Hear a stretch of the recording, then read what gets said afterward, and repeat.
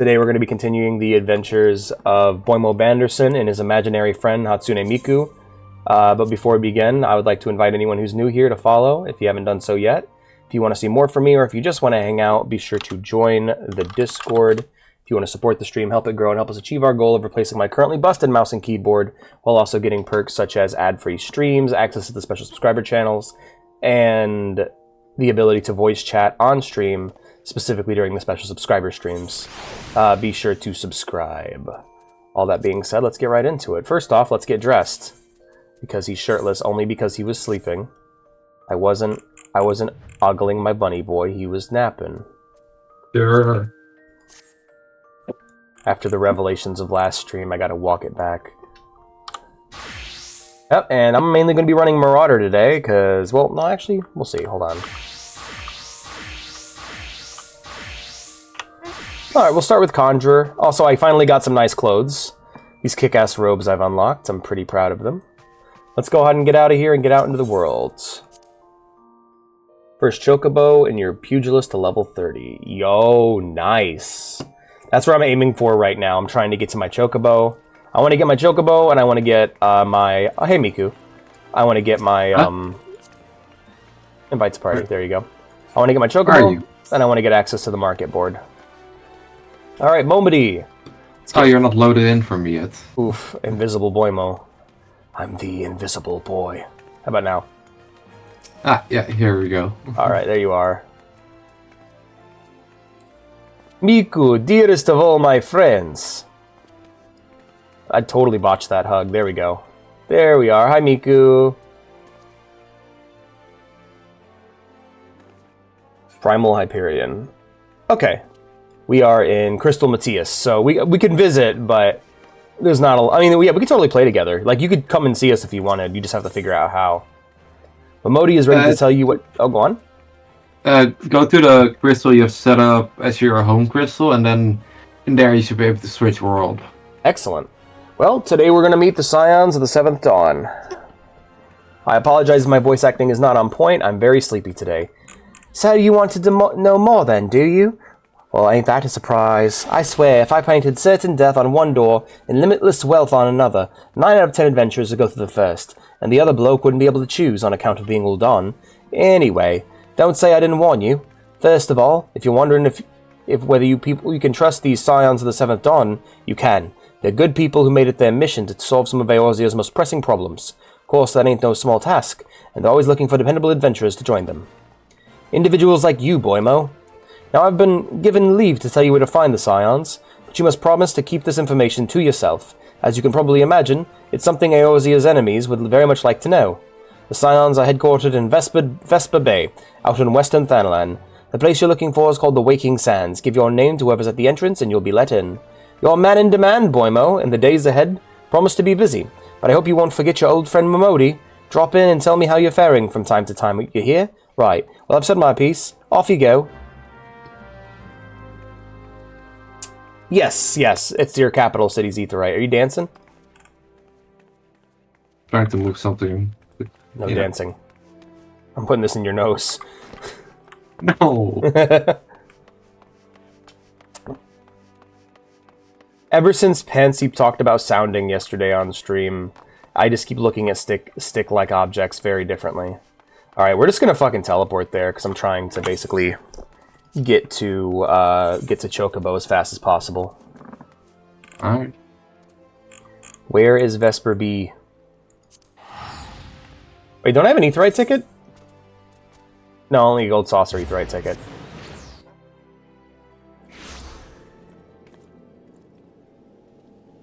Alright, I'm at Horizon right now.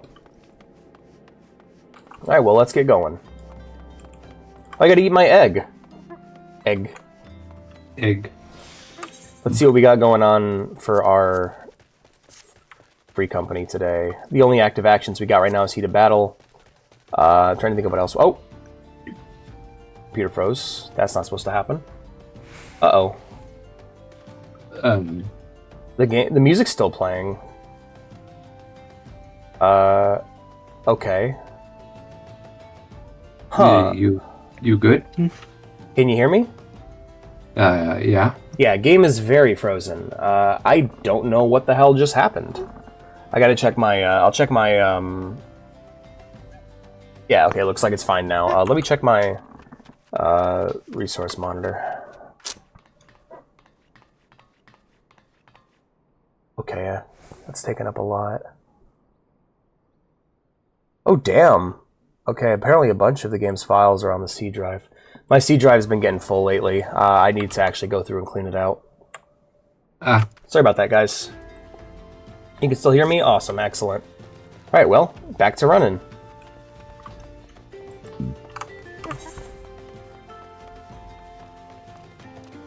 Let's try to see what,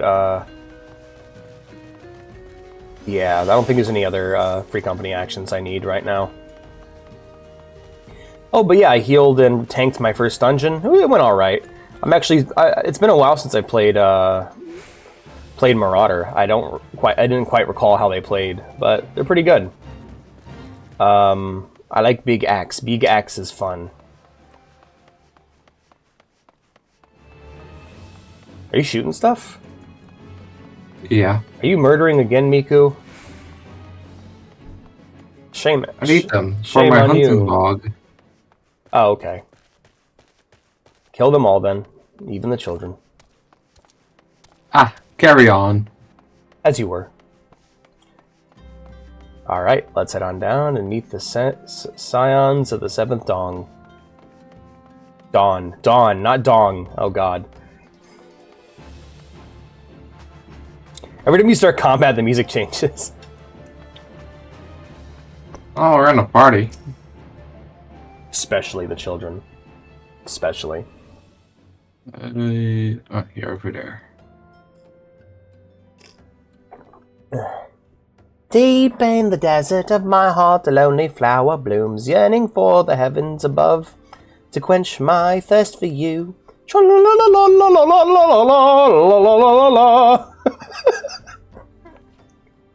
Ooh-ah! Ooh-ah! Ooh-ah!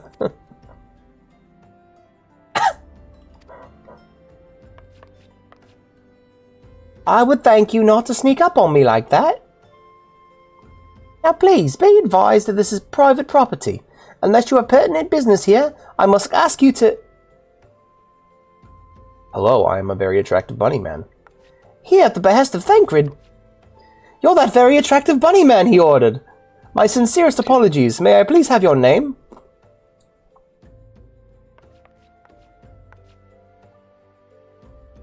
Boymo Banderson. Boymo Band... Ah, here you are. You making me laugh while lifting heavy weights. You at the gym? I bid you welcome to the Waking Sands, headquarters of the Scions of the 7th Dawn. My name is Tataru, and I look forward to assisting you during your time with us. The antecedent is within the solar, so I shall let her know to expect you. I think she's very cute. Yes. I like Tataru. Hey, whoa, you just letting that thing walk around in here? What the hell? Huh? Someone brought their chocobo inside. Home, working out is part of my commitment to be healthier and get in better shape. Ah, I see. Well, that's awesome, man. Keep up the good work. Scion of the 7th Dawn. I take it your boy Mo Banderson. Tataru sent word that you had arrived. Lady Minfilia has eagerly awaited your coming. This way, if you please. Money or gloves? Money. I'm gonna be so undergeared. Thank you. So you're the adventurer of whom I've heard so much. Well met, friend. My name is Minfilia, and I lead the Scions of the 7th Dawn. The real main characters of this game. We got to have money.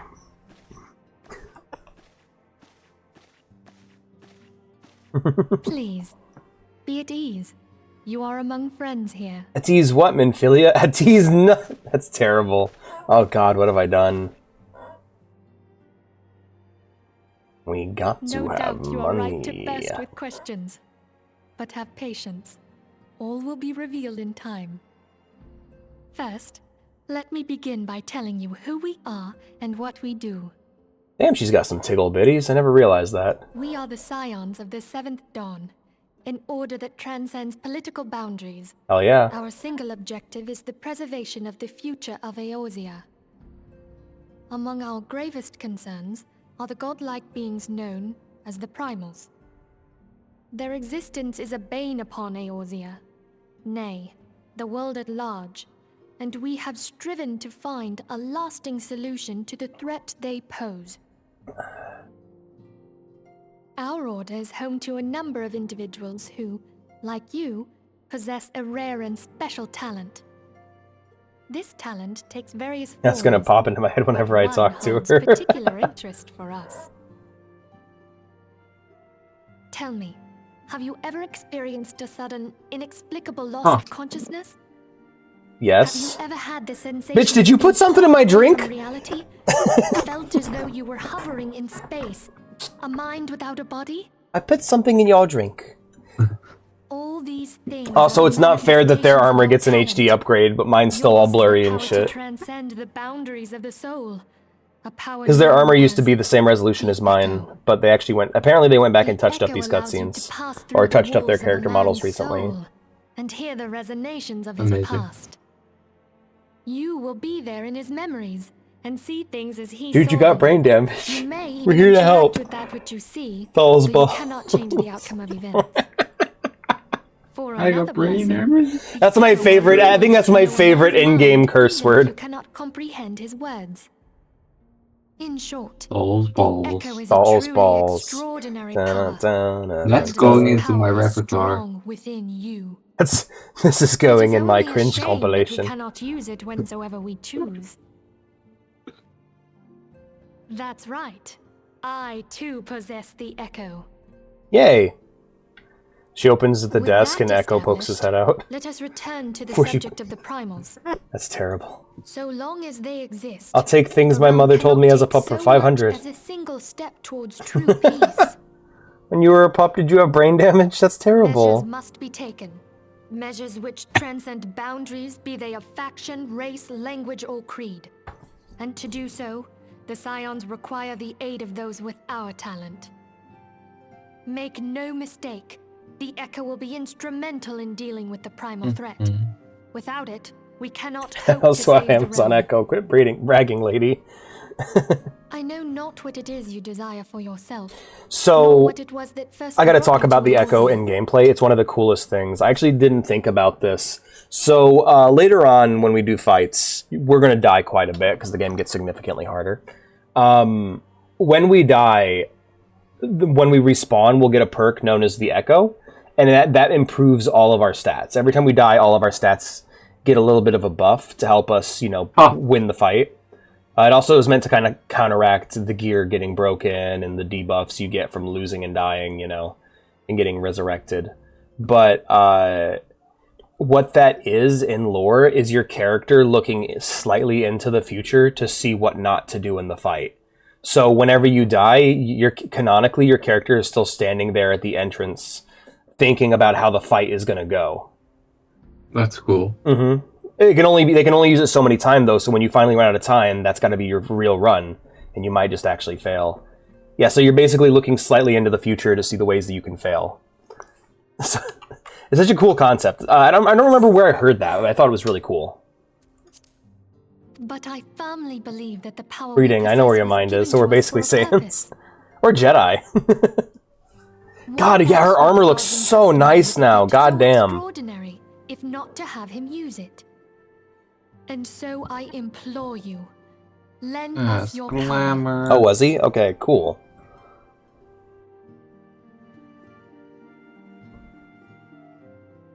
Naturally, your aid will not go unrewarded. We are fortunate to have a number of influential allies, and at word from me they will gladly afford you certain privileges that might otherwise be denied you. The right to employ retainers, for example. Are you familiar with them? They are individuals who may be relied upon to manage your assets and belongings on your behalf. Need retainer. The papers you requested, milady. Like your little purple eyes. Like little Make my gemstones. retainer tattoo. Awesome.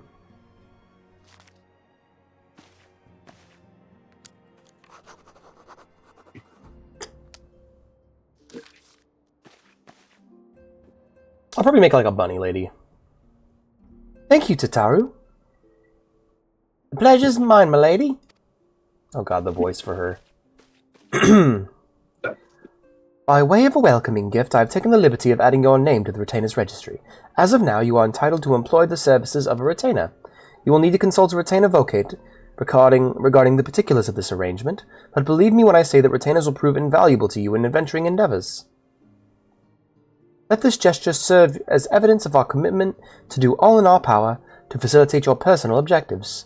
In return, we ask that you aid us to the fullest extent of your talents. A mutually beneficial relationship, I'm sure you will agree, and one which serves the greater good besides the greater good. Well, that was a veritable lecture, was it not? Forgive me, but it is important that all concerned are aware of what is expected of them. Now you know our purpose and what we can offer you. I invite you to consider joining us. When you have come to a decision, you may tell me without fear of censure. In good faith, I shall entrust you with our order's password, which our members use to reach one another when afield. It is Wild Rose. Pray, keep it safe. Keep it safe. Now I'd say Final Fantasy II reference. Gave me a retainer and a fuckboy. Dual purpose. Yeah, I think I might like. I don't know. I think I might. I'll probably do like something original instead of it being based off of a character I already have. Hiring a retainer. Retainers are helpful NPCs who can help you sell shit. A contract of service can be drafted by Friedwib in Limsa Mensa, Parnell and Gridania, Kakabi and Ul'dah, Prunella and Ishgard, Akazashi and Kugane. What are those other places they're talking about? Anyway, let's talk to everybody. Hey, Thancred. Summoning a primal is no small feat. It requires tremendous concentration of aether, which is why the beast tribes go to such lengths to obtain crystals. Once they manifest in physical form, their unquenchable thirst for ether only grows stronger. They would drink the land dry with nary a thought to the consequences. Considering their fearsome strength, it could be well within their ability to do so. It is for this reason we must do our utmost to oppose them. Used and covered in salad. That message is too horny for me to read out loud. Our organization, the Scions of the Seventh Dawn, was formed through the union of two separate entities. The first was comprising of Charlayan natives such as myself. Damn, you look great in HD! And was called the Circle of Knowing. The second, made up of individuals that share your rare gift, was known as the Path of the 12. What did I just get into and read? Sorry, Silver Crow. It's a mouth retainer, you perv. Oh, you're right. Totally. We're talking about retainers. How you doing, Silver Crow? The terrible events that ushered in the Seventh Umbral Era taught us only together may we stand against the evil that seeks to consume us. These voices are going to be hard for me to do because they're all either low-pitched or high-pitched British. And I have trouble with British, as you can tell. Hey, Ida. This place is called the Waking Sands, and it's our headquarters. It used to be somewhere else, you know, but then a bunch of things happened, and we ended up here instead. What happened, though, Ida? Do you remember what happened? So you see those neck tattoos? If you have a character that you imported over from 1.0, like before the realm got reborn, you got to get those same tattoos on your character. I have never seen them in the wild before. I just have heard that.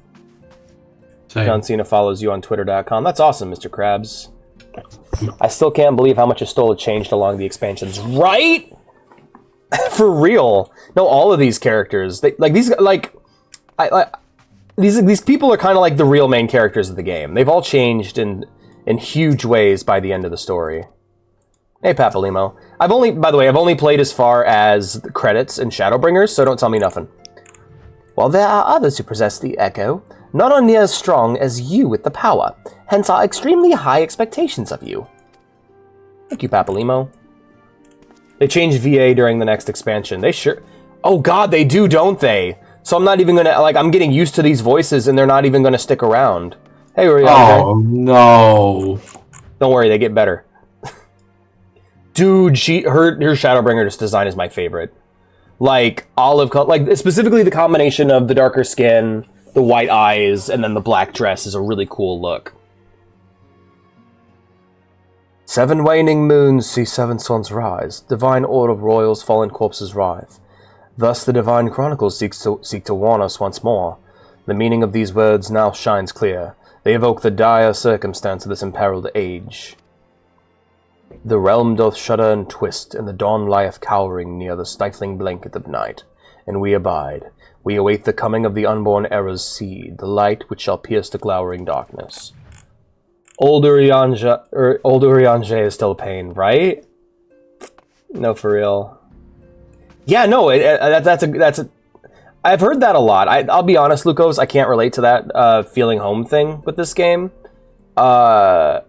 because I never really found a guild or a free company that I vibe with. Like, even the one right now I hardly talk to. I'm bad about keeping up with people outside of my own little group. But I totally get what you mean. I've heard that before. My blue sky was followed by a certain someone who's actor in a certain type of vids, and they love my art, and follows them says, well, it's weird. Oh, wow.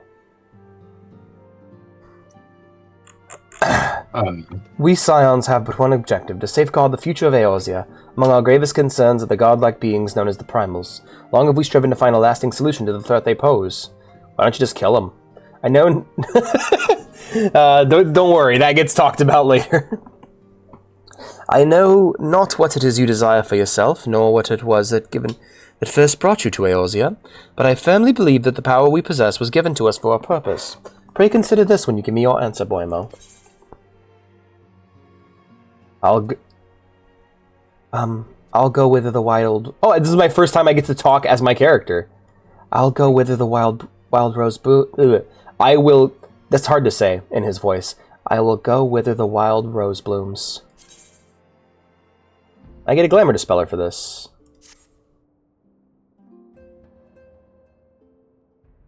I take it you will help us. Wonderful. Oh, hell yeah, Lucas. Well, feel free to join us today if you want to run some dungeons, when I run some dungeons or whatever. Or if you just wanna like emote at me between cutscenes. Like Miku does. Does the name Charlian ring any bells? It used to be one of Eorzea's 6 city-states, and was situated in the northwest of Aldenard. The Charlians were the keepers of wisdom, both old and new. Right? Same here, Silver. Magic and ether was unsurpassed, and even the Garleans knew to fear them. Charlians versus Garleans. Among their number, there were a noble few who devoted their lives to safeguarding the future of Eorzea. When the realm began its descent into chaos, I'm sorry. There's so many little references I could make to later events in the game. Ah, man. Please not Those yet. same brave souls stand before you now. Alrighty, Lucas. That's awesome. Woman is Ida, Hi, Ida. and beside her is Popalimo. Hi, Popalimo. The two are charged with surveying the Twelveswood. See, just one of his ears twitch and you just hear, Lahi. Welcome. Hey, zombie, how's it going? Welcome to the chat, good to see you. My turn to introduce someone. That there is Thancred. He is our man here in Ul'dah. He's our man, alright. Welcome to the team. Do you think he actually, like, screws the girls he's hanging out with in that one cutscene? Or do you think he's just, like, he's playing with their hearts to get information? Ah, yes, the Cyberpunk 2077. Beside me is named Yastola. CP77. Wait, what does that mean? What is CP77? I need to look that up. No, don't. Cyberpunk 2077, okay. Is Urianger. Urianger. over all affairs within these halls. Don't talk to him, you'll just be confused. Ah, okay. Hell yeah. I rewatched Edge Runners last night. That show's fantastic. Hank! Cyberpunk. Yahi had me undying. Lahi. Words of a dear friend. I'm glad of our meeting. At the Battle of Carteneau, our leader was taken from us. But we did not Welcome. stray from our Welcome. purpose. Da-na-na-na-na. Yeah, totally. You in Night City, you can come. Together, establish the Scions of the Seventh Dawn. What makes you a criminal in Night City? Along with the Getting Archons, cock. those blessed with the Echo play a pivotal role in Do our not efforts to abbreviate forge a cyberpunk. brighter tomorrow for the realm. There's so many of I should these. also introduce you to Tataru, our clerk. She ensures Tataru. that everything runs Tataru, smoothly. taru, taru, tataru. She's my favorite. intense. Ooh. Oh, that's what you sounded like? In time, I hope you will come to think of us Ooh. as family. Oh, that's weird. But without What? further ado, Okay, the voice acting changes and stays changed for the rest of the game after A Realm Reborn. So I'm so used to the way she sounds later on. Yeah, My lady, no, they absolutely. arrived but recently.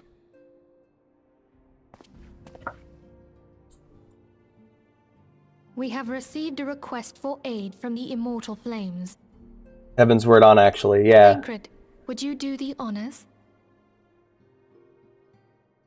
It would be my pleasure. Pleasure. Some days ago, He still sounds like Crystal Thancred to me. Caravan registered to Amagina and Sons Mineral Concern. Hey, we work with Waylaid those and guys. divested of its cargo. Cargo. But there is more. Within a belt He has less of an road, accent. Several people were reported missing from the shantytown outside the city. Yeah, he's got like an American accent. At a That's weird. glance, one would assume He the sounds older involvement now. of Bun Bun. bandits, Hi, Witty. kidnappers, and You're on Dawn killers. Trail. Nice. How you liking it? Such crimes are hardly uncommon, and the Immortal Flames deal with their like Bumney. almost every day. Isn't he beautiful? However, this time we have reason to believe that a primal is involved. Good. Nice. Nice. Aye, the evidence left behind implicates the Emulja, who are known worshippers of I-frit. I-frit. If we then Call them consider I-frit. the objects that were taken, there is no room left Apple for doubt. pie. The crimes were committed in the name of a Apple primal. bottom beans. That you I don't know why that came to mind. I don't know why that came to mind. I would have you I don't So know. sleepy, you guys. This investigation. I get silly when I'm sleepy. Leveling was a pain. have my Aw, thanks. that's a bummer. If there is aught you wish to know, I recommend you speak with Thancred. He is well versed in the Oh, affairs yeah? of Ulda. Ulda. Ever at your service, dear. Finally, someone I can talk to about how awful Ulda is. It's like fucking Night City, man. It's so bad. But not Titan yet. Ah, cool. I've been here the whole time. Nobody addressed Miku, the other member of the seventh Scion, the other Scion who joined before me and was waiting. All right. Hello, Minfilia. Oh, you mean you? I could have talked about how horrible Ulda is. Through this first mission, you will come to understand the nature of our struggle with the primals. Hydrate, hydrate, hydrate, hydrate, hydrate. I guess I better go grab a water bottle then. Be right back. Yes, drown him. Penny, why must you always cross my path? Hey, Liara.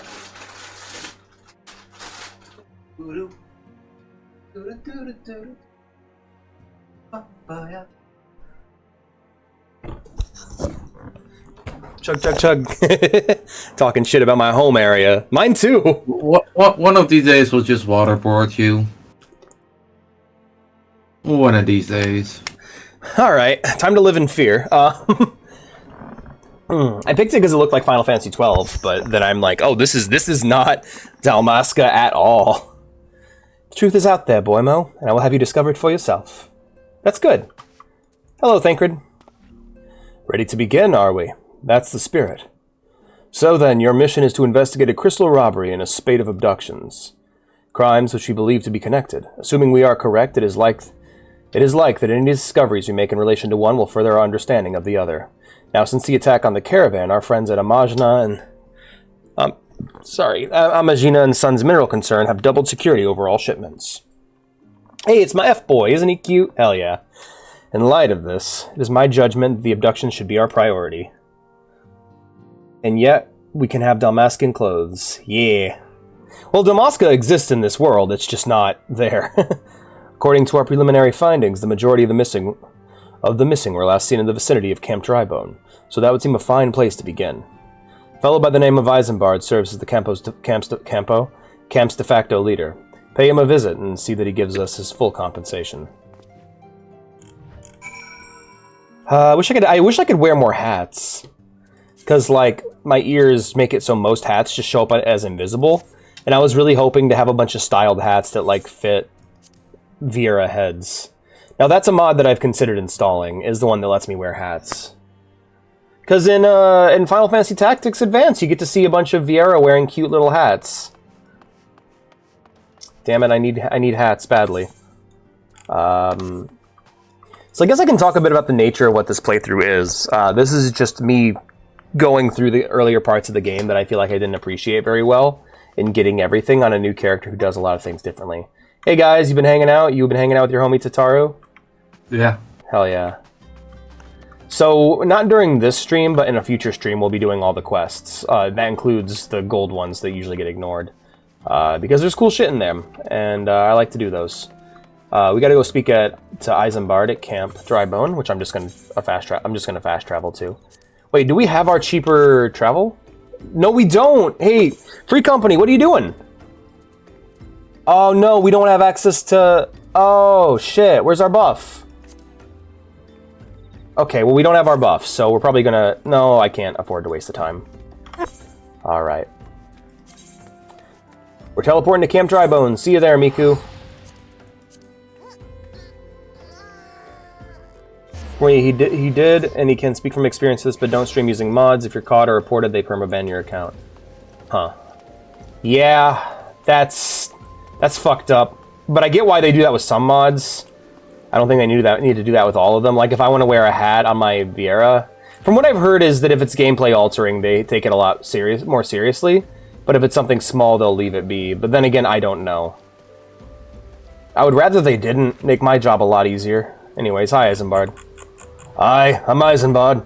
Here to search for the missing folk, I'll take it. Minfilia sent word that an adventurer fitting your description will be along. She also warned us to be wary of the Amaljar. It seems we know who the culprits are, at the very least. Now, I bear no official title at this camp, but the people here have come to look to me for leadership. You have my word that I'll do all I can to help see the victims safely returned. Yeah, thank you for the follow, Silver Crow. I appreciate it. Welcome to the crew. Hey, leveled up. Let's see if I can wear some new gear. I don't have any. That's okay. I'll make some later. Alright, Isambard. Alright, Eisenberg! Alright, let's get right into it then. Minfilia names the Amaljar culprits in all this. You would do well to investigate them though. Much harm has been levied on these lands by Amaljar hands. The flames burn where they might, but the light cannot stay the darkness in all places at all times.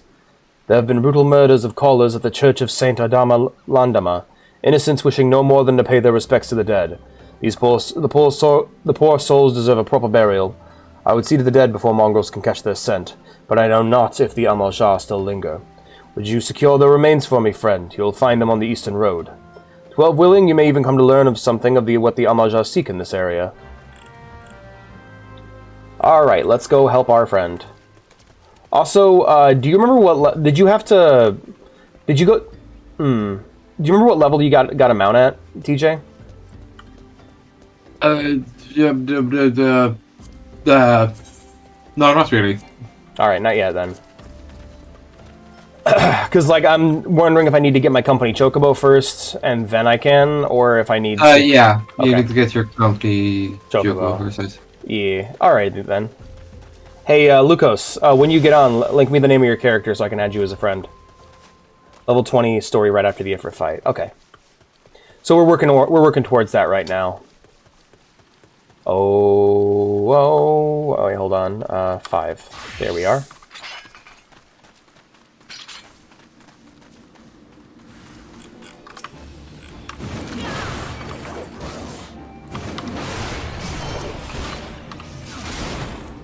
Get choppoed. Get choppoed. Remember that guy who was like creeping on that 16-year-old girl and I just sunk my axe into his chest? Oh, yeah. That fucking quest was nuts, man. Turned out to be your brother, man. Ugh. Yeah. Kike. I like your hat, Miku. Because of the rain. Good idea. I don't want my hair to get wet. Have you thought about dyeing it to match the color of your clothes, or are you going to leave it that color?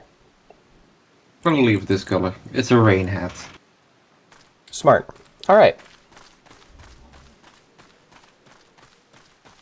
The dye I used for the clothes is very expensive. Ah, yeah, I heard. I remember hearing about that.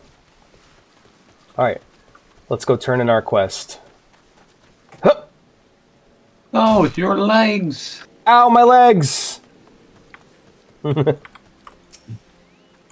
good to see you return. Were you able to secure the remains of our fallen? There you go. With the bodies given back proper to the earth, the souls will find their way across to the other side. You've done a noble deed this day. I thank you. And it looks kind of dumb being dyed. Fair. Now then, what of the Amalja? Did you see any? Surely such massive monstrosities as they cannot... Surely such massive monstrosities as they cannot conceal their presence, much less take their quarry unawares. Ah, so there were Amalja remaining, after all. I feared as much. Their part in the lowborn disappearing is all but confirmed, but I sense there's more to this than meets the eye. The occasional Amalja raiding party would not account for people going missing in these kind of numbers. The total is too great and the questions too many. It would not surprise me in the least to learn another hand in this. But whose? Countless travelers pass through Drybone every day, and even if it were one among them, how would we best discover who may be implicit in these vanishings? The vanishing of Miku Carter. What say we turn an eye to the common folk themselves, and maybe among them we find the reasons for these vanishings. 12 forbid it so. There's a merchant by the name of Ungust who was born here in Drybone and grew up in the Golden Bazaar. A rough character, but he knows the people here better than anyone else. I wager he's at the inn, quaffing away the day's earnings. Here, I'll write a note for you to show him, else he's not like to speak to you. Alrighty, let's go meet Ungust. I think I might know who this is. Also, I don't know how you get this mount, but I think it's super cute. The fact that it's a fucking flying... thing? Yeah, the flying hand that just carries you around. That's a mount. Huh. It's really great. Father Dad! Guys, look, it's Father Dad! He's finally back! I'm so happy to see Father Dad!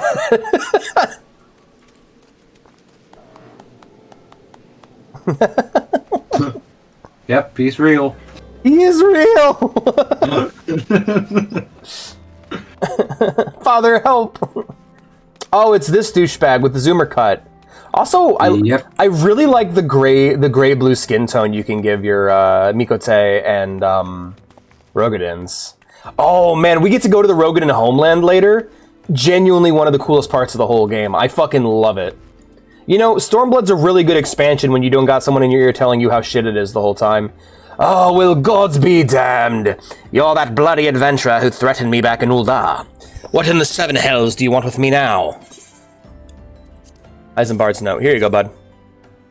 Dear friend, missing people, please help. Yours, Eisenbard.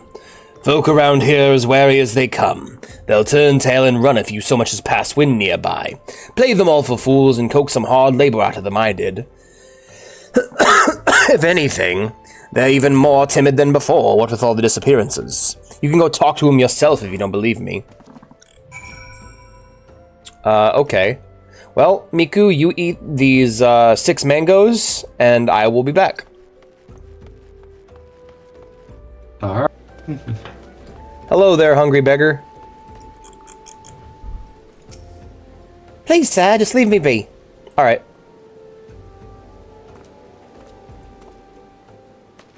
By the way, people are wondering why I'm doing the first-person thing. I want people to actually be able to see who I'm talking to. I try to... For MMOs and for games like this that are very, like, numbers-heavy, I try to put extra effort in to make it a more visually interesting experience. I've nothing to say but this. Thal take who or whatever's been feeding off us slowfolk. Alright. Also, when your camera's this close, you really see how good this game looks. Hey there, Petrified Pauper. What do you want from me? I don't know anything, I swear. Please don't kill me. Yeah, I don't know if I believe Ungust. This Ungust fella seems rather untrustworthy, considering he tried to extort and sexually assault a lady in Ul'dah. Yep. Okay, Lukos, that's good to know. I mean, it's good to know your AoE's working properly. You have good crowd control. Just as I told you, wasn't it? The whole lot of them are terrified. There's been a lot of folk getting abducted, but if you ask me, they simply up and move to a better place. This place isn't exactly Costa del Sol, if you know what I'm saying. Wow, you're a shitter. I'm gonna punch you 30 times in the head. With my feet. Oh, look at that, look at that mount. That's, that is... Ah, that's something. Is that a Final Fantasy VIII reference with the flying saucer? Because, like, that's almost too out there for this game. Oh, shit, it's you, zombie. Hey, yeah, it's Zombie Cream. Hello. Oh, shit, it is. He's level 100. He's got Crafter's Grace. Hello. I pet your floating body. I pet your tractor beam. Well, I have work to do, my friend, so I will welcome you to Crystal Matthias. And with that, I'm gonna go talk to Isambard. I love your mount, though. It's really cool. The Manderville. Ah, I see. Makes sense. Welcome back, Boimo. Have you learned aught of import? I see. I suppose I should have expected as much from Mungust. Well, if another thought occurred to me on in your absence, the common folk are nothing if not fervent in their religious beliefs. Perhaps if they speak freely to the gods, then the clergy may know something of use. I should probably start gearing up. There we go. Beep, beep, beep, beep, beep, beep, beep. Zombie, do you want me to invite you to the party so you can tag along with us? That sword is my color, you know? That is... Ooh, I like your purple chocobo. Stitch. That is a wonderful name for a chocobo. Hell yeah. Especially a purple one. I also really like the stance that male Mikotes have. Can I? May I? Can I ride in this? All 21 out of 100? Damn, nice. That's really awesome. I didn't know that was a mount.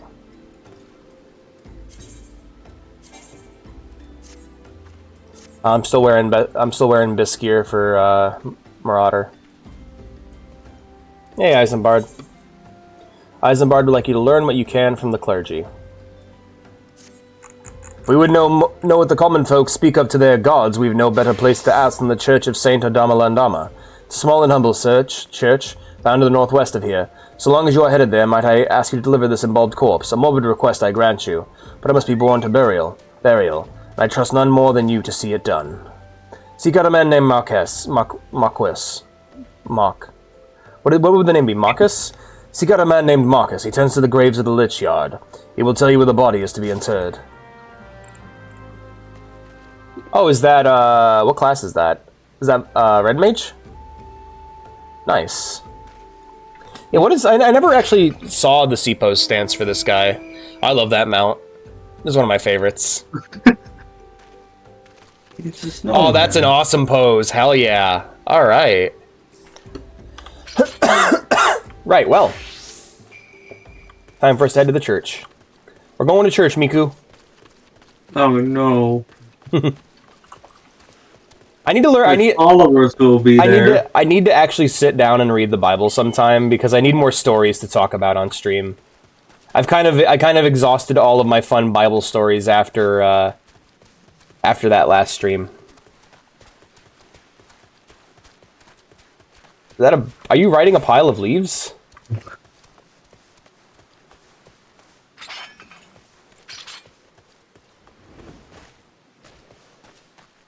That's cool. You'll what now?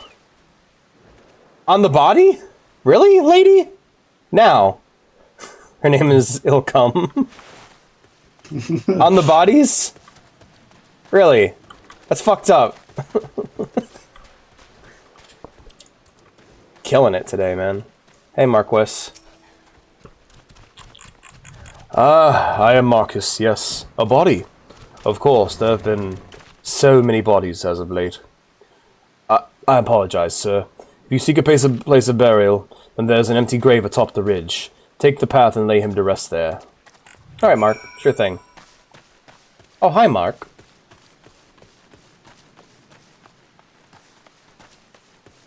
Lay the bodies on the ridge.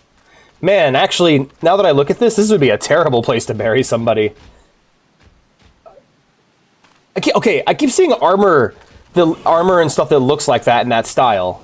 Because, like, that's kind of the things in this game. Like, typically, the armor mounts and other aesthetic... Well, it just spins you. That's awesome. That's a good trick. They actually tend to match a zone in the game, you know? They're not just based off of nothing. So I wonder, like, I really want to see what fucking zone or raid has that aesthetic. Because I've never been anywhere in the game that looks like that mount. Mika, why are you dancing on their grave?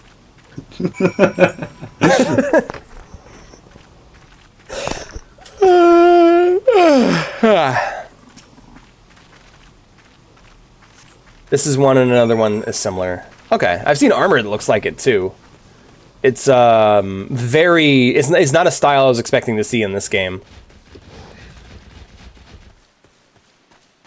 Hey there, Marcus. May they all walk in Thal's realm. What? Missing people. I'm afraid I cannot help you. What's up? Look at the turtle. Oh yeah, I was doing that up on the grave. Oh wait, no, it's a different kind of turtle. How come he's able to do that? But maybe Sister Ausen can. She's been kind to me. Everyone has been so kind. I don't know why though. Pardon me. You'll find Sister Ausen within the church walls. Alright, let's go inside the church walls then. And find Sister. Hello, Sister. Excuse me. Spin me right round, like a record, baby, right round, round, round.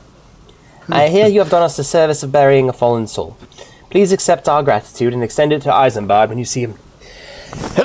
When you next see him. You seek knowledge of the missing Drybone inhabitants.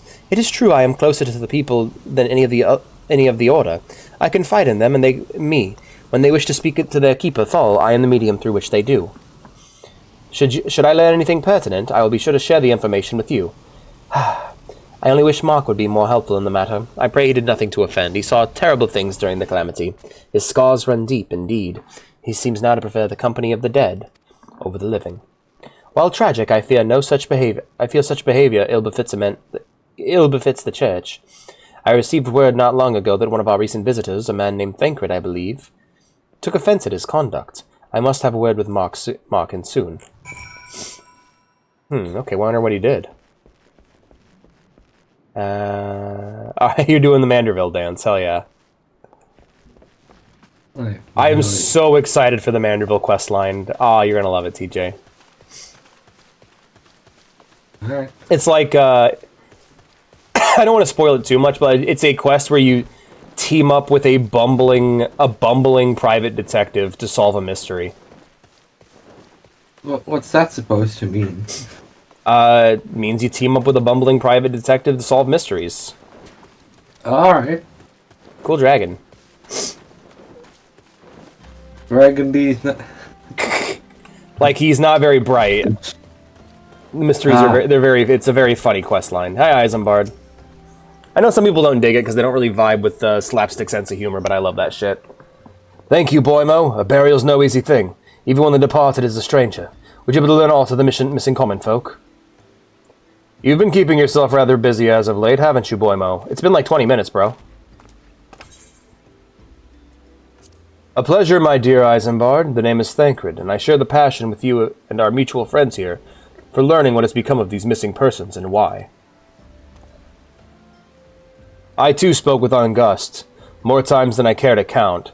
There seems to be some truth to this notion of the common folk speaking their secrets only to those in service of the gods. Now I'm a red mage, and I was a picomancer. Yeah! I plan on playing red mage. I'm trying to, like, play other classes, but also, like, pick classes that'll naturally evolve into those classes, you know? So, like, monk into samurai, into viper, black mage into red mage, white mage eventually into pictomancer, that kind of thing. Prostration, prayer, penance, abject deeds done behind closed doors away from prying eyes. Who better to take the pious unawares than she who takes confession, the good sister Ausen herself? Ausen, she wouldn't! She couldn't! Even the most beautiful roses have thorns, my friend, and you'd be wise to keep an eye to this rose. Still, the Lich Keeper Marcus. I swear to the 12 I've seen that face somewhere before. Yeah, I wonder what's up with that guy. Take the money. Beep beep.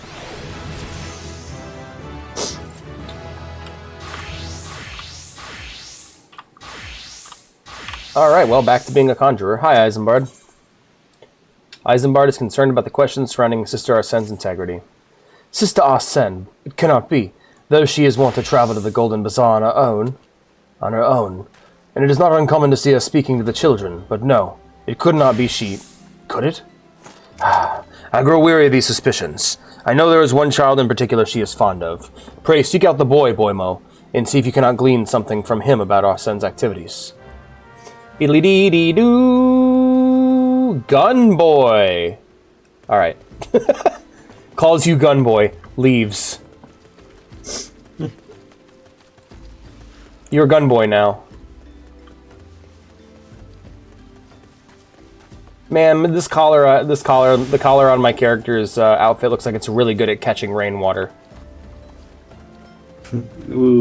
You're lucky you get to wear a hat.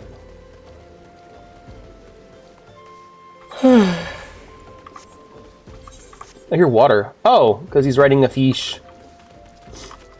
Fish. Fish.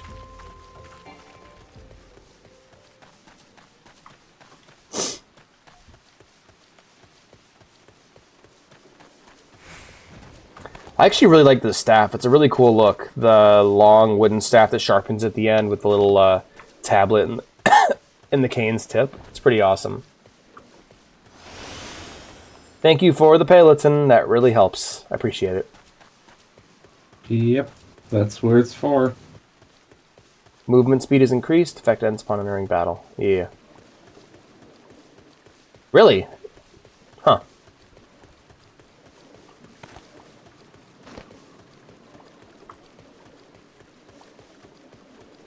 That sucks with the print.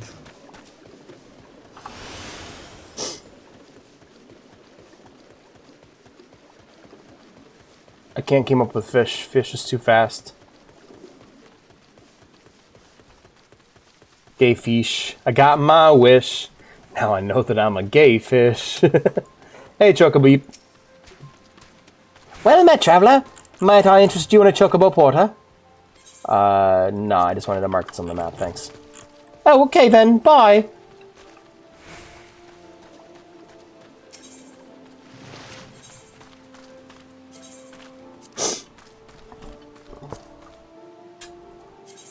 Fair. TJ, I am so sleepy. Fight it. I'm trying. My eyeballs are so warm. They're making my eyelids tired. You were the one who decided to do this early. I did. Oh, hey, let me tell you about my hilarious experience I had with Reaper. I was doing, I think it was Heaven on High. I was doing Heaven on High on my old character, and Reaper had just came out. And I remember asking somebody in the party, hey, does Reaper have like a sacrifice HP mechanic? Because I don't really feel comfortable with that in games. I don't like games where you gotta spend HP to do moves. And the answer was no. Everyone who was playing Reaper was just really bad at the game. And so what would happen is I'd see my Reaper run ahead past the party, go in, do a bunch of damage, but then I'd just see their health bar nearly drop to nothing in an instant. I just thought that was really funny. It was so bad that I thought that Reapers just had like a sacrifice HP mechanic. That's funny. Uncombed urchin. Please help Sister Arsene when all out on her owner hasn't come back. She always reads to me right here, in the rain. About Thal and the Order on the other side. I told her I lost my shiny thing and she went looking for it. What if the monsters outside hurt her? Please find her. I'm on. I made breakfast real fast. Nice. What kind of breakfast did you make and how fast did you make it? Did you beat the breakfast speed record?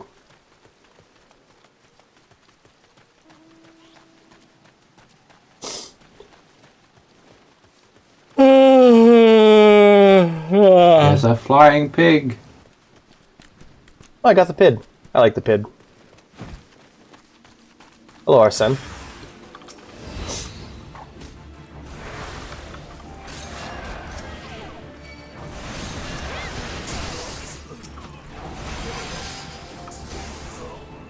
I didn't mean to cast Lucid Dreaming. Alright. Crispy hash browns toasted with butter, peanut butter, and apple jam, bacon, and sausage. Hell yeah.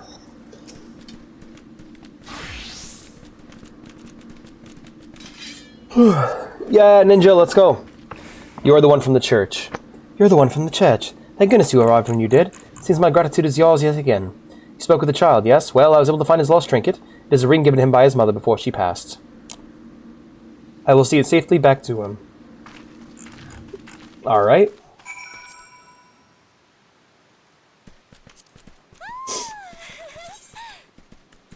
I might be able to join you from my world, or I might not.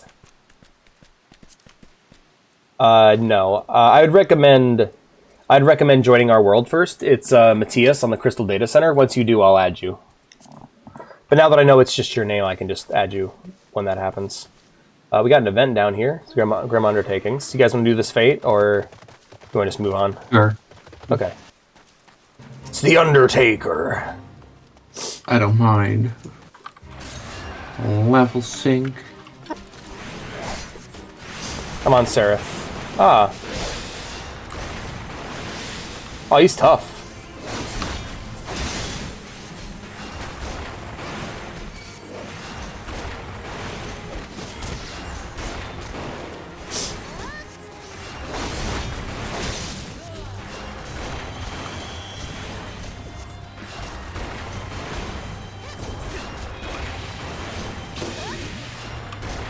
I hit you with another wind. Alright, we're done. Hey. Good work, everyone.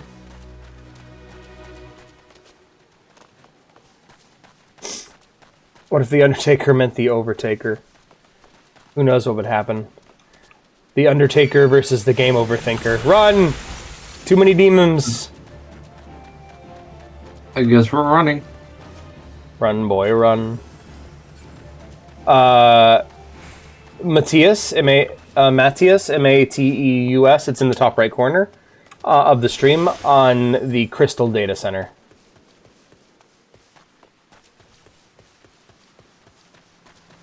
A tank?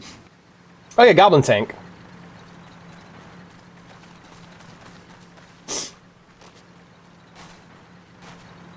I noticed that a lot of times, whenever you play with people online in this game, whenever people join your party and you meet for the first time in character, it becomes character skin and emote show and tell. Wow, that's cool. It becomes character skin and emote show and tell. Sister Arsene was attacked inside the Golden Bazaar. Gods for fend, I will secure a room at the inn for her since she require any rest. Searching for the memories of orphans, and risking her own well-being in the doing, no less. Sorry. Certainly not the dastardly deeds. It's probably in a different region then. Check North America. Searching for the mementos of certainly not the dastardly deeds Thancred would have us believe. It's okay.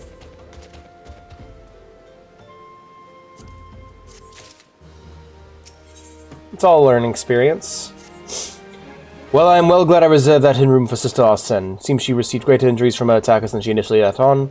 Thankfully, she is expected to make a full recovery. But now, on the matter at hand. Thancred came looking for you once more. He left word he'll be waiting at Amalja encampment to the southeast.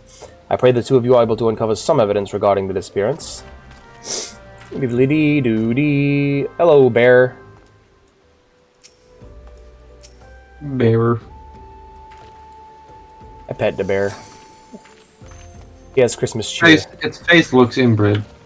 Oof. Polar bear.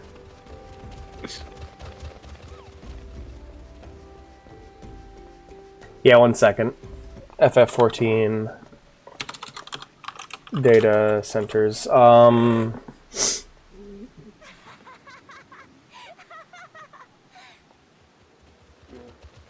Yeah, you are on the... Yeah, you're on the Primal data center. You're going to need to head back to the main title screen and switch your data center there to Crystal. Monkey. Oh, that's scary. That's a scary monkey.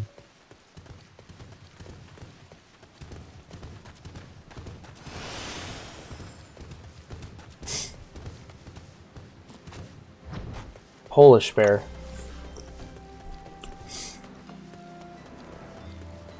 Okay, no problem.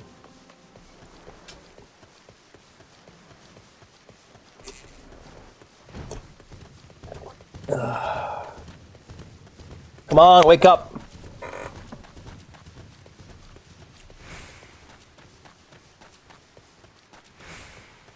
Just waking up in the morning, gotta thank God. I don't know, but today seems kinda ass. Alright, balking from the dogs. Smog. And no, mama cooked no breakfast.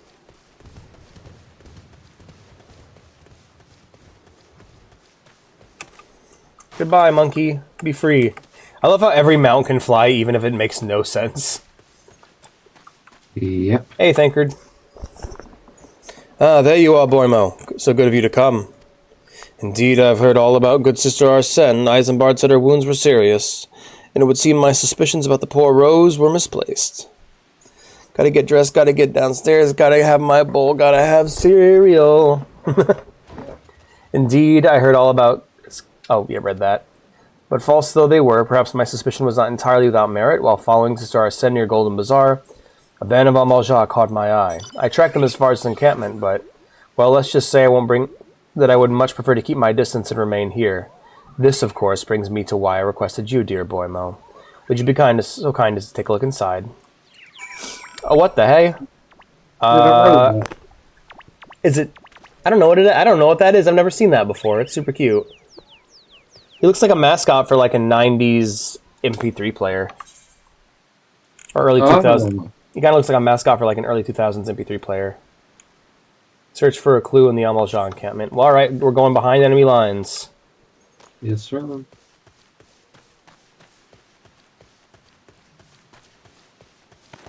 You level up all of them, you'll get it. Oh, cool. He's the Javelineer.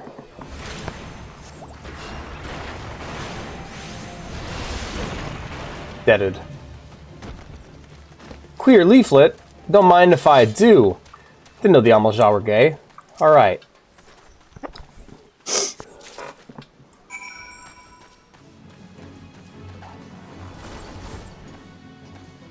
Alright, let's head back.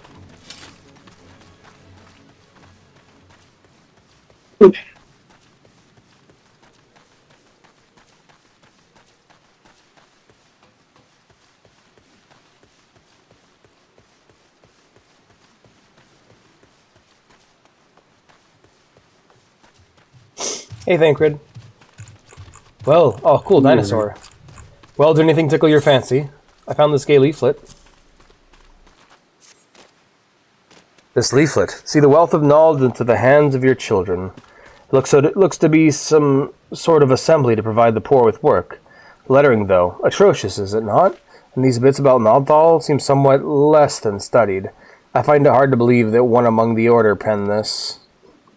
Pray take this to the inn at Camp Drybone. Let us see what our sister Arsene makes of it.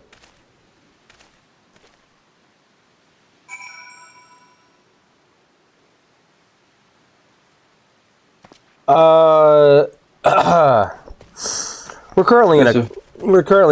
in a call, not in the server, but yeah, we can invite you to soup chat if you're interested. I need to get up and go do something, because, like, I am falling asleep. Let me just teleport back to Camp Drybone. I'll add you as a friend and get you in here, and then we'll figure it out from there. I don't want to put you out. Alright.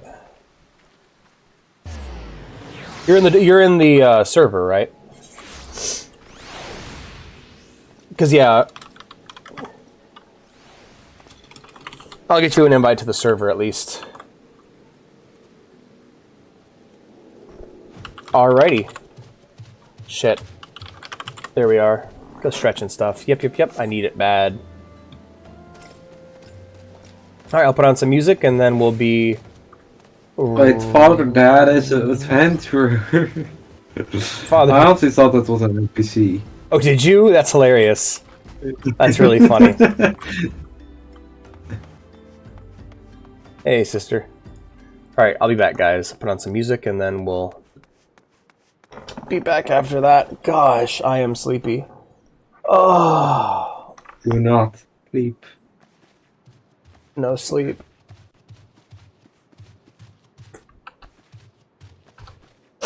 Oh, come on, man. I'm trying to play my music.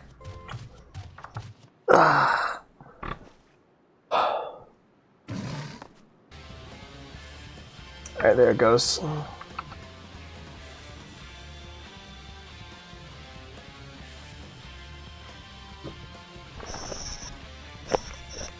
Oh, sadly, I am not part of this server. Yeah. Neither is Lucas. Alright, be right back, guys.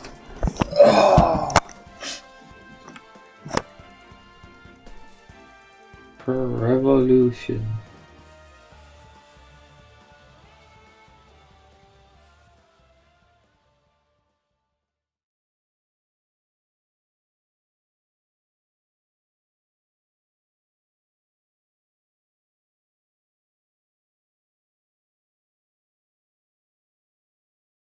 So now we fly ever free. We're free before the thunderstorm. On towards the wilderness, our quest carries on.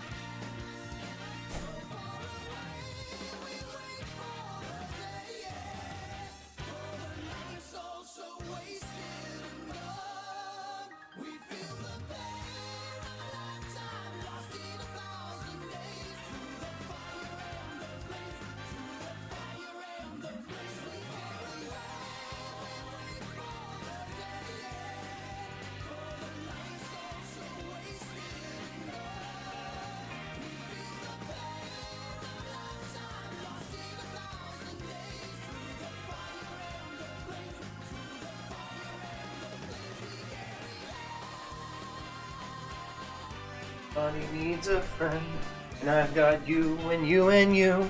So many I can't even name them. Can you blame me? I'm too famous. Hey dudes. Travelers come. Haven't you noticed that... Where's my music? Oh, it didn't load. That's some shit. Yeah. Or, oh no, it just turned over. So I guess you guys had been listening to Through the Fire and Flames the whole time. That's great. Alright. Song ended just as you got back. Hell yeah. Right? Alright, let me add you as a friend and get you in the party. It was working. Okay. That's good.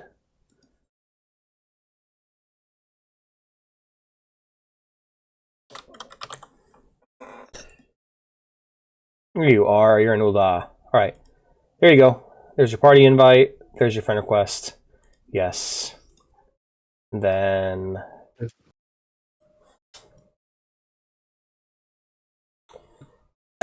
Does your friend have you in a link shell?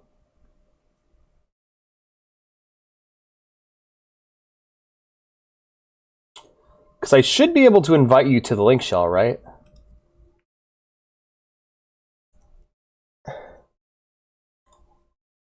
Nope. I would make a cross-world link shell. Basically, it's like a mini guild chat, so that like you can hop on and instantly like go, hey guys, any of you on? And talk to your friends. Alright, let's talk to Thancred. Now let's see what Sister Arsene makes of this leaflet.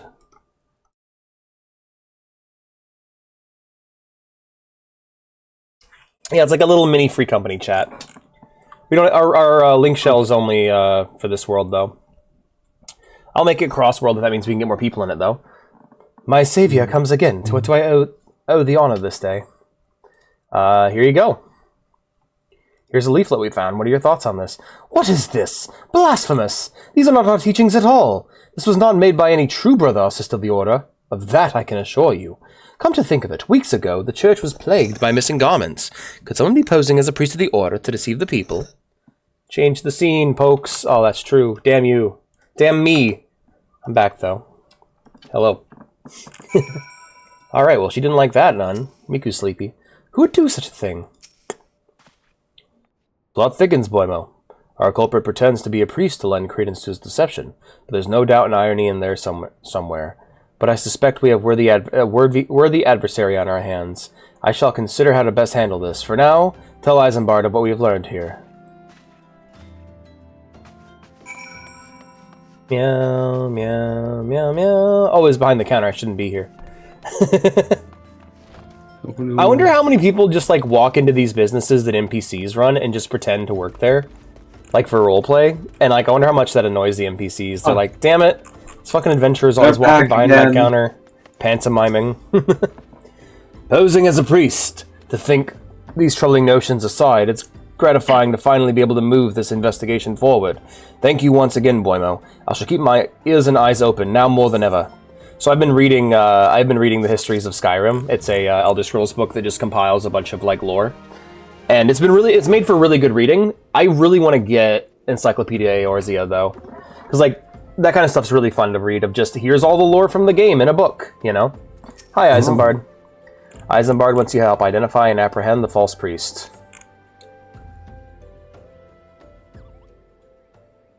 I'm afraid I haven't seen any unusual activity, nor have any of this camp given me the cause to doubt them. But unless we can identify the culprit, and soon, more innocents will fall victim. Do not despair just yet, my friend. An idea occurs to me. Our suspect has been posing as a priest, using leaflets bearing false promises to lure the poor. Let Boimo and me serve like with like by posing as impoverished souls in need of succor. Ah, I dare to hope this will yield us the answers we seek. It will be a dangerous undertaking, but you two are more than capable of looking after yourselves. I'm next to useless in battle, but I can supply the garments for disguise. These old tunics and slops should serve your needs, so long as you don't mind the smells and stains. These will serve very well. You have my thanks. Listen, Boimo, so as to lay the foundation for our little ploy, you must make it widely known that more vagrants have arrived at camp and are desperate for coin. To this end, I want you to don the garments Isambard lent us and beg for work around the camp. Before long, the false priest should catch wind and approach us. Be really funny though if it was just like an Amalja in a robe that was like way too small for him. I am priest. Like, are you? Yes. All right, let's don the robe. Yes. Yes. Oh, you're already wearing them. That's great. Of course I am.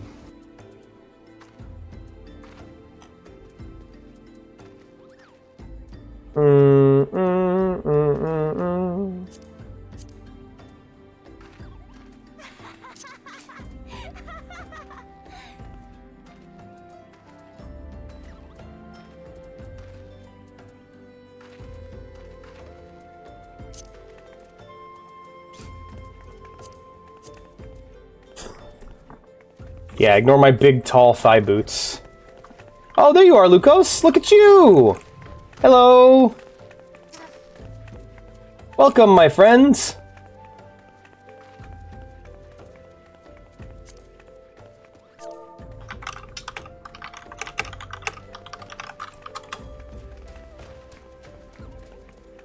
This is the first person we'll beg, is Lucas. We'll beg Lucas for money.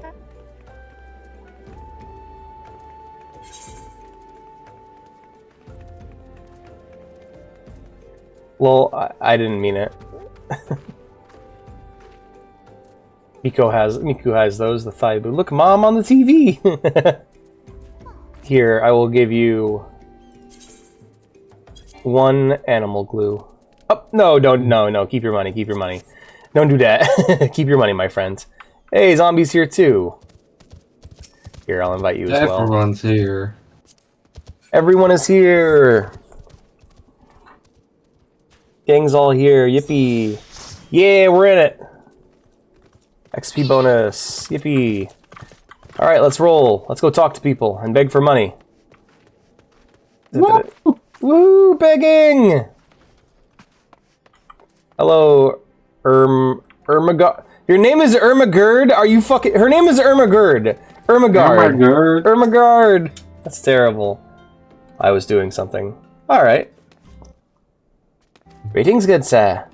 Oh, I don't believe there is. I'm afraid our wares are very expensive. Mayhap you should rejoin your fellows out in the pond north of Sandgate.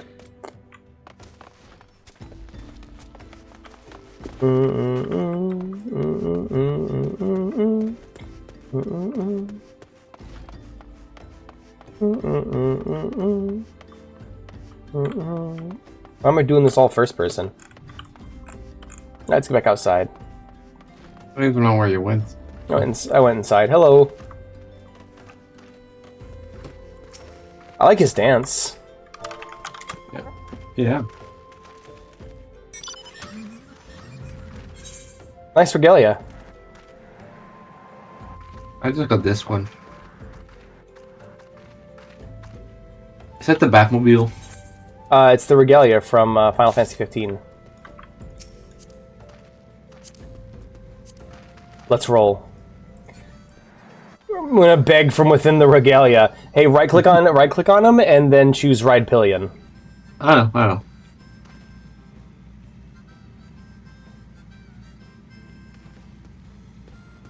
We're cruising in style. I like how I'm sitting.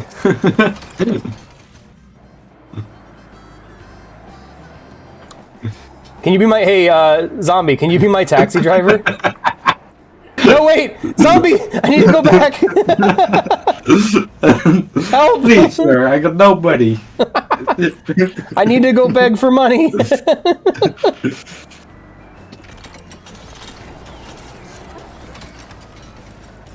Don't go spending that 5k on skooma now. That is literally all I plan on doing it with it. There, I'll talk to him. Hello, Swinhit. I preach the teachings of Azima, the Warden. Hast thou come to partake of the honey of her wisdom?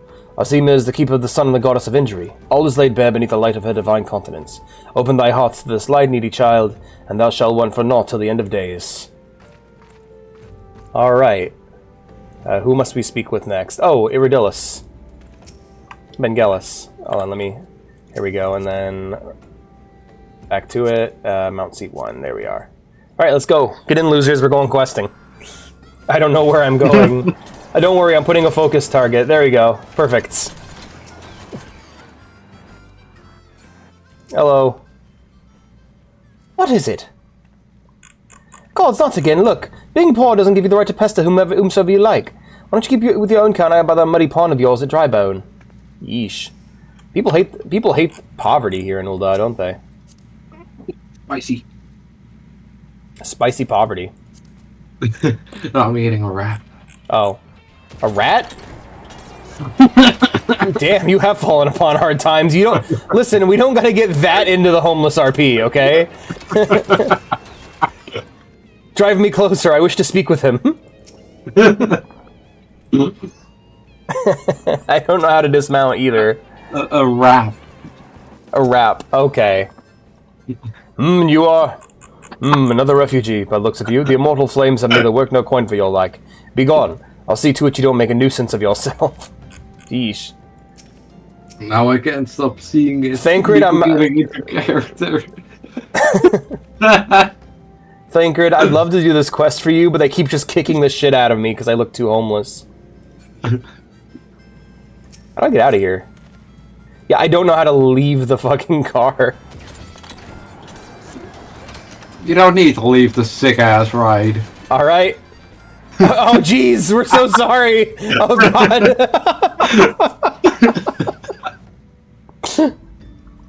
And I was about to get to the good part. Looking for work, you say? Sorry, but we don't have any... Oh my God, is that a fucking car? We don't have any openings. Now get out of here so I can finish my story. Jam, because I want to raise the downtrodden up and change things for the better so no one is suffering and hungry. Alright. Onwards to Thancred, wherever he is. Damn, you're actually dressed like a... Actually, your outfit's not even bad for... Like, it matches the mount really well, zombies. Or Zombie Cream. I'm just gonna call you Cream, because I already know somebody named Zombie. Hey, Thancred. You have quite a knack for being a nuisance, Boymo. The camp is abuzz with the talk of newly arrived vagrants driving around in a giant car, running people over. And though we were unable to attract our wayward transgressor, we were able to learn that the poor have a commune by the pond north of Sandgate, to the east of here. The eyes of the authorities do not reach that place, rather ideal for spiriting away hapless souls. Let's go there and wait for the kindly priest to come offer us aid and comfort. Needless to say, you'll need to remain in disguise. Alright, our next stop... Let me go ahead and get you the coordinates real quick, or the location. It is right underneath the Drybone letters on the map, like right south of it. Here we go! God, I love this. I love the regalia. It's a really cool car design.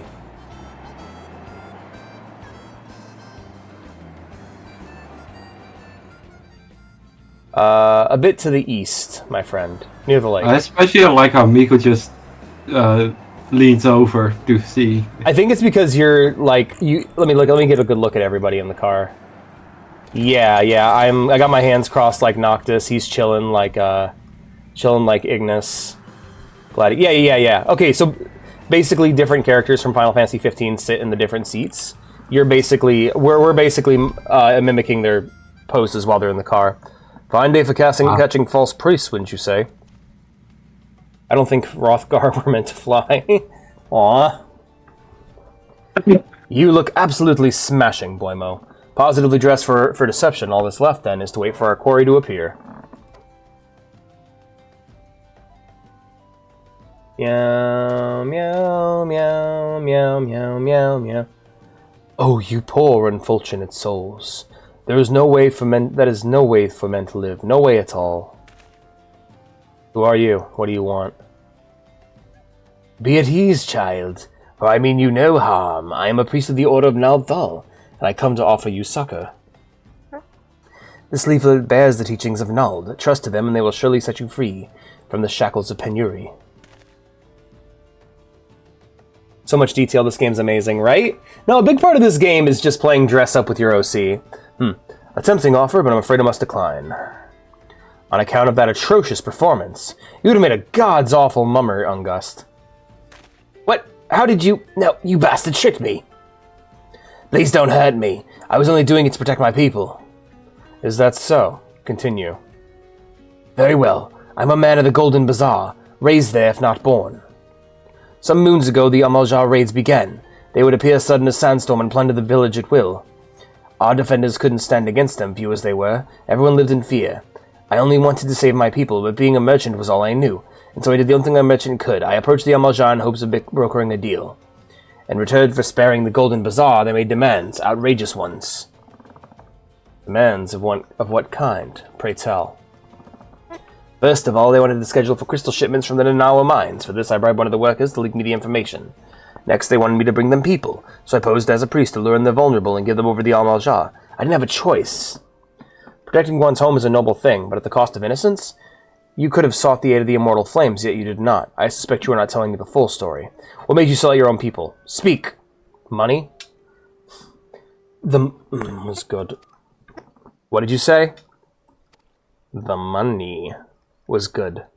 The money was good, I said. I could sell mole meat for scores of lifetimes and see not even a fraction of what the Amaljar pay me.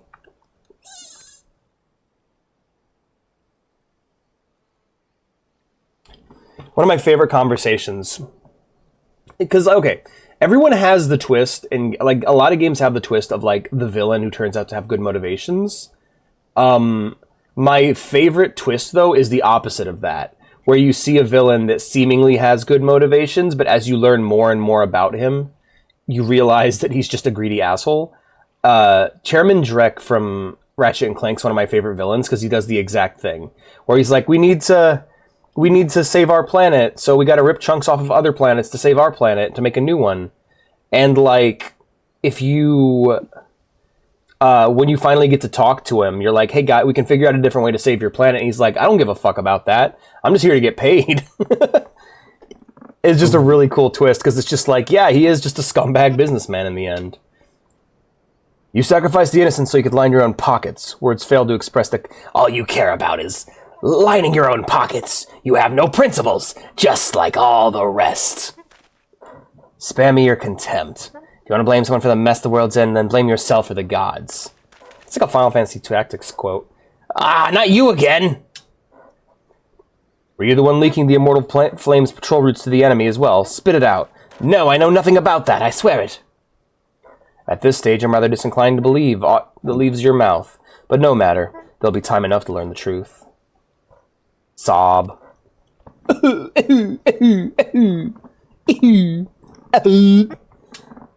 Boymo, be a good man and take word of these developments to Minfilia, would you?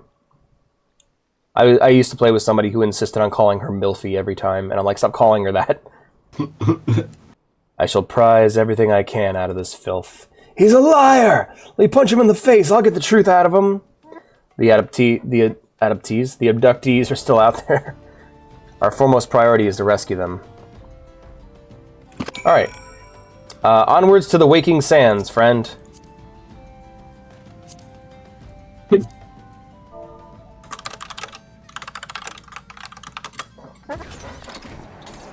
To the waking sands.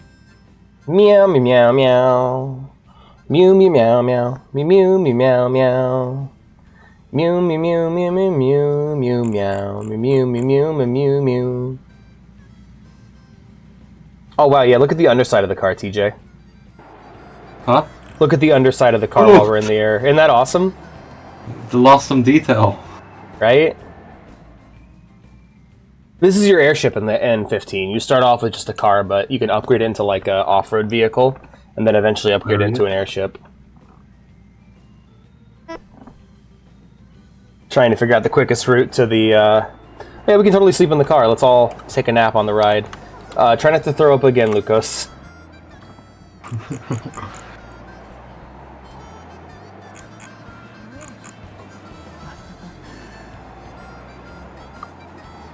Oh, and this is worth a screenshot. Let me get my snipping tool out.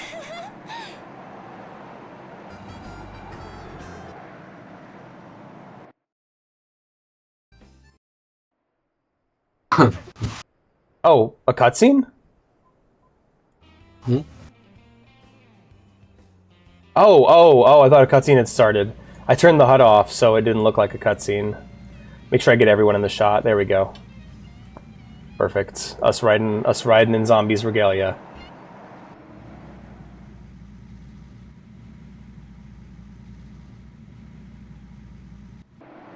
I had this one folder titled Gaming Adventures where I put all my favorite screenshots from things.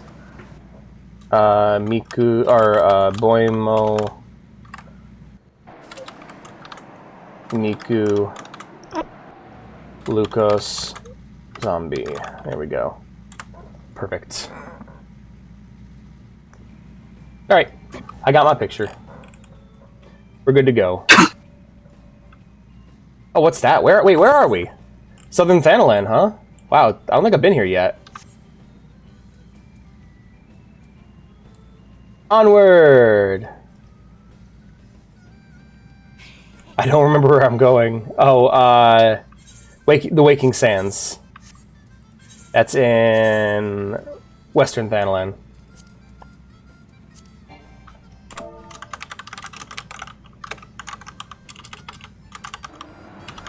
Alright, you got it.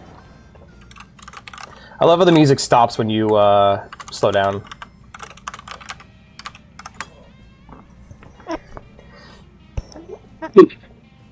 Taxi, da, da, da, da, da, da, da. We can't get much higher. I wish we could press the space bar though and just jump out.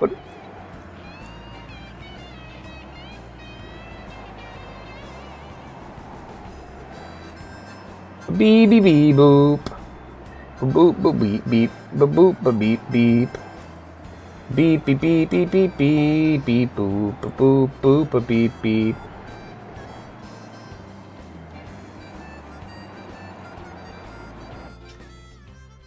Back to Central.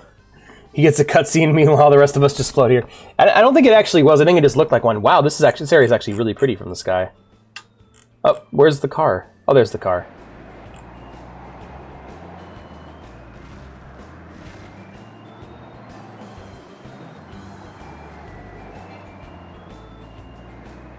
Magic car pet ride. This looks nice.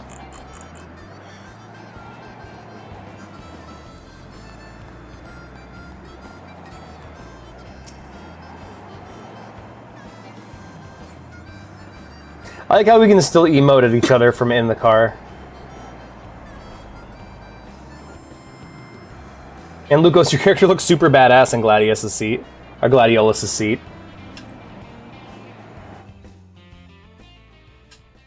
Yeah, it was a bit of a roundabout trip, but we got there. We're getting there. If you have a car like that, you can't just take the short route. Nah, man, you gotta enjoy the ride. Yeah. Now, if I remember correctly, you gotta get this car in an event. Like, it's something we can all get, but you can either spend money to get... I think it's one of those things that you can either spend money to get at any time, or you can earn it in an event. That's how I sit in cars in real life. Forever displeased and grumpy. Yes. Hold on. FF14. How to get regalia mounts.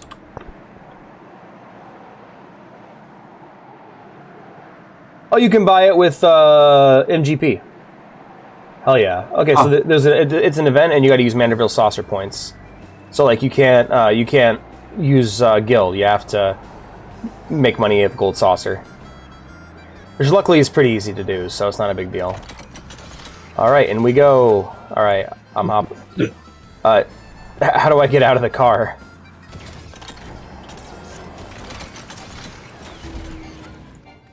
All right, you guys get comfortable and cozy, and I'll be back in a minute. I have an appointment. All right. Forever grumpy. Alrighty. Let us go and speak with Minfilia. Can I wear my normal clothes now? That's better. Can I go home now? Can I go now? Enter the solar.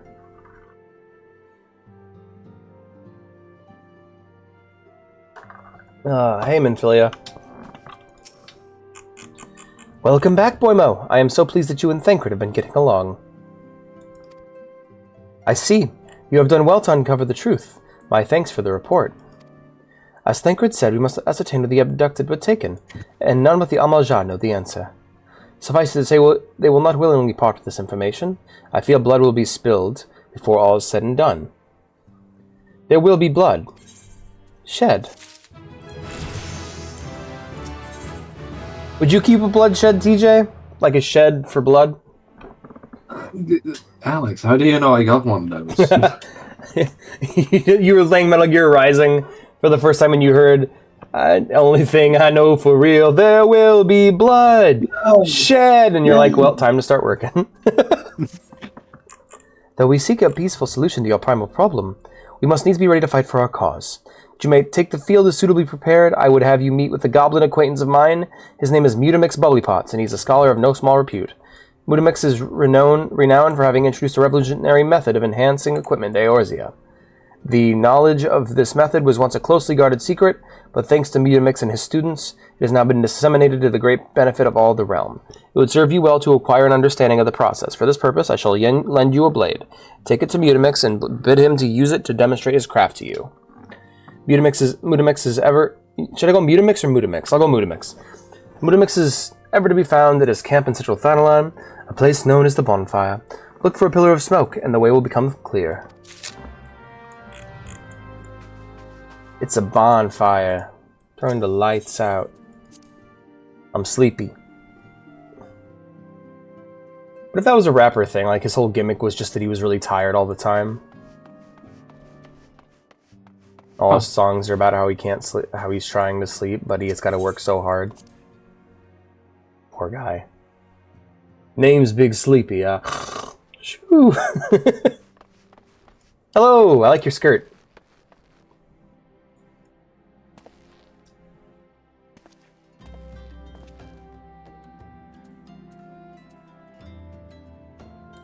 Pet the kitty.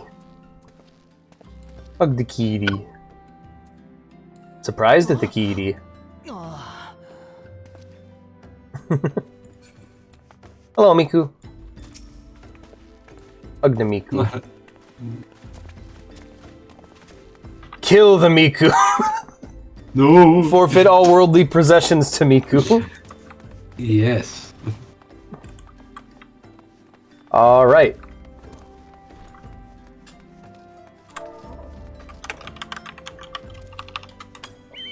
Oh, driver! Right. I will ride in seat 1. Oh, cool. Yeah, we get to chill in the back here all cozy like. That's awesome. Miku, get in! Huh? Oh, the game is being slow for me again. Oh, it's okay. Now, what does flying look like for this thing? Oh, here I am. Sorry. No worries. Ride that one. Let us go. Beep beep beep beep beep beep beep beep beep beep beep beep beep beep beep beep beep. You know, you can make a whole free company just built around being a taxi service. That would be funny. Ba ba ba ba ba ba ba ba ba ba ba ba ba ba ba ba ba. You know, people say all I see is red. Yeah. Oh, we're heading to the bonfire, which is in Central Thanalan, northeast of Blackbrush.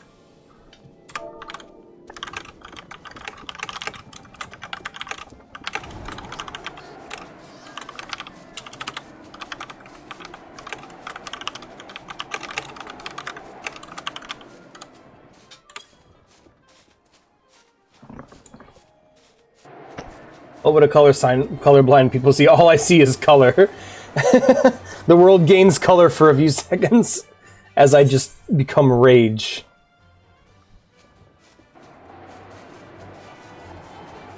World's in color now and I hate it. I like how you're just sitting there discussing something with us. Right? Green, most likely. She mentioned there'd be smoke that we could see, but...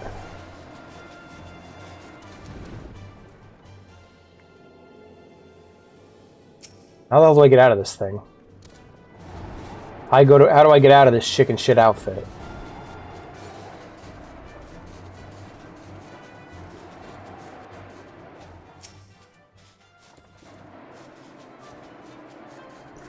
Yeah, it's the little goblin part.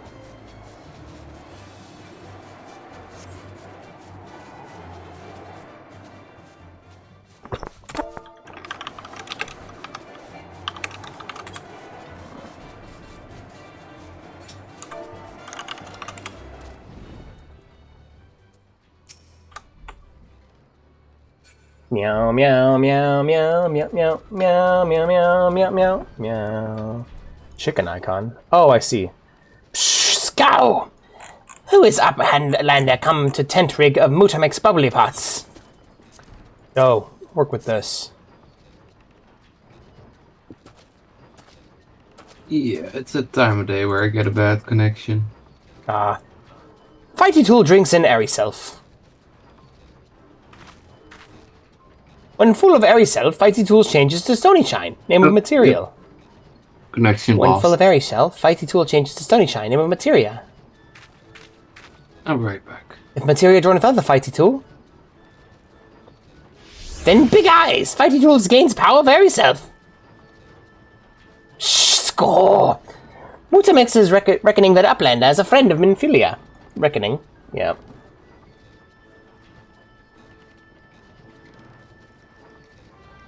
Yes! Tongue flaps reach ears of Mutamex with fastness. Minfilia wants Uplander to see power of materia. Uplander brings Fighty Tool to Mutamex, yes? Here you go. Fighty Tool is unstrong as Eating Tool. Make good teachy show of power of materia. Alright, you guys. I think I'm actually going to have to take a nap because I am like... I'm 2 cups of coffee in and I'm still sleepy. The Materia Master.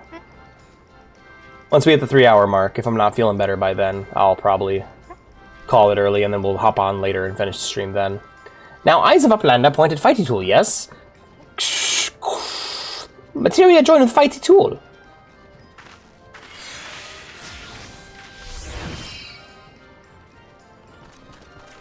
Fighty Tool gains power materia. Fighty Tool Reborn. Here, Uplander. Take Fighty Tool to Minfilia. Materia, strictly speaking, is a kind of crystal.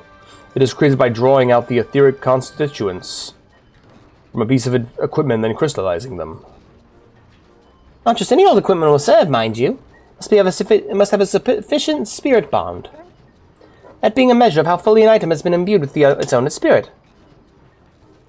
When you attach a piece of materia to gear, you imbue the host item with its power. That's how Master Mutamex turned that dagger of yours from someone as would struggle to cut steak into a weapon worth wielding.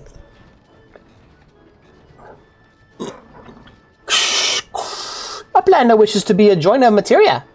The Uplander best filled brain case with knowledge of crafty making. With knowings of crafty making, Uplander can become joiner of materia. If Uplander wants brain case to rattle with knowings of materia, Uplander best use train tongue flaps with learning ones of Mutamex.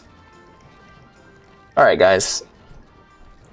No, I think I'll wrap it up here. We'll be back later. You guys can keep playing without me. In fact, I encourage it. I've had some fun. I apologize. I am just so sleepy right now that I actually need to get some rest. So I'm gonna go take a nap. We'll be back. We'll be back on in a few hours, and we'll do another stream. It'll last about 4 hours this time. So if you're new here, make sure you follow and join the Discord, especially you, Zombie, because I'm having a lot of fun hanging with you, man. But yeah, follow, join the Discord. That way you'll get a notification when we go live again. Yeah, and I think I'm just gonna return to my Aetheryte here. And we'll, Zombie, thank you for the follow, man. But yes, I'm not gonna do my proper outro. We're just gonna wrap it up here. Cold close, and then we'll be back. We'll be back in a few hours. All right, see you guys soon. Bye-bye. Bye. Unpausing it. All right, here we are, back at the Scions of the Seventh Dawn headquarters in Vesper Bay. I hope you're all doing well tonight. What new account are you starting, Foxeltrot? I'm curious about that. Let's eat my egg. Got to give Boimo Banderson his 30-minute egg.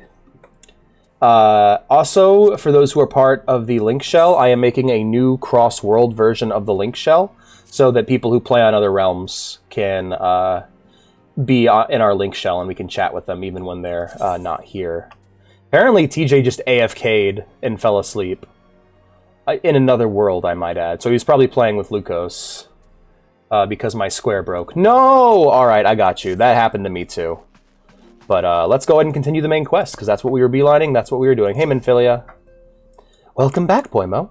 I trust your visit to the bonfire proved fruitful? It sure did. Here's the dagger I enhanced. Ah, what remarkable difference a single piece of materia can make. Granted, the skills needed to manipulate the substance are not easily acquired, but one need only look upon the results to realize such efforts are worthwhile. I'll write it down for you. Crystal Matthias. Sounds like a weird isekai, like I AFK'd and slept in another world. It really does, doesn't it? Yeah, the name of my stream does too. Bunny Boy wakes you up too early to go explore a dungeon with him. Gotta go cook after dinner, so I'll be Wait. Go cook dinner. I read that as go cook after dinner. Like, what? There's this new food that lets you eat it before you cook it? Have I been missing out on technological advancements? All right, comrade, that sounds fine. Vea's gonna go make us some fish sandwiches, and then she'll be with us. Oh, I am. I mean, are you? I don't know what you're doing, but the call's open, so hop on whenever. As I am sure you are well aware, the quality of one's equipment can be the difference between victory and defeat. Materia may well give you the edge you need, Boimo, so make it your ally. Now it is time we discuss the matter of your next mission. Pray speak with me when you are ready to begin. Alright, we got a level 18 weapon coffer. So these are an interesting way of doing gear. Basically, rather than making a specific item for each class that finishes this, what you do instead is they then give you this coffer, you use it, and it will give you a weapon that actually matches your character. Pet the cat, that sounds good. Oh, hey, Vintage, good to see you! That or they're cooking Walt style. That too. Gotta go cook your meth and then your dinner. Thank you for the pets, I appreciate it. Keeps me alive. It's good to see you, Vintage. How you doing, man? Oh, hey, update. I watched the first episode of the Fallout show. I was going to make a video out of it with me reacting to it and stuff. And I liked it so much that I had to stop watching. That first episode is so strong from what I was watching of it. Eat this. Like, it's one of those things where I'm watching and I'm like, this can't be right. This is too good. But I loved it. And I had to stop watching it because I didn't want to get invested and try it. And because then if I got invested, I had to finish the whole season. And if I finished the whole season and got invested in that, I'd have to wait till next season. At that point, I'm just repeating the mistakes of the past. So I'm going to wait for the show to end and then watch it. But I have gone from ambivalent to highly excited. I liked it. It is so... It gets some things wrong, but what it gets right is so much more important. Like, it gets the really important shit right. Like, everything about the behavior and, like, attitude of the pre-war world was just on point.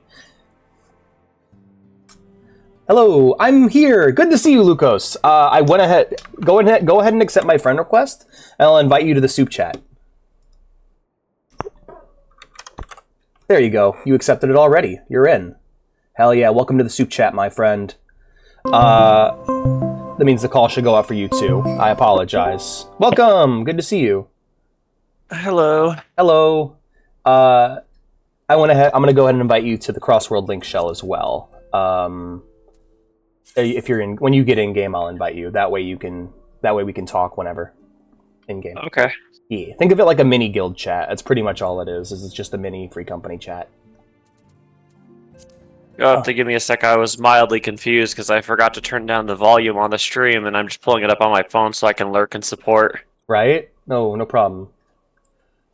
No access channel. What no access channel are you talking about?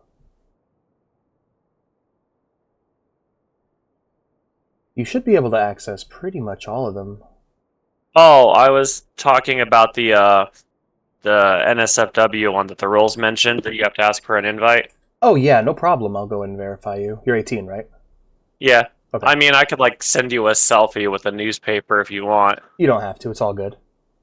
Newspaper? Yeah, there are things that us old furs used to look at to get information before phones existed. Old furs. Do tell me more. I'm old. Okay. I existed before color was a thing. What? I was saying I existed before color was a thing, like that old joke. The old Calvin and Hobbes. Black and white. Yeah, the old Calvin and Hobbes bit about how the world just shifted into color after a certain point. Yeah, it's just that old joke. It's like, wow. It's like, did they even invent color back then? Took me a moment. I thought you genuinely believed that for a second. I was just like, oh, okay. You're an interesting person. Let's see. I have never heard old fur before. That's interesting. That's going in my repertoire. I like that. Well, by the community's standards, I would be considered a gray muzzle, and if you could see me doing it, I'd be air quoting that term. Gray muzzle. Which is just what you call an old furry, which they think anybody 30 or older is old. His fur is crusty. Vintage, what the hell? Gray muzzle sounds like a badass Viking name. That sounds like a name for like, I don't know, it's something from like used for like the Worgen in World of Warcraft or something. That's because like there's Greymane. That's interesting. All right. Dying in casually vintages posts. Like they're fucking hilarious. Oh wait, am I allowed to swear? I'm sorry. Yeah, just stay away from slurs. Oh, of course. Yeah, no, my streams are R-rated. If parents let their kids watch it, then they can watch it. If parents don't, then they can. That's not my responsibility. That's how my streams are, mostly because I'm a dumbass and I forget to organize my scenes. Like yesterday when I was playing Final Fantasy 14, I forgot my art capture scene was up, so people got to see some interesting art. Fair enough. Foxletrot says, I'm going to make my character an angry short cat man. You should definitely do that. Watch out, rookie. I'm a gray muzzle. Just imagine like a Wolfman gunslinger saying that. Like like when he says that, he unclasps the holster Dude, to the side. that would be such an awesome drawing. I kind of want to draw that now. Hell yeah. Have you seen question for new guy, have you seen The Amazing Digital Circus? No, but I've had a few recommendations, so it's on my list to watch along with Hell of a Boss. I also recommend Amazing Digital Circus. Hell of a Boss, I wish I liked it more, because like it has genuinely great storytelling. I just don't like how every other word is fuck or dick. Like it's so unnecessarily vulgar and horny. And it kind of... it's not even that. It's funny to do that in real life, but like if you're actually having a show or a story, put a little effort into the writing, you know? Yeah. I can recommend Has-Been Hotel, though. That one's fantastic. That's the other one I couldn't think of. That one's a lot more... That one feels like you can feel the studio's hands in that one, where they're like, hey guys, tone it down a bit. Hey Obi, good to see you, man. Say, let's go Buffalo. Let's go Buffalo! Buffalo! Word has arrived from Thancred concerning our ongoing investigation. It appears he was able to extract information from our friend Auguste, the false priest. He revealed that he is due to meet with the Al-Malja to discuss their dealings. The Immortal Flames believe that the meeting will present an ideal opportunity to ambush and capture the Al-Malja responsible for the abductions, and so they mean to have Ungust attend as planned. As the Al-Malja are anticipated to offer fierce resistance, the Immortal Flames have requested our support. I would have you provided to them, Boimo.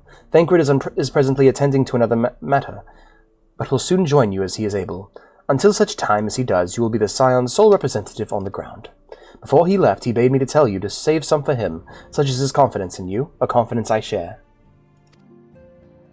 When you have made ready, pray take yourself to Camp Drybone and report to the Flame Sergeant leading the mission. May you walk in the light of the crystal. So I think a show I actually watched recently, I rewatched recently that used profanity really well, was Cyberpunk. And it makes sense because they're all teenagers. They're all like kids. So it makes sense for them to swear that much, especially American teenagers like that are living in the streets. I still need to watch Cyberpunk. I listen to the soundtrack because it's great, and on the comment of the way they speak because they're teenagers, yes. I hate when somebody judges a writing because they're like, oh, this is bad writing, and I'm like, is it bad writing or is it the voice of the character? Because those are two entirely different things. Yep. There's actually a conversation in an old Stephen King movie / book I really like about this topic, Misery, where... Misery. Yeah, the part where she's just like, well, so why are they swearing so much? And he's just like, well, they're slum kids. That's how slum kids talk. And yeah. The game, or is there a show now? What, you didn't know about Edge Runners? Edge Runners is not only a great show, it's peak cyberpunk. I don't recommend starting with Edge Runners because it might make you disappointed in the rest of the cyberpunk universe's media. It's better Edge Runners is better than 2077. I didn't know it was like a whole universe thing. Oh yeah, no, cyberpunk as a setting's been around since like the 80s.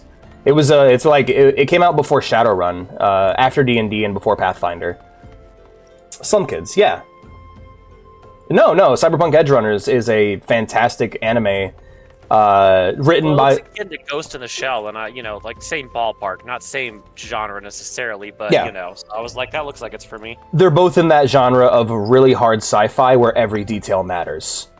Which is interesting because I would not have chosen the studio they chose for that, but they actually did a really good job. The studio that animated Edge Runners is Studio Trigger.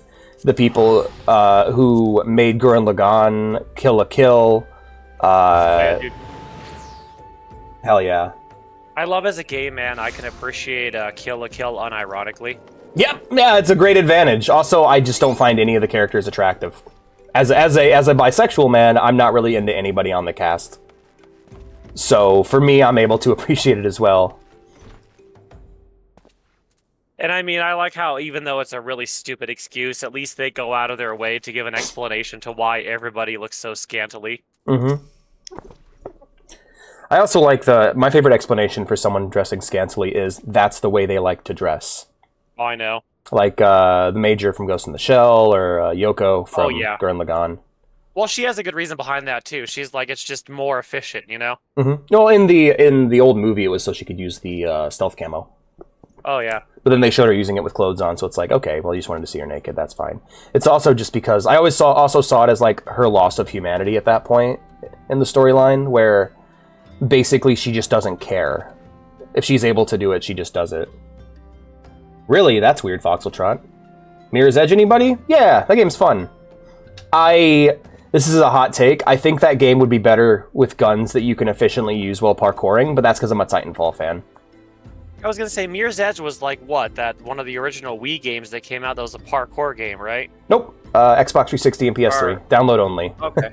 That game looks familiar, though. It's this really fun historical moment where it was a part of EA's effort to make more player-centric games that were meant to appeal to people. So they're like, all right, no more just trying to appease investors. We're going to make art games. We're going to make games that people love. And they made Dead Space, Mirror's Edge, and I forgot about the third one. And all of them were colossal financial failures. I believe it's 5-7. This game would be better if it was Titanfall. Wouldn't most games? Xbox Arcade, yee. Allow me to brief you on... Go ahead, sorry. I was just going to read what this guy said. Allow me to brief you on our mission. Our objective is to capture Amaljan and prize them from the whereabouts of the abductees. The lizard men aren't aware that their man on Gust has been exposed. When they come into the rendezvous point to meet the traitor, we'll spring the trap. Owing to the clandestine nature of the mission, we can deploy only a small contingent. Every member must count, so we requested the aid of the Scions. The rendezvous will take place at the Invisible City. Please make your way there and lie in wait. We stand to learn much and more of the Amalja plot if the mission succeeds, Boimo, so let's make sure it does. Yeah. Viera are tall in general. The males are shorter than the females. Yeah, well, that was them coming off of their dark turn. They were just like, we're going to make games that people like, that are like player-focused, and we want to make critical darlings. We want to make games that are so good that they do well financially just by being good. And then they tried that and it failed. Lewd. I logged in. I got past the queue. Hell yeah. You defeated the first boss. Alright, let me invite you. Call de Thero. I'm trying to remember who that is. There you go. I'll invite Lucas. Thank you. Oh, and I have a fair, okay amount of money, and I generally am very good at making money in games like this. I mean, for God's sakes, in WoW on my server, I practically monopolized the auction house and the economy for a long time. Hell yeah. Alright. But if you ever need like a little money or funding, just hit me up, and if I got something, I'm happy to help you out. Alrighty. What classes do you have in this game? I have all of the ones available to me at my current level, but by endgame, I plan to have them all. What's your current level? I am level 30 Pugilist. Alright. Yeah, I've I'm gonna. been playing for like 3 days, so you know. How do you feel? What role do you like to play best? Tank, DPS, or healer? I like DPS, but the reason I play every class is so I can cover any role that's needed for a raid. Same here. That's why I'm also doing it. I want to be able to play anything. All right, I'll tank then. That works for me. I just want to be able to do something that I'm leveling my tank alongside everything because I want to be able to get decently fast queue times. Yeah, I was gonna level everything side by side, but I remember I got a pop-up on there, like, you know, the introductory tutorial stuff that said, when you're leveling other classes that are lesser than your primary one, you get like a leveling boost. So I'm like, I'll just wait till my main's at a good level before I start leveling the secondaries. Yep, that's a good idea. That's what I was gonna recommend. But also, you get a 30% EXP ring a little bit before you get your chocobo. Yep, I got that. I got that right now. Okay. I also recommend eating food. Just find a single food item you can get for dirt cheap. If it's like mineral water. Because they're all the same XP bonus. Yep, they have other bonuses, but the XP bonuses were the main reason to do it. Oh yeah. Did I say hello yet? Yeah. I have recently found out Dragon Quest is on Steam. Yes, and Dragon Quest 1 is getting an HD pixel remaster in the style of like Octopath Traveler. Dude, I love Octopath Traveler. I'm sad I never finished that game. I love the way Octopath Traveler looks, sounds, and feels. I actually stopped playing it because of the writing. It's not bad. I was just getting really bored, and like, my problem is I started with the best story. I started with the dancer, and every other story just wasn't as interesting. And I realized that none of the party members were going to ever talk to each other, so I just kind of went like, all right. I moved on and played something else. But I did enjoy what I played of it, and I do think the strengths of that game mean that they should just give... Square Enix should just have them remastering old JRPGs all the time. That's all they should be doing. Like, hey, like those Final Fantasy pixel remakes, no. Redo them, but in that style.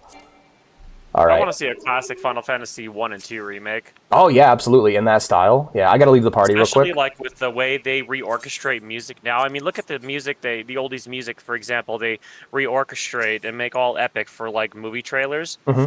Just imagine, like, classic OG Final Fantasy music, like Cornelia Castle, for example, reorchestrated. Dude, it would sound so beautiful. See, I don't want that. I think trailer music is overdone. Like, that's why I'm not too keen on the Final Fantasy VII Remake soundtrack, because it's all so overproduced and intense. I like them. I'll be honest, I like MIDI music. I do too, man. Like, I have a whole entire playlist of 8-bit music, or just, like, you know, classic that MIDI era stuff. Yeah. Yeah, they appear in the top right, Foxeltrot, in that same space, pretty much. It's so weird. I guess it didn't... Oh, sorry. I was trying to find you on the party list, but, I left. Oh, okay. I had to do a cutscene. Is the bait in place? Our man is in position, sir. I never played any of the Final Fantasy. That's alright. You can, they're kind of, you just pick the one that you're most interested in and go from there. I always will recommend Final Fantasy IX. I think Final Fantasy 1, 9... 1 and 9 are good starting points, because it's the very beginning and very end, and, like, you can either see where they grew from and where they went, and then anything after 9 is so different that... But basically, the problem is, like, if you really like a game like Final Fantasy X, I can't recommend anything based off of that. But depending on what parts you like of Final Fantasy IX or Final Fantasy I, I can recommend a bunch of other shit. The fire version of the Attack Titan ever again in AOT. I don't know. And only when he fights the female Titan. Oh, I thought that was because he was getting injured so heavily that he was constantly regrowing and creating heat. That's what I always interpreted that scene as. 7 and 9 are good choices. 7's great. You just can't be a baby about the graphics. You have to be able to appreciate old PS1 low poly stuff. Oh, and the remake's not a replacement; it's an active sequel. So you're gonna have you can't just go with that one. Yeah, absolutely. Good. We make our move as soon as the Almoja appear. Yes, sir. Ah, this fucker. I hate his haircut. There they are. The Amalja, they're so big. They're large lads.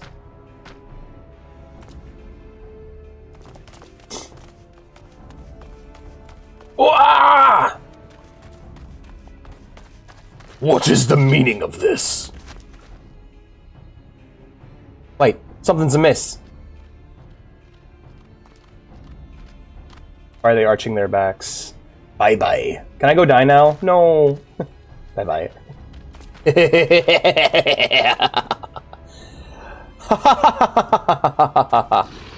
Ah, this douche. I'm afraid your little ambush ends here. I eluded the immortal flames clutches for moons before finally being caught. Did you not wonder how I managed it?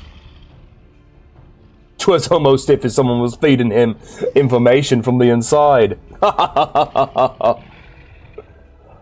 Aye, your every movement was known to me ahead of time.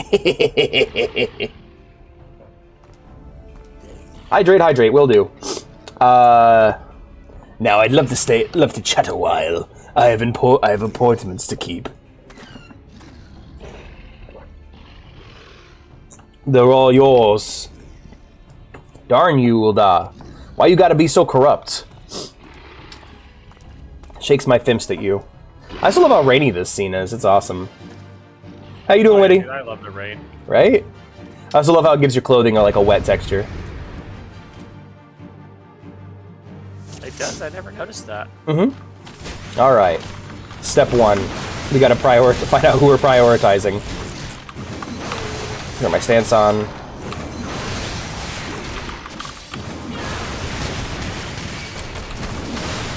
Oh, I just got hit by like 3 AoEs. Whoopsie.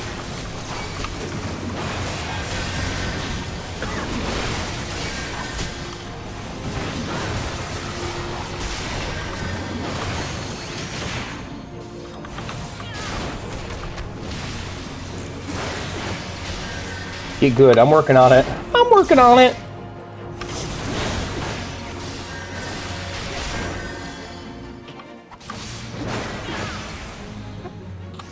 Impossible task for me, lol.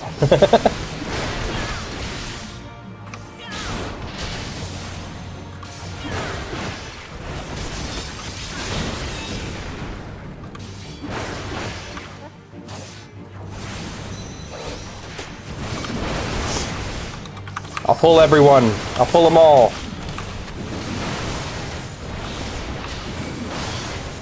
I'm from Dalmasca and I say kill them all. AoEs.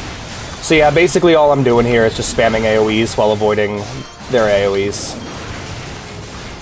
It's a damage party. God damn it, is there no end to them? The show is only just beginning. What are you doing? I am fighting these guys who have jumped us. We're about to go fight I-frit, I think. Yeah, it's like right after this, so you can invite me to the party if you want help, or you can do absolutely. it alone. I do want your help. Also, why you gotta self-stream like that? Stealth stream like that? Oh, I wasn't trying to. What's the cat doing? The cat's trying his best.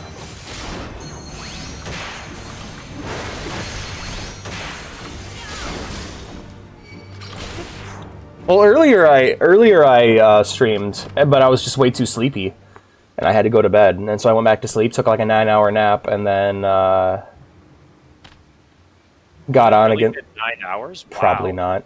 Probably not. I got started at let's say I started at like 10 a.m., went till 12, and now it's 7, so it was more like a 4-hour nap. Oh, well, I was gonna say I haven't slept in 24 hours, so I'd believe it, man. My sense of time is fucked right now. Put up your weapon or your comrade's a dead man. I don't care about him. I mean, Boimo probably does. Behind you! Oh. Mimir. I find it very rude. Aw. I'm sorry, TJ. Bring him. Take a nap, man, says comrade. The rest of you, march! Aw. Traitorous scum. Traitorous scum. Behold, magical bullshit powers. It is cool, like, I like it when I'm playing a fantasy thing, and, like, I can tell what they're using because it's something that I can also use. Like that I have that sleep spell. Not on this character, but I have that spell. Alrighty, let's talk to... No problem. Let's talk to the, The Flame Private. Hello, Flame Private. What are you doing?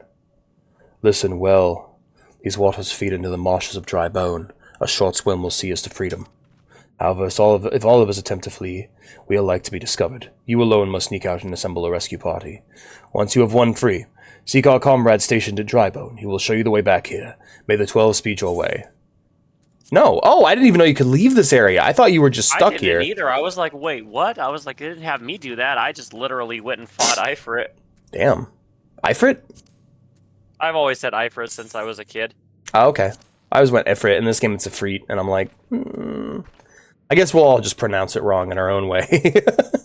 I'm adamant about that. Like, if I say something a certain way, like this girl I used to work with, anytime I would talk about a Terraria, she'd get so triggered, and she'd be like, "It's not how you say it." Yeah, those are the people you say it wrong on purpose with. Oh, I do. I did it on purpose, just to aggravate the fuck out of her. Nice. She reported me to the manager, and that was her reason for reporting me, was mispronouncing it. What a Karen. Holy shit. And the manager actually talked to me about it too and said, "Oh, you shouldn't be doing that if it's going to upset her." Oh, that's terrible. I mean, I was the only guy there that worked there, so. A Porsche. What drama are you involved in, TJ? Boo. What a Karen.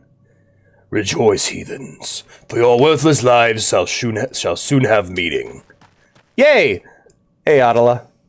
The lizards claim they will soon bring us before I-frit for tempering. All of us are as good as dead. To enter the Bowl of Embers, you must have made sufficient progress in the quest Lord of the Inferno. Well, I'm here, aren't I? Yeah, that's it. Yeah. It's just like a dungeon thing. You can queue up with NPCs or with people. Mm-hmm. Well, a discussion about cat girls. Uh-oh. What have you gotten yourself into? Is it in my server? Did you start shit in my fucking server? No, I'm kidding. You ever notice the targeting thing looks like a butt plug? No, but now I'm not going to be able to unsee that. You're welcome. They're going to kill us, aren't they? Gods, I don't want to die. I want to go home. Hello, captured Flame Private. The lizard men marched us to their stronghold. They're prepared for something, and I for one do not want to be around when they finish. I fear the Amajal mean to give us to their god as an offering. If I must die, then let me die a soldier's death, with steel in hand. Let's go. Someone says they are furry, and even the nature of their design is sexualized. I mean, we've been combining animals with humans since the dawn of fiction. Like, that's a super common thing. Even giving animals the ability to speak. Even ascribing human emotions to an animal is a form of anthropomorphization. There we go. Anthropomorphizing. Yeah.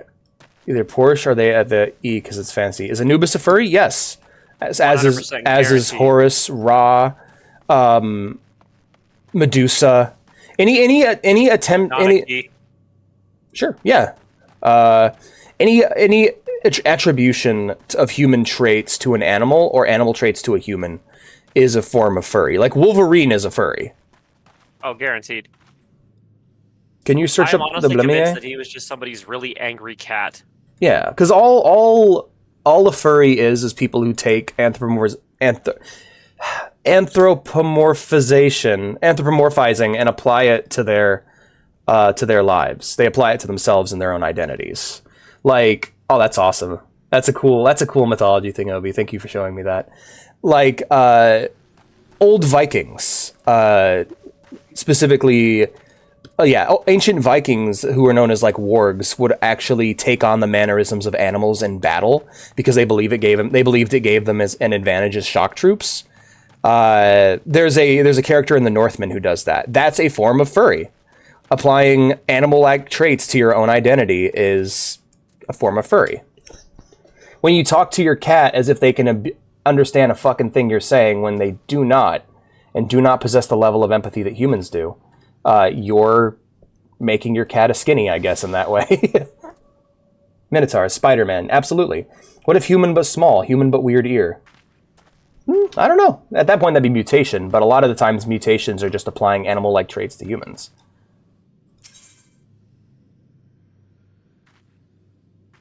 I don't even think the nature of their design is sexualized. You can have a cat girl not be sexualized.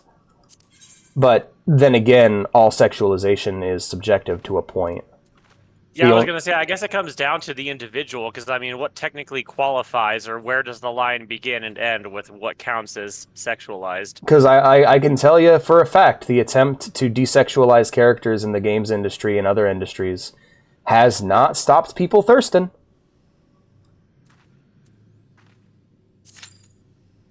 It has not affected it at all, because people be horny no matter what.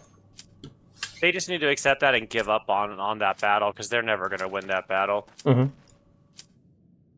Anyway, let's go. We ball. Yeah. We balling up in here.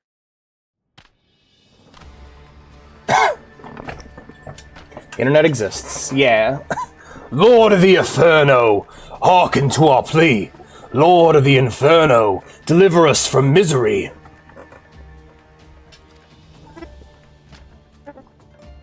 Shenron, okay.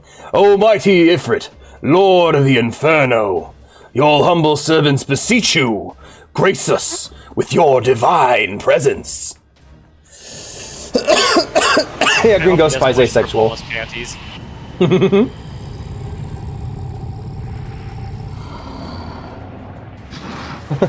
Finally, you can help us repair the roof. Wait, you summoned me from the underworld to repair the roof. Of course. Almighty I-frit, we bring before you ignorant savages who know not your godhead. Ayo? If it pleases you, Lord, scorch their heathen souls with your cleansing flame and mark them as your own. Oh, dude, it's the guy from FF14. Yeah, and every other game since 3. Bring those two as well. You fuckers got sacrificed. What's going on? This ain't what we agreed. None but the servants of Lord I-frit may be hold the right of summoning. The souls of unbelievers are forfeit. No, spare me! I beg you! Green is a pure soul, not just... Oh dear. Oh no. Pitiful children of men, by my breath I claim you. Arise once more as my loyal servants. Feed my flames with your faith, and all who stand against us shall burn. God, I love his design. It's almost like insectoid, you know? Oh, I-frits? Yeah. Oh yeah, definitely. I like how each game they change the design so much. Mm-hmm. Like, it's cool because it really fits with the loose, fitting, connected, but not connected stories. Yeah. Because I mean, you could argue they take place all in the same universe, just at different points in time and development of civilization. Well, in, oh god, here we go. I'm gonna show my fucking Final Fantasy nerd side. In Dissidia, it's like a multiverse type thing. It's all, yeah, Dissidia's the game that connects all of them. Dude, Dissidia and Dissidia Duodecim were beautiful games. They really are. Blue because blue is actually hotter than orange. What'd you say? I was gonna say, they also informed me of how incorrectly I was saying all their names for so many years. Yeah, especially because a lot of their names aren't voice acted, so you get fucking Titus, and it's like, Titus? Yeah, or Zidane. I was like, I always called him Zidane. Yeah, everyone I knew called them Zidane. It'd be like funny if it was like Clued. Why'd you call him Clued? What the fuck? Claude. Claude! Boop the cat. To get dressed for work. Aw. Not like, I meant like my character. Ah, okay. Almighty I-frit. I refer to him as this job. Ah, nice. My one true god. Aw. Oh, this asshole. Absolutely. Alright, he got his. Your words are my bread. If I were Boymo in this situation, I'd pretend to be tempered. I'd be like, oh, Matty I-frit. Try to blend in with him so I can get out of there. I'm gonna burn alive and be incinerated by a god. I'm gonna speak my piece. Dinner's done. Yay! I'm eating a Reese's cereal bar, so y'all need to read.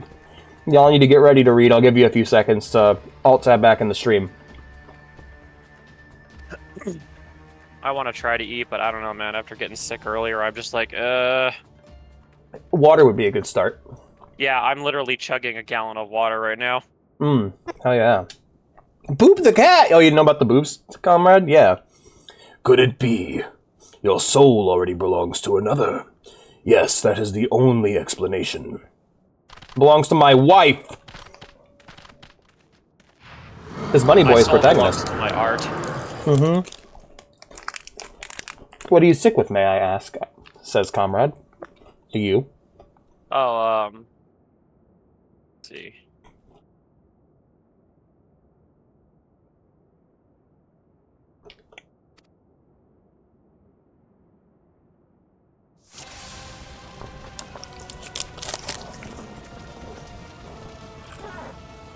I'm trying to avoid responding to the chat verbally. Mm-hmm.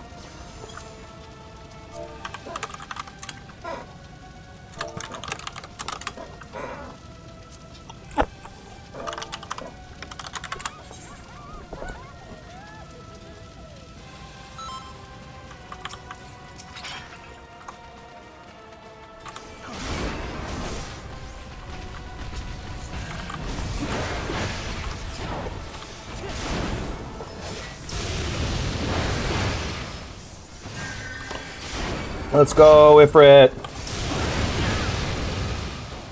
I had a question I wanted to ask you, but I don't know how good you are at talking while concentrating on fighting. Oh, this fight ain't shit. Go ahead.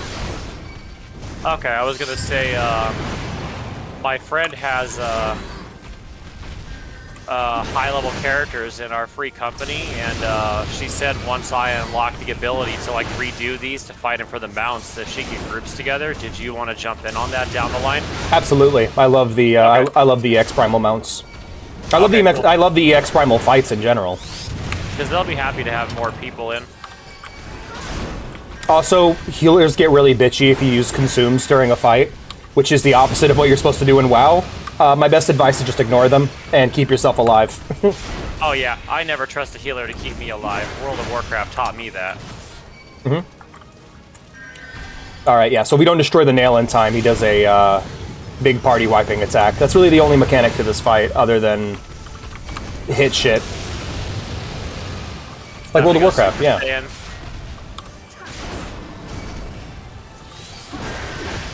Went down.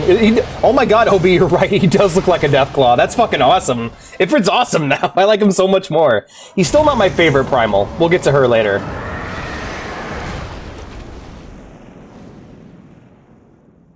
Oh man, she is. Oh man, best. Like you'll know your favorite Primal when you look at them and go, "This is the best version of this in the entire Final Fantasy series." That's when you'll know who your favorite Primal is.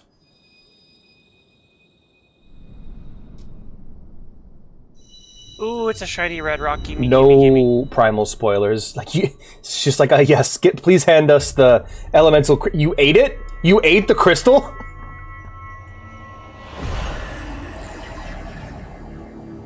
Piss. I thought you said piss out of nowhere. Dude, I got love the cutscenes. They are great. I got the plum bob. I did. I'm now one of them there plum boobs. I haven't gotten to roll on the gear chest yet. Are you waiting for me, or did you leave the instance? Who, me? Yeah. Oh, I'm watching the cutscene again. Oh. Pray forgive my lateness. Like, sorry if you're waiting on me.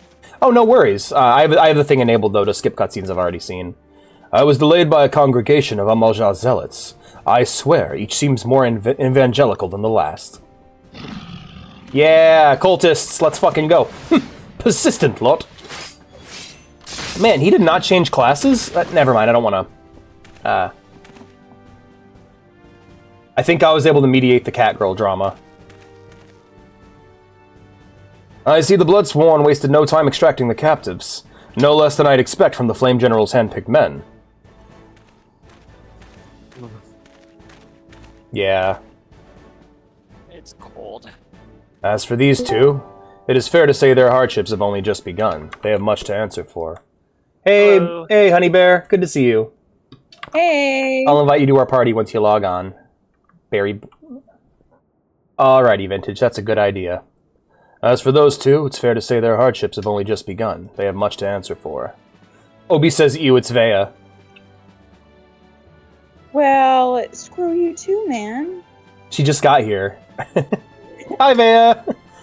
I feel I owe you an apology, Boymo. Where is she? Hold on, let me get her set up so she's actually on screen the way she's supposed to be. Did I? There she is. Boop! Now she's here with me. Hello! Hello. The bunny baby is here. Hello there. Hey, zombie. Good to see you, man. Different zombie than the one we're used to. Oh, yeah. Hey, Cream. Good to see you. I'm going to call you Cream from now on, like the rabbit. I feel I owe you an apology, Boymo. Had I known this mission would prove so dangerous, I would never have left you to face it alone. You've been given a veritable baptism of fire. Yeah, TJ, you might want to rethink your sleepy time. But let us continue this conversation in more agreeable surroundings. Camp Tribone, shall we say? Are you booting up the PS4, hun? Yep, I am now in. Hell yeah. This way, sir.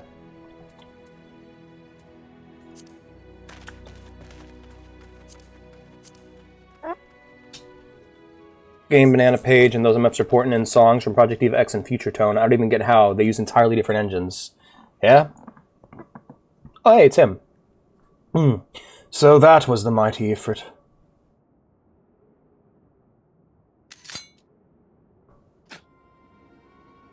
And what a disappointment he was. The readings are nowhere near what I had anticipated, even taking Ul'dan interference into account. You should know better than to rely upon 5-year-old data left by the 7th Legion. Nor can we expect any form of support from the motherland. Given the troubles at court, we have only ourselves to rely upon. Ever the pessimist? Ever the pessimist?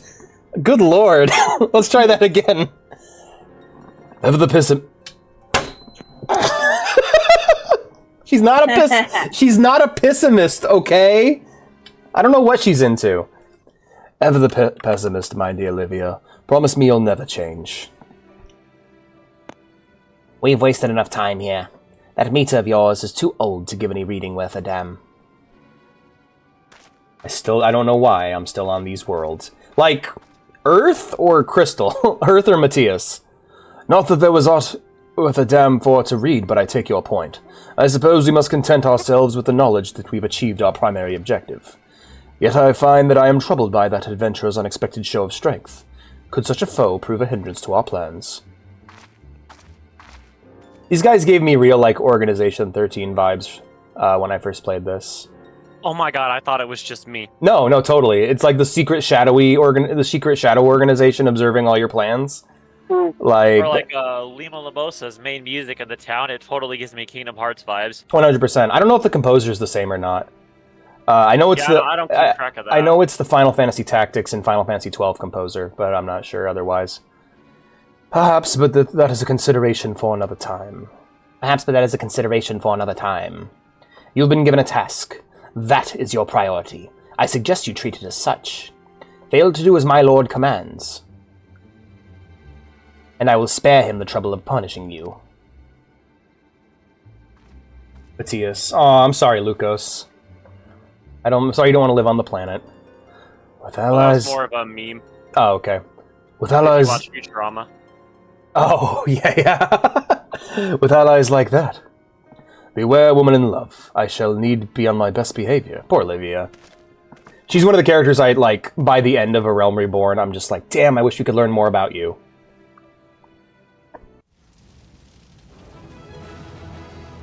Hey, I've returned.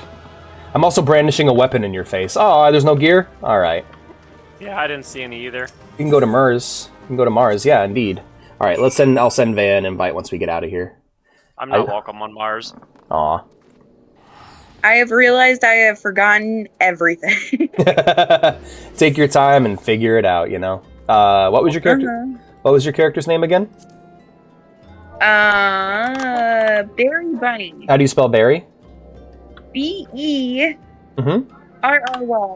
And then I can just execute here and probably find you. There you are. Send friend request. Yep. And invite to party. And invite to crossworld link shell. Which I need to do the same with you, Lukos. There we go. Soup chat. And what was your name, new person? I'm sorry. Vea. Her name's Vea. Okay, I'm very Me? bad with names. I might forget. I'm Lukos. I didn't want to interrupt all the cutscenes in that, but I wanted to say nice to meet you, Vea. Hey, nice to meet you too. Welcome to the I soup try not to chat. be rude. You're He's- cool, man. You're cool. I'm gonna pet your polar bear, okay, zombie? I pet the Oh polar yeah, bear. this is a new person I've never met before. All you Yeah. boys sound the same on here, so I never know. Wow. Wow. It's 2025. You can't say stuff like that no more. It's not very I'm a boomer. woman. I have the freedom. All right, Thancred, let's talk. I will say I love how you played that card. I really enjoyed that. That made me laugh. So yeah, the crossword. This is the soup chat. Yeah. So basically, with that, you can talk to us no matter what world we're in, and we can stay in contact in the game. You've been playing this game for a long time. You sure have, haven't you? You're level 100 in like all your classes. Oh, there Eventually you are. I'll understand this. What'd you say, hon? Eventually I'll understand this, you know? Hopefully. Yeah. I'll get it. There are people who've never played video games before that play this game. So MMOs are kind of like that. World of Warcraft's the same way. There are people who only play this game and only people that only play WoW. So if they can learn, so can I, and so can you. That's and right. you guys will have me here E. for whatever. Mm-hmm. Even if it's just as a sugar daddy. Yeah, you gave me 5,000 gil the last time. There you are, Boimo. Come, rest a while. You'll have no better opportunity. After witnessing their god's ignominious defeat, the Amal-Jah will be less inclined to risk our wrath. For a time, at least. Now, where were we? Ah, yes, I was in the process of apologizing. I do hope you can forgive me. I arrived too late to be of any use, to you or the abductees. They may be whole of body, but the same cannot be said of their minds, for once a man is tempered. But it ill suits me well to dwell on the negatives. Amidst all our misfortunes, there is still a reason to rejoice. I-frit was slain, and by your hands, no less. That is the deed of no ordinary individual, Boimo. Not that I ever thought you were ordinary. On the contrary, I have long suspected that you may have the potential to shape the fate of this realm. What can I say? My fine eye for the talent remains undimmed. Minfilia will be proud beyond all reckoning when she hears of your deeds. I trust you shan't object to my bearings and tidings to her. That way I can claim to have contributed something to this mission. You, meanwhile, have earned yourself a rest. Take some time to relax and return to the waking sands. When you are good and ready, we can discuss matters in more detail then. Just don't take too long, will you? The realm's problems won't solve themselves. But yeah, now once I get my chocobo, I can start playing offline. I can start playing off stream again. Oh, Father Dad's still here! Hey, Father Dad! Let's all take a picture with Father Dad. Actually, I should go visit Vea and Ul'dah. Yeah, let's go visit. I'm gonna go ahead and teleport back to Ul'dah so I can visit Vea. I like chocobos. I agree. I also like this thing. Oh, it's like a... Oh, I know what that is. I can't say what that is, but I know what that is. I love it how this is one of those games where people can just fly by on spoilers. Oh, shit! Oh, that's Alfino's outfit. Cool. Alright, let's go track Vea down, everybody. Can you go to the knot? To the what? There's an area in the game called the knot, and Obi likes the knot. I mean, hey. I'm gonna go track Vea down and stalk her live on stream. Don't stalk me. Everyone will know that I don't know what I'm doing. There she is. I present to you Berry Bunny, Vea's character. Spoiler alert, I have no idea what I'm doing. I just wing it and hope I don't die a fiery death. Yeah, same here. I know people. There are people who like look up raid strats and dungeon strats before the stream, Oh no, before dude, doing that's them. boring. A real adventurer just learns and runs around screaming. I pet you. Oh, he crouches down for it. Hold on, let me get closer so that it actually lines up. Shuka shuka. You gently pat Berry Bunny. I'm very tiny. She is very small. I tried to be as tiny as I could be. I gotta get closer to you. Hold on. I'm literally the max height and width and body size of this species. Aw. Oh, I gotta get a screenshot of me hugging you. One second. Go back. Come back here. Come back here, little vermin. Okay. All right. Let's turn off. Let's to do this, I'm gonna need to do a few things. I'm gonna do the emote, then I'll turn off the screen, then I'll screenshot. All right, here we go. Let's get closer so I can get a good angle on it. There we go. Oh, yeah, I botched it. Oh no, hold on, let me move closer. This photo opportunity is a mess. Yeah, I gotta be in your crotch before Pretty you can much. actually do it. Benefits of being a short girl. All right, let's get a different angle on that. And I don't have to get on my knees. right, Dude, short girls are a win, though. right. Oh, I love them. I love the Manderville. I think it's my favorite. Oh God, no! I just took an extra screenshot. Fuck! Hold on, I gotta do it all over again. Oh God damn it! Take an extra screenshot. Let's take more. All right, because I was trying to print screen it, you know. All right. Okay, I'll stand very still once again. I claim to be good with technology. I am not. All right, there we go. And then we do. Let's get a good angle. All right, that's where I should be standing. My angle should be here. I'm trying to hug my girlfriend, you guys. I'm sorry. I swear I'm not as bad at this in real life. Aw, she's your girlfriend? That's so sweet. Mm-hmm. Alrighty, let me get it. Okay, now I can take this picture and crop it in MS Paint. My goodness. What a disaster I am. Now I run away. She flees the scene of the crime. I'll make sure I get Zombie in the picture as well. There we go. And Tsuchinoko, the white and the great white serpent. It's important. I'm cheap, so I just rode my chocobo all the way here. Good plan. Cut, and then... That's how you get rich in games like this. You don't spend any money. Yeah. Oh, I thought you were gonna say you were gonna run a chocobo farm. Oh, no. You can do that. And that's how it's done. It is how it's done. That's how you do it in FF7. That's how you get the most powerful shit in the game. You just become a chocobo breeder. Oh, yeah, dude. And getting that one chocobo that can traverse any terrain, the black one. The black chocobo. Yep. And I'm like, dude, yes. How did you get so powerful? Yeah. Hours of chocobo incest. No. I'm like Kirito from Sword Art Online. I got all my power from solo leveling out in the boonies. That seems about right. I'm like Kirito from Sword Art Online, a fucking asshole. Basically, yes. Oimo X Berry. There we go. The picture has been saved. Dude, my friends that I worked with at the time, like back when before WoW Lich King came out, like when WoW was still really new, only had one expansion. They were like, "Oh, you play games? You should play this game." And I was like, "Nah, man, I like games, but I don't know if those kind of games are my speed." Mm-hmm. They bugged me, and finally I was like, "Oh my god, will you if I play?" And they were like, "Yes." That's usually how that goes. So I played, and then the expansion came out, and I got it, and then they were like, "Oh yeah, we're gonna help you out. We'll get you set up. We'll give you some money, and then get you some gear." And then they were like, "Oh, sorry, we're too busy doing the new stuff." 100%. That's how it happens every time. Oh, we're gonna level with you. No, you're not.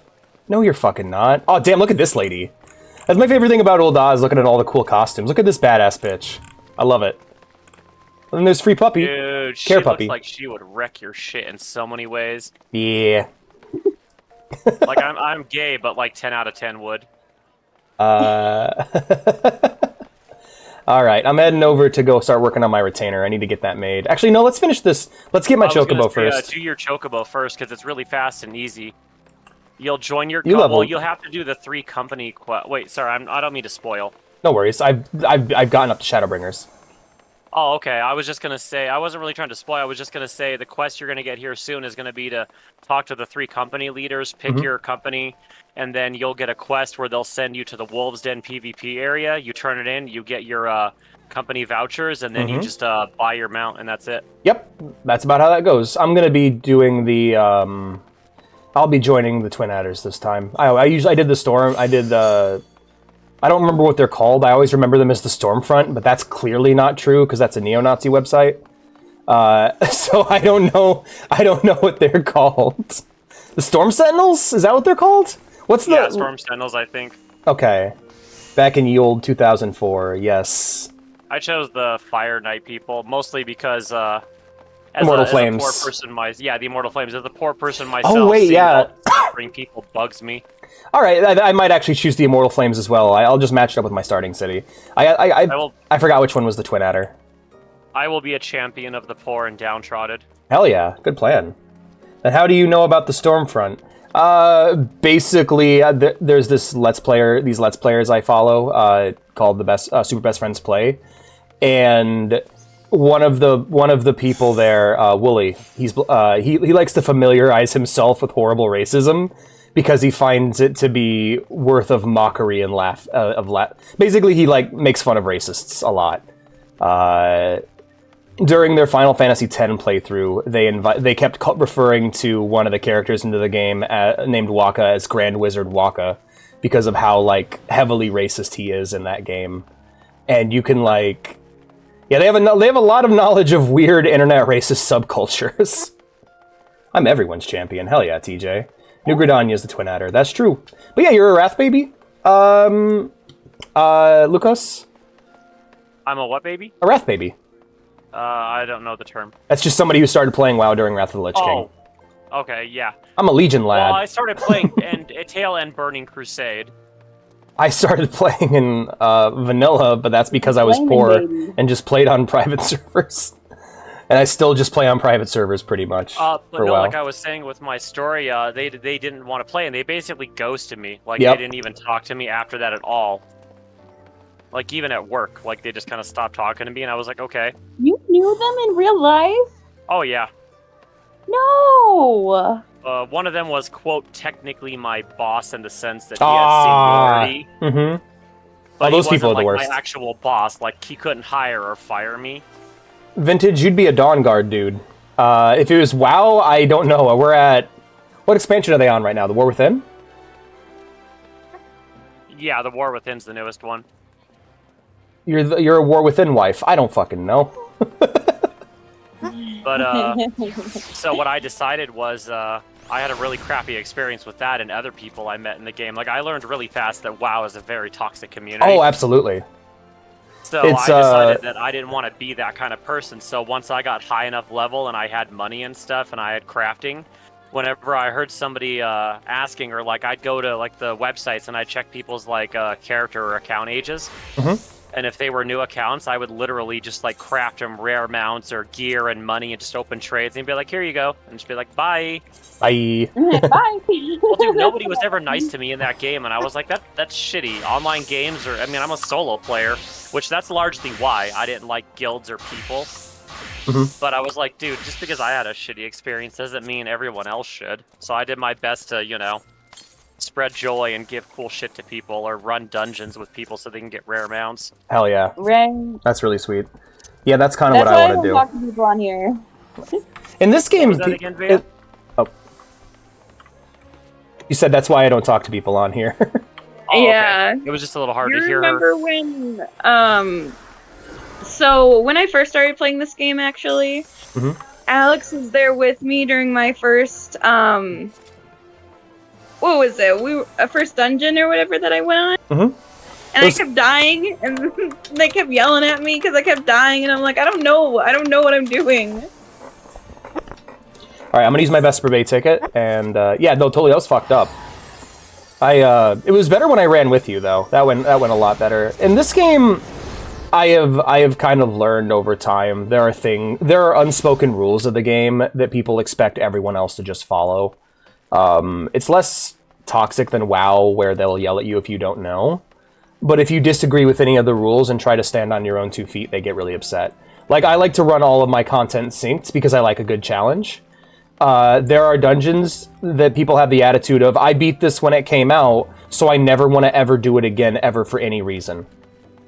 And so, getting help on things like the Binding Coils of Bahamut or EX Raid content, especially in A Realm Reborn, is difficult. And I basically just had to give up on that high-level content because people refused to run it with me. So, I just got to the point where I'm like, alright, I'm down. I will say this, I fucking hate people like that. Yeah, it's infuriating. It's like, no, I don't want to just beat... Like, a lot of people who play MMOs, they don't actually want a challenge. They want to progress. And for me, I see progression as pointless if I'm not getting better. So, I want to challenge myself by doing this content, but I also don't want to have to join a raiding guild and all that shit, because they're just going to skip that content anyways, because it's out of date. We can run it together when we get there. Yes! Kind of like how I always gamble in dungeons. OB needing on every roll is not gambling. That is gambling in the same way Russian roulette is. You're just asking to piss people off. This motherfucker needs on every roll when we played Wrath together.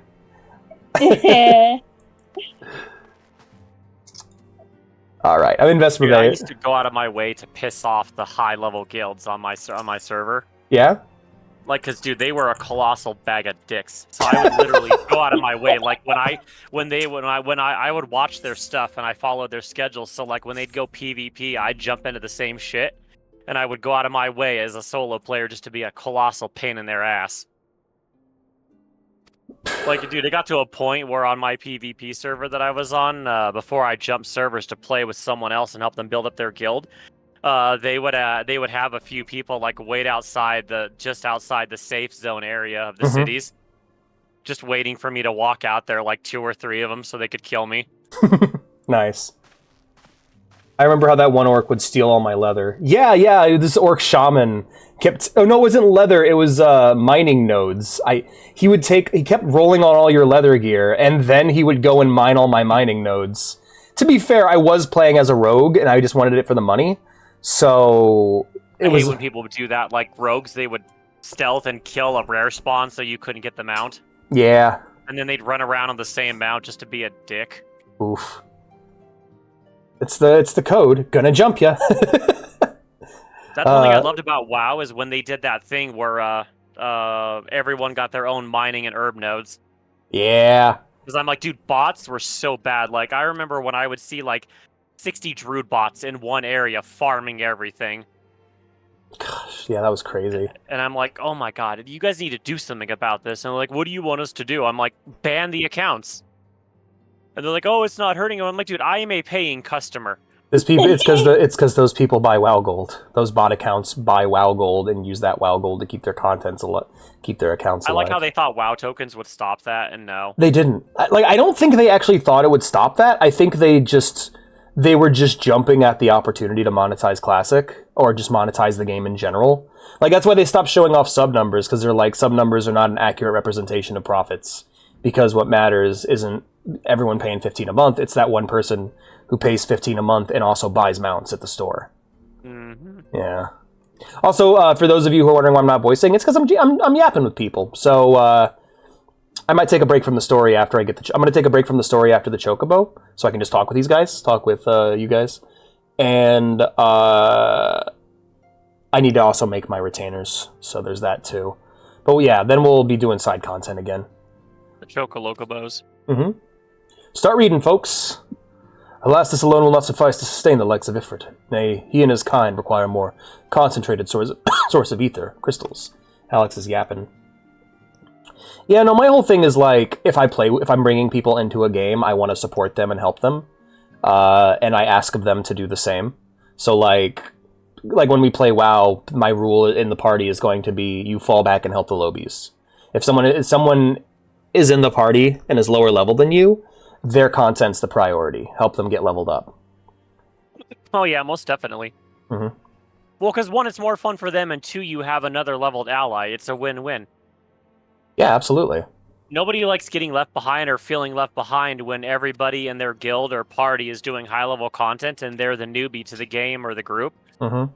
Or they're just not like that good. Like they don't really understand the game in that way. Like when I played WoW, before they did all the level changes and squishes, I was one of those people that I could take a level 1 character and get it to level 80 or 90 in 2 or 3 days. Yeah. Just because I knew how to play the game efficiently. And I also had like flying, and I knew where everything was. Mm-hmm. That's one of the things, you know, efficient leveling is one of those things in WoW that like instantly changed the way you play. Because like early on, because I started playing vanilla. When I first started playing on vanilla, I was like, it took like days to get to the next level bracket, you know? And like from like level 10 to 15 or 15 to 20. Dude. And then I just learned little things like rested XP matters, do quests in order of low level to high level, kill mobs that are your level along the way to the quests, and always help out your party members who are lower level than you, because the XP bonus is significant. Mm-hmm. Well, I share your concern. Sorry. No, go ahead. I didn't know you were still reading. I thought you were, because I had Messenger up on my phone, so I thought you were just like running around doing other stuff. But go ahead. Well, I share your concern. My presiding feeling is one of relief at your safe return. The immortal flames assured me they will deal with the aftermath, so you need not concern yourself with that. We may rest easy for a time. I suggest you take full advantage of the respite, Boimo. You may be sure it won't last long. Once people learn the identity of the hero who felled I-frit, I fear you will have nary a moment to yourself. Thancred has been branded. Yeah, they all have the Scion tattoos on their neck. That's because they're 1.0 characters. Whether she intended to or no, Minfilia neglected to tell you something. Something I think would be best you heard from one of us. It concerns the tempered abductees that were rescued. I am sorry to report that all are to be put to death. The flames with whom you were imprisoned included. Needless to say, this information will not be made known to the public. I swear to you that we would not do this if there were any other recourse. But once a man is tempered, he is tempered for life. His very existence lends strength to the primal whom he cannot choose but worship. So we Scions continue our fight, so that no more innocents need be sacrificed. I hope that you will continue to stand with us, Boimo. Yeah, it's like warp corruption in 40k. It's like you can't really get rid of it once it gets in you. But I should be going. I must offer my apologies to the Flame General for the losses his people suffered. Till next time. Being tempered just sounds like being whipped with extra steps. That's a way to think about it. Also, that smarmy merchant, my biggest regret with him is that I didn't get to punch him in the face. Yeah, right? For real. Ungus dessert. Because the first time we meet him, he is, shaking down a lady for money and, threatening her with sexual assault. It's so intense. Dude, the knight in me, it was dude, if this was real life, I would be standing there, but I'm sorry, bro, do we have a problem? Please tell me we have a problem. Yeah. The Scions are... That's just me. Yep, the Scions are somewhat highly respected because they're kind of like war heroes. They were, if you watch the opening cutscene in the big battle with Bahamut at Cartano, you can see they're actively participating. Battle. Battle of Cartano. We get to learn a lot more about it. But yeah, they're basically all war veterans. So they're highly respected. They're war heroes. EP time, bye-bye. Good night, TJ. Sleep well, friend. Gods forgive me. How many more lives? Louis Swan would never have allowed this to happen. I have to do better. I have to be stronger. There is a raid at the end of the game called the Binding Coil of Bahamut that has not been touched. It originally was the end game of this when it first came out. It has not been touched or rebalanced since its release. So, but it's also the ending of the Cartano Bahamut storyline. If you don't finish it, you don't know what becomes of Bahamut, what becomes of Louis Swa after his disappearance. And so that's one of my biggest frustrations, was trying to do that content and just having my guild say, no, we won't help you. And so I didn't get to actually see the ending of A Realm Reborn's, that part of the story arc, which is very important to, several main characters' development, until I was, all the way through Stormblood. That's one of my biggest annoyances with this game. There's this really difficult boss fight between... against this dragon thing called Twintania, and it's really difficult and really fun, and nobody wanted to help me with it. That's the main issue. That's the main issue I had with free companies in this game. Is I would join a free company, I would ask if they would help me with things, and they'd be like, "Yes, of course, we'd love to help out new players." And I'm like, "Okay, cool. Help me do something that requires some actual skill and challenge." And they're like, "Oh, anything but that." And I did that over and over and over again. And I remember the last free company I was in before this one asking, why should I even join free companies if you guys aren't going to help me? And they're like, for social interaction, to talk? And I'm like, I have my own Discord. So yeah, that is my social nightmare in FF14, is desperately trying to get people to play the game with me. And hopefully we can bypass that. Really? Is that a problem there too? Yeah, it's funny too. One of the main reasons I wanted to control the economy on my realm, or server, whatever you want to call it, is because whether it's in real life or in games, money talks. Yeah, you can just pay people. That if I had enough money, I could basically hire people away from their guilds to be muscle, to do things for me. I see. I'm not even lying to you. Oh, go ahead. Sorry. I'll go on. In the new one, all right, I'm not familiar with what you're talking about, Vintage. In 16 or in something else? But yeah, go on. Sorry. Oh, no, don't apologize. I was trying not to interrupt your reading. I was just gonna say, in WoW, when I used to do capture the flag on my shaman, I was such a colossal pain in the ass for the Horde when I was playing Alliance that I could literally capture 2 flags back to back on my own. And it was funny because I'd watch the map, and when I was playing and they recognized my name in the chat, they would literally, I'd see half of their team on the map just run over to whatever side I was running on to go steal the flag. They sent half their people after me specifically. Oh, interesting. I do kind of miss that stuff. Like, WoW's a toxic game, but I still kind of miss some of it. Yeah, PvP. I really wanted to do PvP, but I could never find anybody in Warmain, which is the private server I use. Apparently, all the PvPs at level cap. Okay, yeah, Vintage. That's interesting because I actually don't know much about 16 at all. I don't know anything about its world or story other than it's made by a bunch of the people that made this. Bucket Hat boys have slid into chat, indeed. Ah, Lady Minfilia, radiant as always. I am given to understand that the Scions of the Seventh Dawn have but recently welcomed a new hero into their midst. I am here on behalf of the Maelstrom. There we go, the Maelstrom, not the Storm Sentinels. Also, it's Dawn... I think it's Dawn Trail, right? That's the new expansion? Not Dawnguard. Dawnguard is a Skyrim expansion. I am here on behalf of the Maelstrom, Grand Company of Limsa Lominsa, to offer said hero a place of honor within our ranks. And it worked there. Nice. Hell yeah, good work, TJ. As you can see, Boimo, your recent exploits have garnered you the attentions of the Grand Companies of Eorzea. Each organization would have I-frit's bane for its own. To this end, all 3 have sent officers to court you. Damn. Alright, well, get undressed, boys. They would not ordinarily go to such lengths to enlist a new recruit. That they have is evidence of their high regard for you. Dawnguard's the vampire DLC. Yeah, mine. Yeah, I really do miss that. The problem with Unturned I've run into is that non-RDM servers turn into snitch fights, but any server with RDM just involves people killing each other from across the map and there's no social interaction. Your reputation precedes you, Master Bandison. 'Tis no ordinary man who can face a primal and emerge the victor. The Order of the Twin Adder has need of valiant men such as yourself. Join our strength to yours, friend, and together let us ensure that peace ever reigns over the Twelveswood. What a pleasure! A pile of corpses here. Damn. What a pleasure it is to finally meet you, Master Bandison. Our comrades speak of you in the most glowing terms. Why, even before you aided us against the Amalja and their dread primal, yours was already a respected name in Ul'dah. Our people know you and love you well. It does. All those games have potential, but the problem is, you can't just drop a bunch of people into an empty field and expect them to create a world. That's always been the issue with the survival sandbox genre.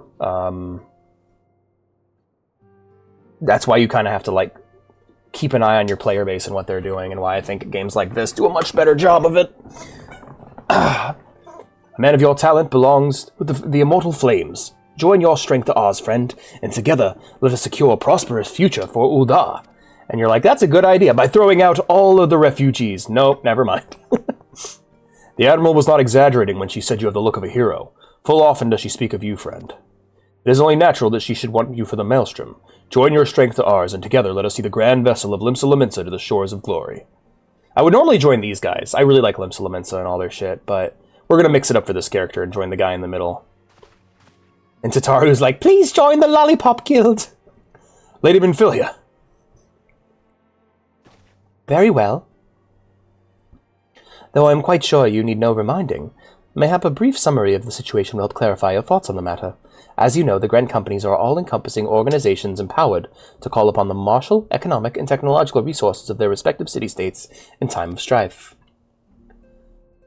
OMG, you gonna join your Pokemon Go team? That's pretty much what it is, yeah.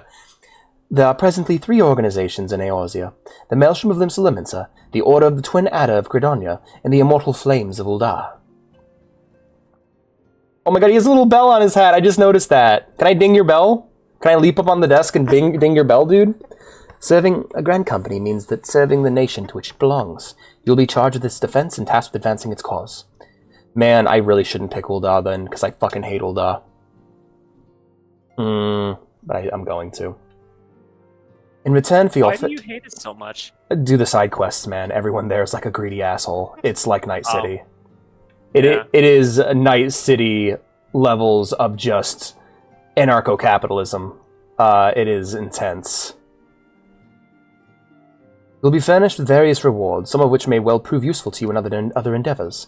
If you are agonizing over which of the grand company's best... Because what you have is... The two kind of quests you get is poor people getting screwed over and trying your best to help them out, only being able to barely help them, and rich people whining about petty nonsense that doesn't matter, and helping them with theirs. Like, there's one moment where you walk into a lady and she drops all of her money, and, like, you physically can't walk out of the area until you pick up all of her coins. I just pick up all her money and walk away. Yeah, tempting. And she's also standing next to a balcony, so I wanted to throw her off the balcony, but yeah. Are the people Daggerfall level rude? Would. Yes, but in Daggerfall, you can just ignore them, or punch them in the face and kill them, or run them down with your horse. In this game, you can't.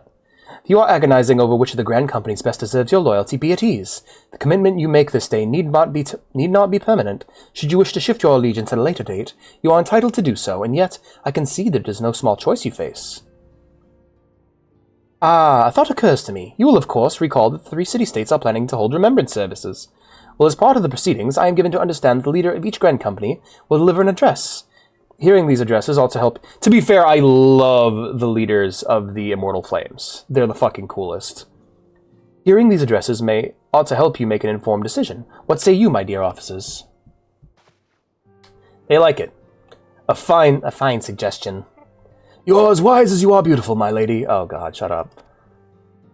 Very well. Let Boimo hear our leader speak, then return here with his decision. We eagerly await your answer. Alright, I'm gonna head back to Ul... I'll probably head back when I get to Ul'dah, I'll check on Bea and see how she's doing. Is she still on the chat? I think so. I mean, she didn't leave. Hey, Vey, tell me if you leave, okay? Okay. I know full well that these adventurers are by their nature a liberty-loving breed, and not best suited to the discipline of military service, but I strongly urge you to join a grand company nonetheless. While the promise of reward is enticing in itself, it is not the only benefit. You are possessed of great power, Boimo, and with it you are capable of doing untold good. Yet, know that great power won't attract attention, not all of it friendly. There will be those who wish you ill, and must needs be on the lookout for them. Yet however vigilant you are but one man in the midst of a grand company. However, you will be one man amongst many, a friend amongst friends. Your achievements will be shared, and so will the danger. I can think of a no better argument. So one of the things I love about Final Fantasy XIV, in specifically the theming of its story, is that yes, you are a chosen one character. One of the main themes of this game is that chosen ones aren't worth anything without the support of others. Like, you're good at fighting big monsters, yes, but you still need the backing of people. You still need to make friends, you still need to form relationships, and work alongside your fellow man in order to grow as a person and still, achieve your goals. So one of the coolest things about this game's story is it's got some pretty good morals. Eorzea is changing, Boimo, and you have the power to help shape it anew. You're special as fuck, but not that special. Yeah. Well, you're still special, it's just... no man is an island. You still need the help of others. You still need friends, you know? None can say what the morrow will bring, but so long as we believe in ourselves, there is naught we cannot achieve. Now it is time you have made ready for your journey. Before you depart, be sure to speak to Tataru. She will apprise you as to where and when the remembrance services are due to take place. Like, it's interesting how a game where you're only ever controlling one character still has the same feeling of camaraderie and friendship that, other Final Fantasy games have with their parties, you know? I've always been really fond of that. Hey, Minfilia. The power you possess... I'm a fan of that old cliche, it's that reluctant hero who doesn't like anybody, but either through learning the hard way or just, being around people, they can't help but grow on you. They learn that, I have power, but it's nothing without other people around me. Mm-hmm. I love that trope. It's such a good trope, in my opinion. Is that the theme of Final Fantasy 16 as well? I would agree. Yeah, I would argue it's on par with FF15. By the end of the game, you get really close to the Scions. With the power you possess, there will be those who wish you ill, and you must be on the lookout for them. Yet, however vigilant you are but one man. There we go. In the midst of a grand company, however, you will be a man amongst many, a friend amongst friends. Your achievements will be shared, and so will the danger. Oh, I hate that salute. The elder Seedseer speaks only truth, and her words have the power to touch the soul. At the sound of her voice, all fall silent and attend her. Yeah, way to sell me, bro. The Flame General is a passionate man, and his words never fail to light a fire in the belly of those who listens. I am sure you will be no exception. When the Admiral speaks, even pirates listen, and that's no small thing. She is a born leader, the kind who would gladly follow to the 7th hell. Sorry, that I would gladly follow to the 7th hell. I have power, but it's nothing without Alex. Exactly! Cloud over here like, ugh! Yeah. Cloud's great.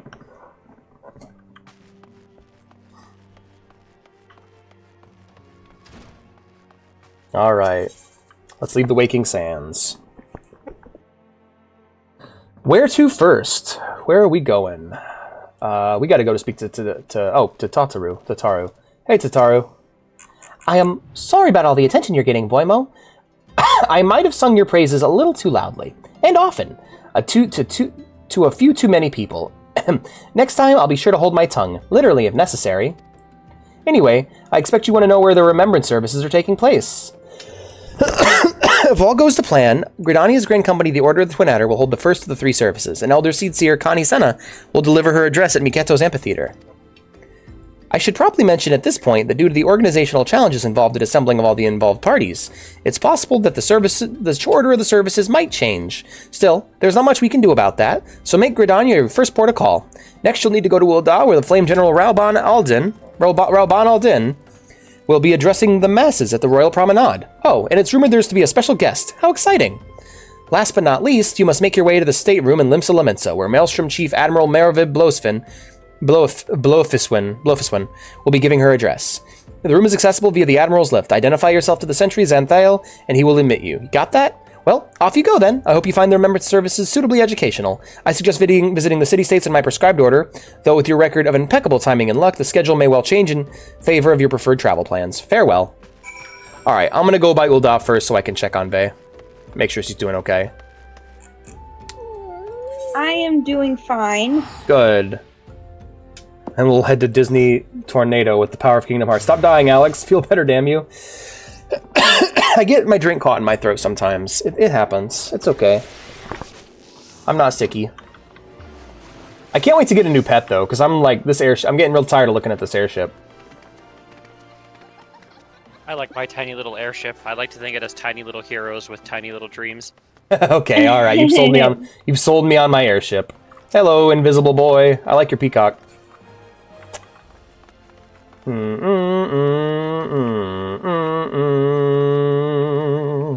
can't wait till my mate gets home. He's hopefully gonna bring home popcorn chicken. Oh, that'd be the shit, man. And Hello. it's not like that little stuff, it's those big ones, like the big honkin' chicken balls.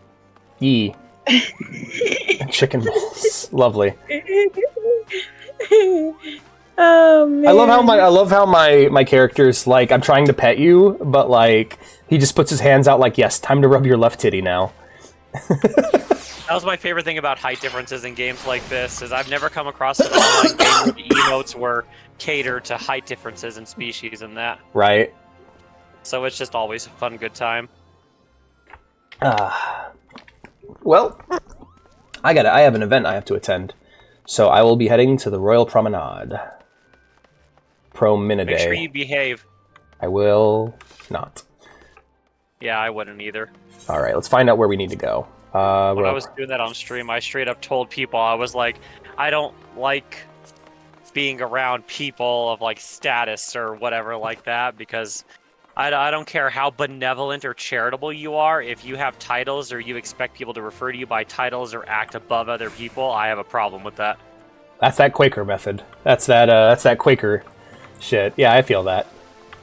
I was like, dude, I would never bow to a prince, princess, lord, king, or queen, and I would tell them exactly why to their face. Yeah, that's kind of how it is. That's how it be. I'd be like, bro, you're hiring me to do a job, not to kiss your butt. Yeah, I'm role-playing Boimo as a sweet boy. Because he's a sweet boy. I'm basically role-playing my character as my D&D character, which is just basically me. I'm actually a doctor. I don't know anything about King Charles of Britain, Obi. I haven't been keeping up with the royal family. And I think the British are cringe for caring. They're lizard people, that's automatically cringe. Destination. No, I hate the spiral. Oh my god. That's not a knock against Scalies, they're different. Sonico probably bows to King Charles. Alright. There is no Queen of England. I love that quote, and it's so much fun. It's so funny here now. It aged so well. Right? I gotta quiet down. There's a cutscene with no subtitles. I love their salute, too. They have the coolest salute. Oh, there it is. I do it all the time. And shall rage forevermore. Reborn, my beloved. Hurrah! Reborn! Where since antiquity, Antiquity. sage and judicious Uh-oh, Reborn froze. Dynasty, we have wrought sand into Old gold. D's nuts. Where by the grace and glory of Naldal have our brave sons and daughters flourished and prospered. Yep, that's the whole computer freezing up. Unspeakable da! Alright, now it's better. That mouth sync, though. At the Flame General's back flies the Grand Company's standard. Oh, that's what you used to sound like! Oh god, I forgot you were Sam Riegel. What the hell? Prosperity with the flame of might. Great and many are the gifts our nation has given the realm. In Eorzea's darkest hour, on the killing Fields of Cartano. none spent more in blood and gold than we. Thus was the 7th Imperial Legion laid low. So that's how it happened. How soon history forgets. Yet many left our gates, never to return. Yeah, the lip sync's not Let great. us pray for our absent brothers and sisters, that they might know happiness in the great beyond, as Thal's honored guests. Thing is, Reborn's not like the king or anything. He's just that, like, he's If the the fates were fair, Flame General. the price we paid that day would have bought us victory. He is Alas, best, most loyal they are boy. not. Right? And now, but Like, dude, I can 5 respect a years loyalty into like this that. I mean, I like seventh monarchies era, and stuff, but I can the respect spirit that of level of loyalty. sacrifice which Yes. granted us our strength is Reborn's a great dead. character. Around you, what do you see? A people divided, downtrodden, and enthralled. Yes, I do. That's the problem with Ul'dah. We need to make Ul'dah great again. Okay, I'll stop. Where is the just deed of the righteous? Just keep ruining my homeland. I ask Oof. you, is this I'm not, the like, mad, great I'm just nation fucking our around. brothers and sisters gave their lives to save? It is not! You who call this living. I don't know, they dishonor the gotta- name of the immortal flames. They gotta It get is but a comedians slow to voice death. important characters in this game, like Right. Jim Carrey. Our enemies It reminds me of Ryan that. It's like how like Teddy Roosevelt would just go out and call out people. It's like, these are a bunch of fucking idiots in Congress. Here are their names. the Garleans make Like Reborn walks out like, People before y'all doxing suck. thing. Get your shit together. Dude, imagine if Jim Carrey was or Ryan Reynolds was the voice of I-frit. When you say I-frit, I imagine him as like an Apple product. Like an iDog, but it's the I-frit. Yeah, the I-frit. It heats up even more than our previous products. You thought the last one was hot. This last one will give you a new type of degree. It'll just melt a hole through your desk. Look not to what little you can We don't recommend you put it in your back pocket or front pocket. Right. Now is the time to unite. Now is the time to ride forth. In the name of The Eye Sultana, Demon. I beseech you. I love the Sultana. She's great. No, the eye primal. The eye. Yeah, yeah. Oh god, it froze. I had to think of what they were called. I was like, wait, elemental? I was like, no, they're primals. Sorry, I'm just waiting for the game to unfreeze. I gotta find out what the fuck my computer's doing. That shouldn't be happening, so... Oh, I can't even alt-tab. Alright, well... As I tend to do when the computer's being a shit, time to take a pee break. That's how we roll. Because if I'm here nearby, I'll think about it and I'll get mad. And I don't want to be that way right now. So I'll be right back.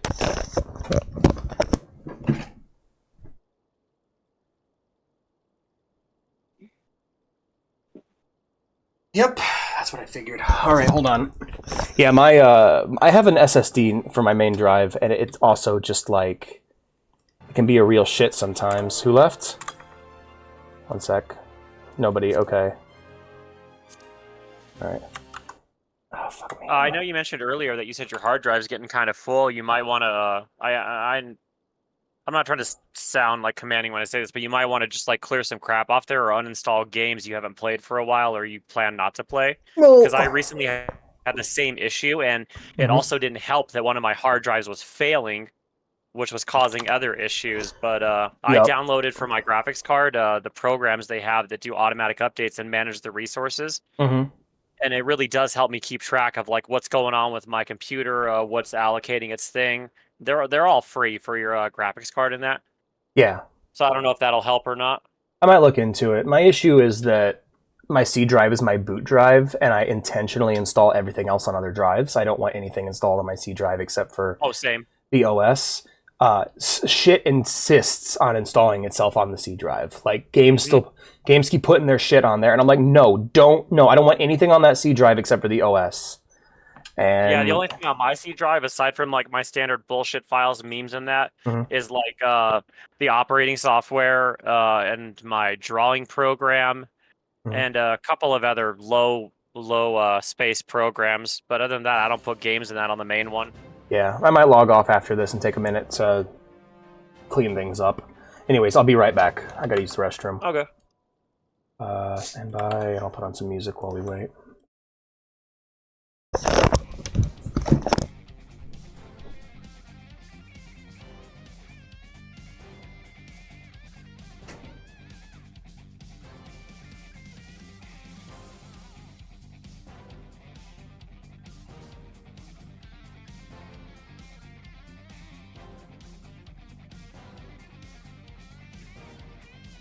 Really?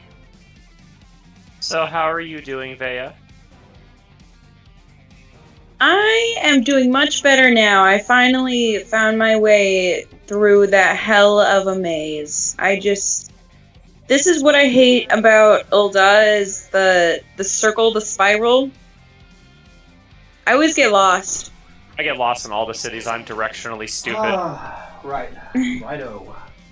I like feel in that. real life too. It's funny. There could be one way to go, only one way, no other directions, just one way, and I will still somehow get lost. Or like I tell people when we go out to like festivals and stuff, I'm like, you guys have to watch me. I get distracted and I will wander off and I will become lost. You have to watch me, and that's so funny. Right. All right. I'll go ahead and finish up this Nobody checks cutscene. their phone. I'll have to go past this cutscene and then we'll log off and work on that. Together we are one. I am literally one of those kids that they invented those child harnesses for. Your grace. What was it? Oh God, I gotta tell this story. One day me and I'll have this cutscene finish and then I'll tell the story. It's about our time at the zoo, Vea. Oh yeah, okay. Of just witnessing the two extremes of childcare back to back. 17th in the line of all address you. Much has been made of the wealth of Ul'dah. Yet those who measured that wealth in coins and carats are gravely deceived. Hell yeah. For the true wealth of Ul'dah lies in the health, happiness, and hopes of her people. Now are you going to enforce those platitudes, or are you just going to say them? I bid you raise aloft the torch of Ul'dah, that her flames might serve as a beacon for all Eorzea to see. Long live Nanamo! Glory to the Sultana! For victory and fortune, stride fearless into the inferno, for we are, by fire, Reborn! Ah, I love Ravan. It has the coolest armor, too. Like, I love the single, like, armored shoulder, or, like, the armored arm that he uses to, like, put it in front of him to catch damage. Oh god, some of the voice acting. Or not, but I'd like to think that that the reason he does that is so he can carry her on his shoulder like that. Yeah. Like the armor didn't even come like that. Just one day he just broke it off. Traveler. You might call us students of history, sampling the realm's remembrances in pursuit of enlightenment. Okay. Saying, The Uldans have a long history of conflict with the Amaljar, the beast tribe that worships the primal I-frit. Judging by the look of your distaste, I take it you have encountered them. The Uldans do not shy from confrontation. If aught threatens their precious prosperity, they will seek to crush it. So have they dealt with I-frit thus far, smothering his flames each time he is stoked to life. Yet he is but one of several problems. Though they have been quite quiet these past 5 years, the Garleans have not gone away. Right? He sure does, Vintage. Meanwhile, refugees... That's Sam Riegel. That's the voice of Scanlan Shorthop in Critical Role, Legends of Vox Machina. He also plays Teddy in Persona 4, if you're familiar. He's in New Vegas as well. He's a pretty famous VA. Meanwhile, refugees continue to arrive in droves, and Ul'dah has no clear policy on how to deal with them. After all, not even the Sultanate's coffers are bottomless, and even thus assuming they had coin, resources will ever be finite. But the wealth is the happiness of the people, so who gives a fuck about the gold? Which brings me back to the subject of I-frit. It has been observed that the Amaljar are summoning him with ever-increasing frequency. Every time they do, the Ul'dan send their forces to smite the primal, and though they invariably succeed, each victory is bought with blood. It is a war of attrition they cannot well sustain. Small wonder, then, that the Immortal Flames are eager to recruit more members. At such a desperate hour, an adventurer of your experience would be a most welcome addition to their ranks. For their sake, I hope the Flames General's words struck a chord with you. It sure did. I'm joining up. I'm from Camp Drybone, and I say kill them all! Alrighty. Kill them all and let the 12 sort them out. I would wear a shirt that said that. I cannot wait till we get to Gaius Van Balzar. He is such a fun character. Alright, we're going to go ahead and I'm going to log off here, and then I'll be back. For anybody's... Let's let the soup chat know. Logging off. BRB. Alright, I should... Hold on, I gotta fix something real quick. I want to be able to change the filtering on the window. There we are. Alright, I want to see... General Battle Free Company Party. Okay. I forgot how to do this. Shit.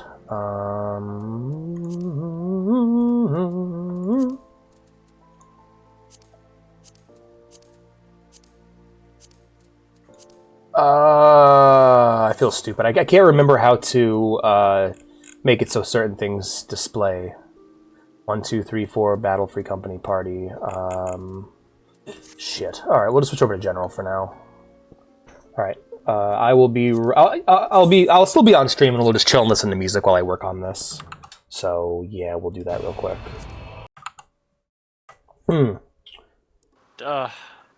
I want to say don't judge me for this, because this is going to sound bad, but, like, I watch, as a struggling artist who's trying to get his brand out there, and somebody who takes a lot of pride in my work, like, I don't like to take shortcuts. I don't like to be that artist that draws paws in pockets or behind the body, because I'm too scared to learn how to draw paws, or I draw clothes because I don't want to reveal the fact that I can't draw muscles or body shapes, you know? Like, I take a lot of pride in improving my art and craft. Absolutely. And, when I see other people selling, and I don't want to say garbage, but selling something for like $3,000, and it doesn't even look like they put a lot of effort into it, it kind of hurts me. I'm like, wow, man, how do these people have like such a cult following? It doesn't look like they're really giving anybody anything. And I know I shouldn't look at it that way, but it's just like weird to see something be successful that it doesn't look like anybody put any real work into versus people putting real work into something, and then, you know. Well, imagine how I feel. You go on Twitch, and what are the top streamers? The top streamers are people who just record video of themselves while barely talking over a game, or just showing off the body that they didn't earn but was given to them, or even just being like Asmongold or XQC, where I'm gonna sit here and watch YouTube videos for my whole stream, not saying anything, and make more that I could make doing a real job. And it's something you gotta just internalize and accept, is that meritocracy is a fucking myth. People are not rewarded for doing well. People are rewarded for helping those in power and for getting lucky. Those are the ways you're rewarded. If you make someone in power happy, they'll help you. If you get lucky, then you'll get lucky. It has nothing to do with actual skill or effort or time. That's why being fortunate to be born into fortune. Yeah. When people say, like, when you're glorifying the grind, it's not because the grind is inherently helpful. It's that you're more likely to win it big if you buy 1,000,000 lottery tickets. It's because it gives you more of an opportunity, and you just got to keep pushing and seizing that opportunity as it comes, and maybe one day you'll get lucky, maybe one day you won't. This is not a career choice that is supported because it doesn't always help those in power, so they're not going to support it, you know? Yep. Anyways, I gotta try to re-up the stream now. Hopefully it works. All right. I hope I'm not bothering you with these kinds of conversations. No, not at all. They're a good thing to talk about. Absolutely. I think when you mention the Gary's Mod thing about like offensive content and stuff, that's a great way to get people to stop talking. It's just posting shit that offends them. But an equally great way to get people to stop talking and make them feel uncomfortable is to be offended by everything. If you're someone who can't handle a little bit of edge, you're gonna fuck up your community. If you're someone who only does edge, you're gonna fuck up your community. So for me, it's always been a thing of like, I try to be accepting to a point of all things. If someone starts posting hateful shit, then I'm gonna step in. If people start trying to like influence each other politically on the server, I'm gonna step in. I'm okay with a little bit of edgy humor. If someone gets really, really offended by something I said that's edgy, I'll just try not to do that anymore. Like, there are several people who have told me like personal jokes that I've made have offended them, and I have gone out of my way to not make those jokes. That sort of thing. I'm the same way. I tell people I'm an asshole, but I'm like the nicest asshole you ever meet. Like I might crack wise at you when we're hanging out. Mm-hmm. Sorry, what? Sorry, I was reading chat. Oh, I was gonna say I'm an asshole. Like objectively, you know, I can be like mean or blunt, but like I tell people that if you're my friend or if I care about you, I will literally die for you. I will take a punch. I will be ride or die right there with you. I don't care what it is. If it's important to you, I'm there. That's just who I am, you know? I'll put in work for you. I'm not gonna die for you, but I'll put in work. That's where I'm at. You know what I mean. Yeah. I have a natural distrust of other people, so I have a hard time getting to that point. But I will put in work for somebody that I care about. And also, all I ask is that if I make a joke that offends you or upsets you, have some faith that that was not my intention, and tell me that it upset you, and I will work things out with you. Don't go in my DMs and tell me that I'm a racist. That's like, if you want to, you don't get to accuse me of that. You don't know me well enough to accuse me of that. And anyone who does know me knows that I hate that shit. I just have a very dark sense of humor. Not as dark as some, but it's still there. And what makes me, I'm not going to throw away something that makes me happy just because it upsets you. But I will, I will take it easy. I tell them, if you don't like my content, you don't have to stay here. How did I get back here? Like, You've been dragged out of your bed, Foxeltrot. Yeah. My whole thing is that my streams are rated M. They're rated R. And that includes everything that can fit under an R rating. They're not unrated. You're not going to see titties unless Twitch permits it. So, yeah, if anything that's in the game gets shown on stream, I will speak with harsh language. I will discuss dark topics. I will discuss offensive subject matter, and it is your responsibility as a viewer to let me know when it upsets you, or to get out. You don't have to get out. Just go, hey, can we not talk about this right now? And I'll go, okay, yeah, let's get away from it. Like, I have had people get mad at me, like, whoa, you're playing that really, you advertised your stream for this really offensive game in my chat, and I'm just like, yeah, you have a self-promo channel? I'm gonna use it. My son to the calamity. That's... Oh yeah, I started doing that too. My friends like, just do it. That's why they have those channels. Do it. Get your name out there. You're never going to grow if you don't get your name out there. So they're like, suck it up and do it. Yeah, if you're not going to self-promo, you might as well not stream. Like, if you're like one of those people like, I don't want to annoy people, stop streaming. You have no reason to stream anymore. No one's going to show up. I used to be like that. I just try and protect creative. It's a hard hurdle to overcome because it's mostly a self-confidence thing. And those are always hard to get past. Fearful of the green wrath. I would recommend just don't bother replying to anything anyone says, just dump your link and run. That's what I do. Yeah. Is her necklace supposed to be an upside down unicorn? Because it looks like an upside down unicorn. They proved their worth to the elementals, and were granted No, a Fox, place let's try. You stay beneath here. the boughs. So it was that Gridania was born. That's so weird. It says you're some live, but it's 5 not showing you're on my centuries ago. followed list. Working is Yeah, me I don't Twitch know again. what the fuck's going on with The Twitch. Hyur and the Elysian settlers Dude, there's so many people that sowed like the I'll seeds just of it'll our pop up on my continue civilization. watching or I'll get rated And out to their soon channel. they were And I'm like, I joined didn't by know you were folk live. They're of like, yeah, I've been all live every day races. this week. And I'll look and it's like, oh, apparently I'm not following you anymore. So nourished by the waters of unity. I've actually had a couple of and regulars in blessed my by stream the come in light and of say, the oh, matron, I'll be like, hey, thanks for the Gridania refollow. They're like, flourished oh, I into didn't the unfollow you. great They think I'm all nation it mad. I'm like, is dude, I don't care. today. Even if you hated me and unfollowed me, I'm not going to be one of those people Do that's you going to see be the like, Gridanian why'd you standard? unfollow me? How There, dare you unfollow hanging me? behind the Elder Seedseer. I need to restart my VPN. I'm running out of things that could be causing this. It's still bad. An elegant symbol. Yeah, no, the stream's being bad right now.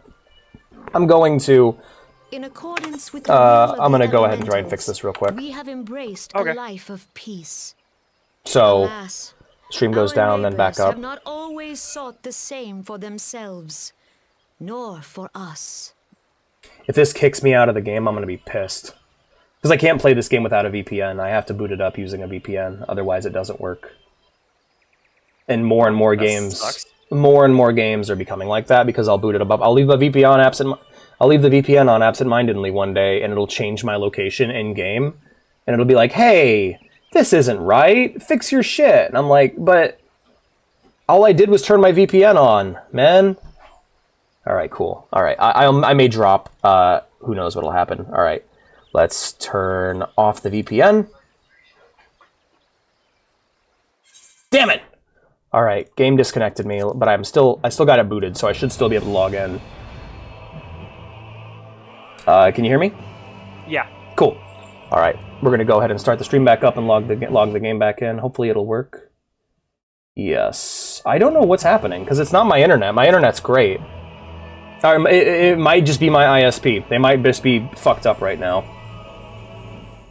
Alright, should be better now. I'll go ahead and let everyone know I'm back.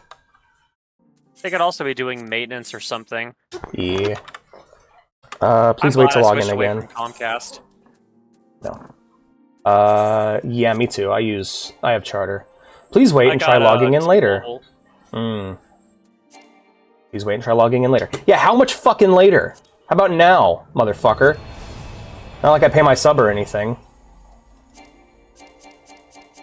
Dude, I logged in the other day and it did me that, like, day before yesterday. I tried logging in, it says, oh, you don't have a subscription for this. I'm like, bullshit, I got 30 free days. And I was like, it's only been 3 days since I activated all the keys. We might just wrap this up, like, because of this shit. Yeah. Log in with my character. Fucking thank you. Christ. Alrighty. That's working. Stream seems to be doing well. We're good. Why can't I go back to hell? I want you here, Foxel Trucks. I like you, friend, so enjoy the not hell.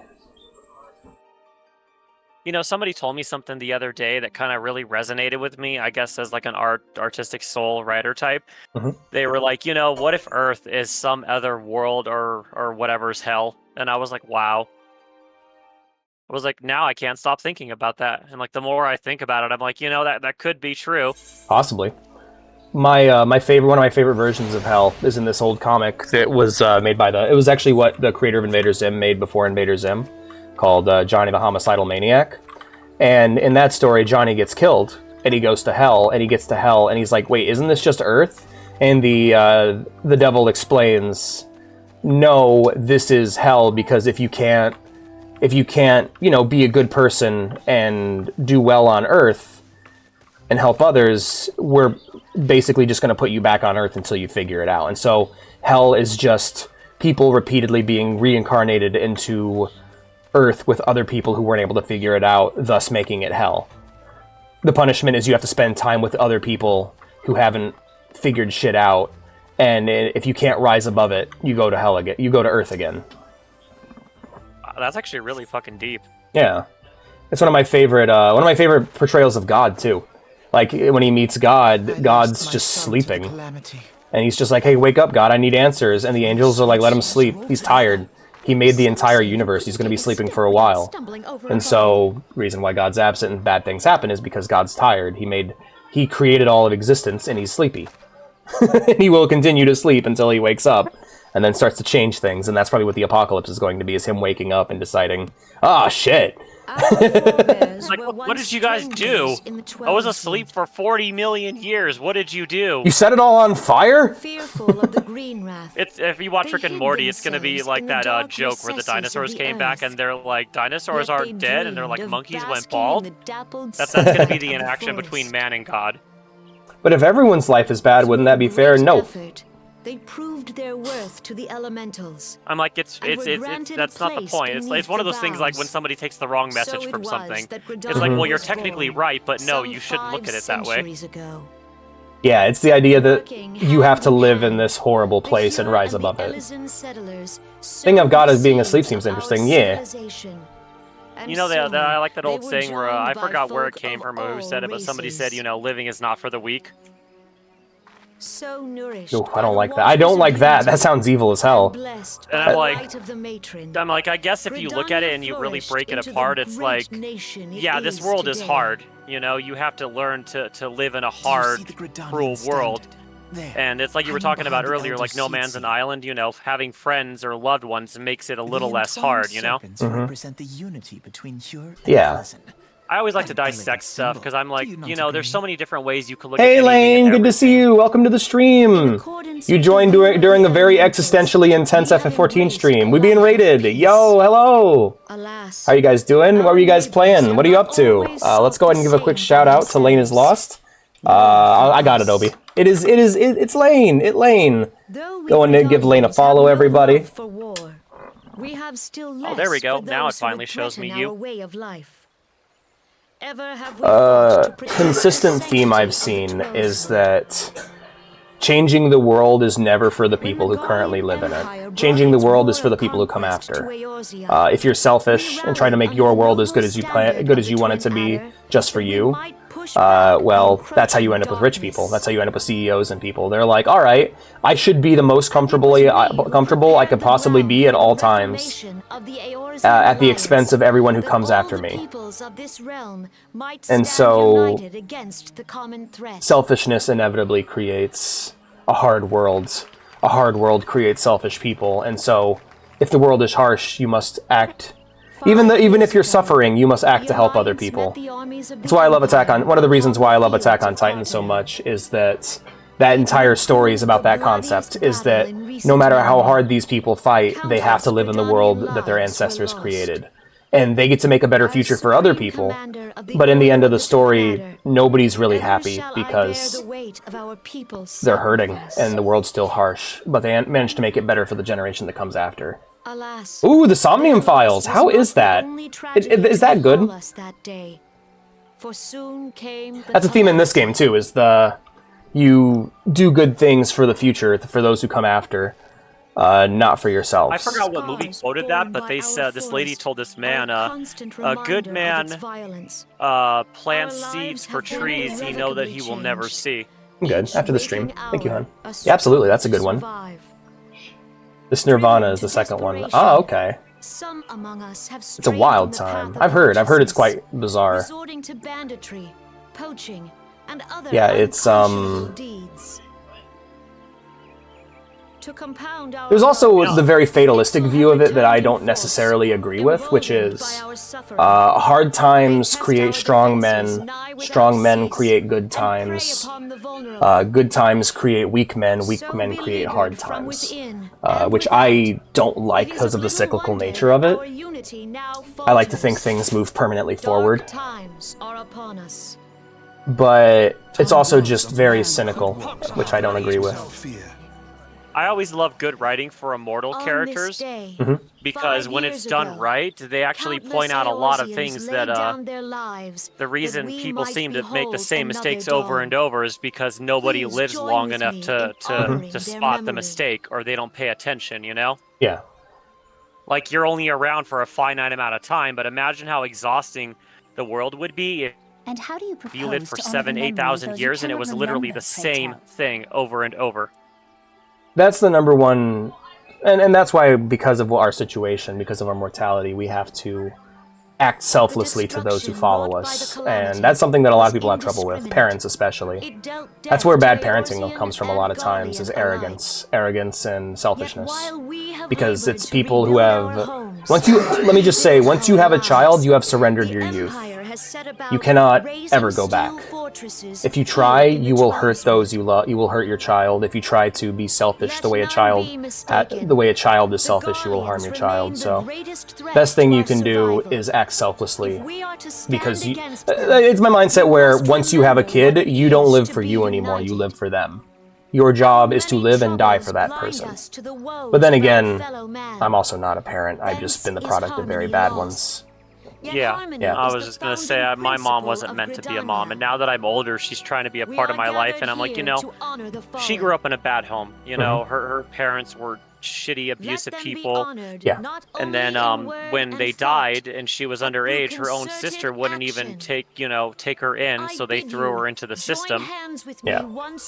And I'm not saying that's an excuse or that gives her a free pass for what she did, but like, I used to hate her so much, and now that I'm older, I let go of that hatred, and I'm like, I understand you. I'll talk to you if you want to. If you want to go out to lunch or dinner sometime, that's great, but like, she keeps trying to be a part of my life, and it takes everything for me to not tell her to her face. I'm like, you don't get that right anymore. You failed. I'm like, yeah. I don't care the few good things you did for me when I was a kid.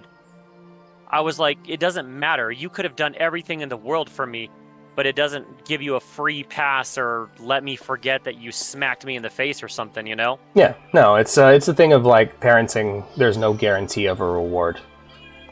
If you're good, you might get lucky. If you're bad, you might get lucky. There's like, yeah, it's a very interesting thing because it's something we are compelled to do, evolutionarily speaking.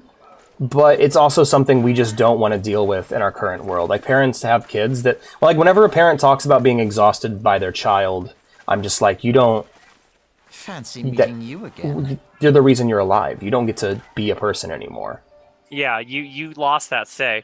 The moment you created another... The moment you brought pain to a person by making them exist, you will be... I think that's a grave sin, and you will be paying that sin back for the rest of your life. And that's cruel, I know, but the alternative is far worse. I don't know. It's a whole thing. When I become a parent, I'll probably have a very different opinion. It's funny, too, because one of my cousins was like, oh, she's your mom. She brought you into this world. And I got so pissed off when she told me that I told her to mind her own fucking business. I said, 2, I didn't ask to be born. Yeah. Nobody asked me if You forced me into this world. I was like, I was brought here kicking and screaming, and I'm just making the best of what I got. And I'm deciding to deal with who I want and who I don't want. Mm-hmm.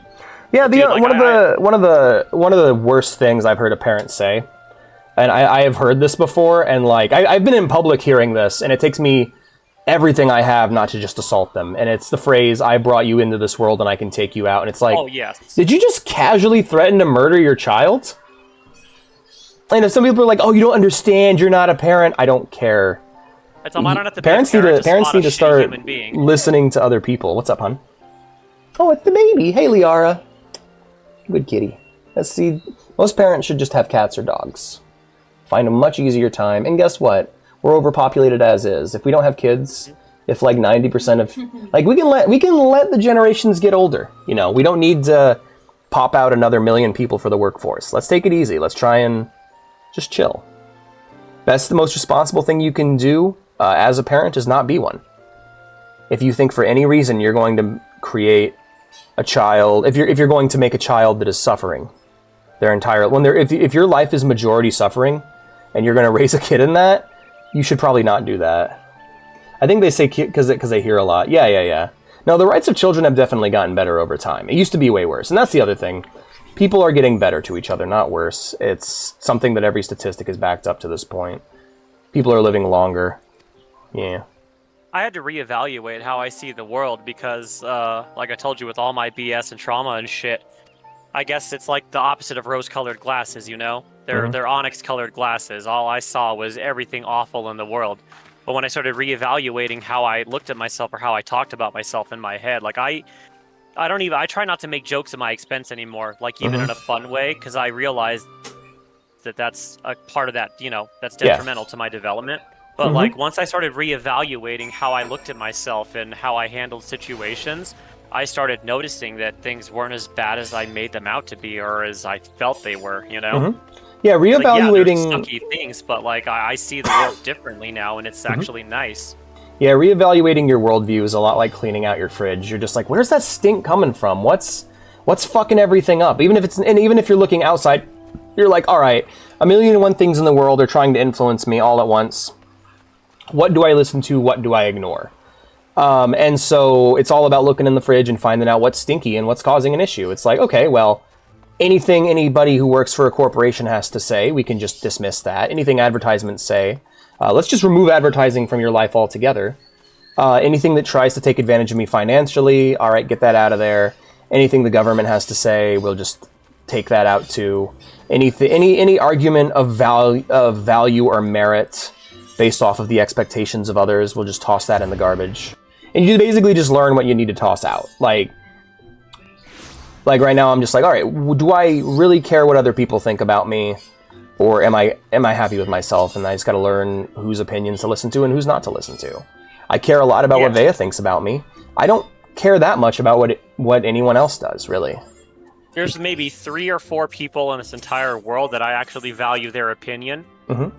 And like, it's also like when I told you I enjoy listening to you, and that I tell people, if you hear me say that I appreciate hearing from you or taking your advice, I don't really take a lot of people's advice to heart. I usually gauge somebody, and if they seem like they're honest or decent or true in what they say, I will take something they say to heart because, you know.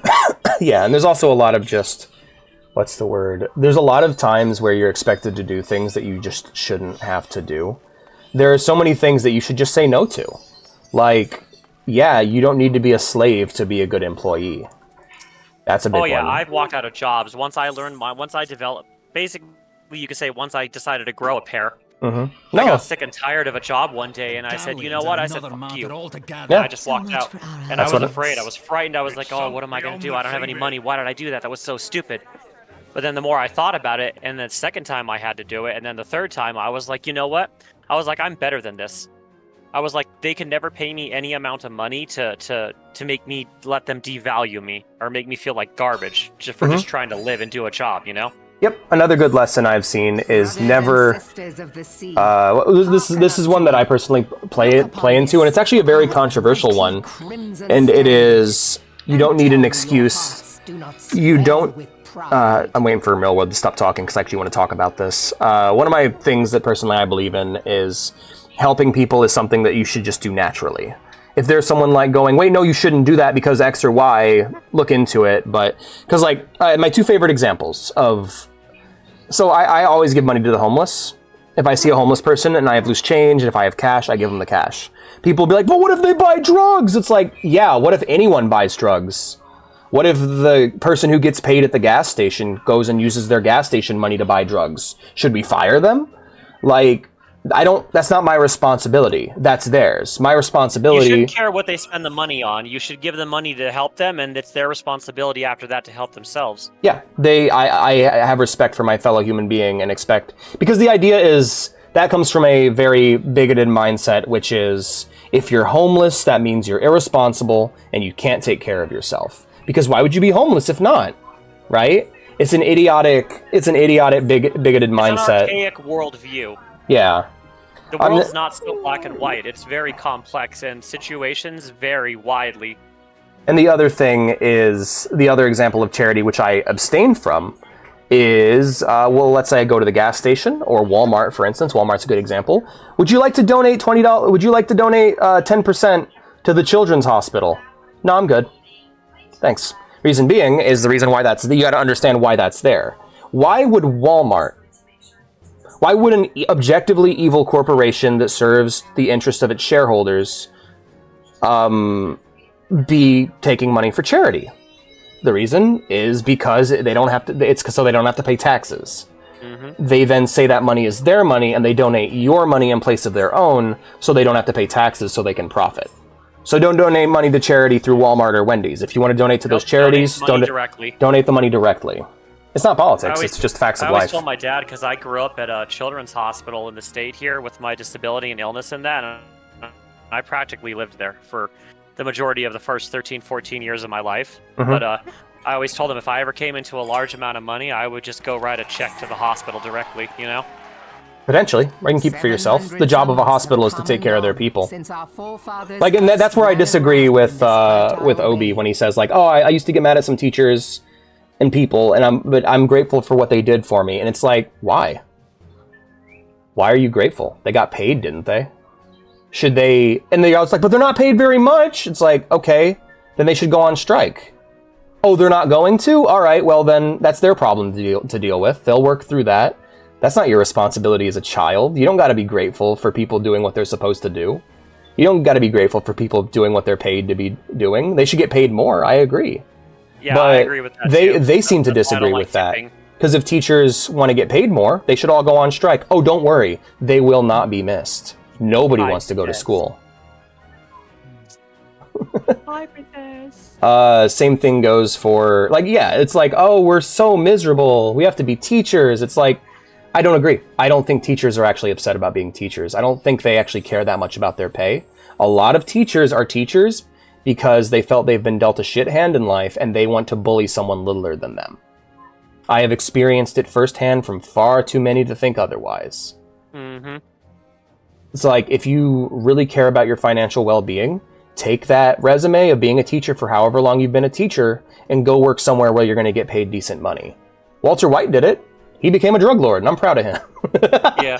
But no, it's like, you can't... There's so many people who are like, help us. And my answer is, my question is always like, do you need it? Do you actually need help? Help those who need it, not teachers. I know people will disagree and think I'm heartless for that, but sorry, I've been on the receiving end of too much verbal abuse from a teacher to offer them my sympathy. When I was a kid, just because I was physically disabled, teachers thought I was mentally incompetent. Mm-hmm.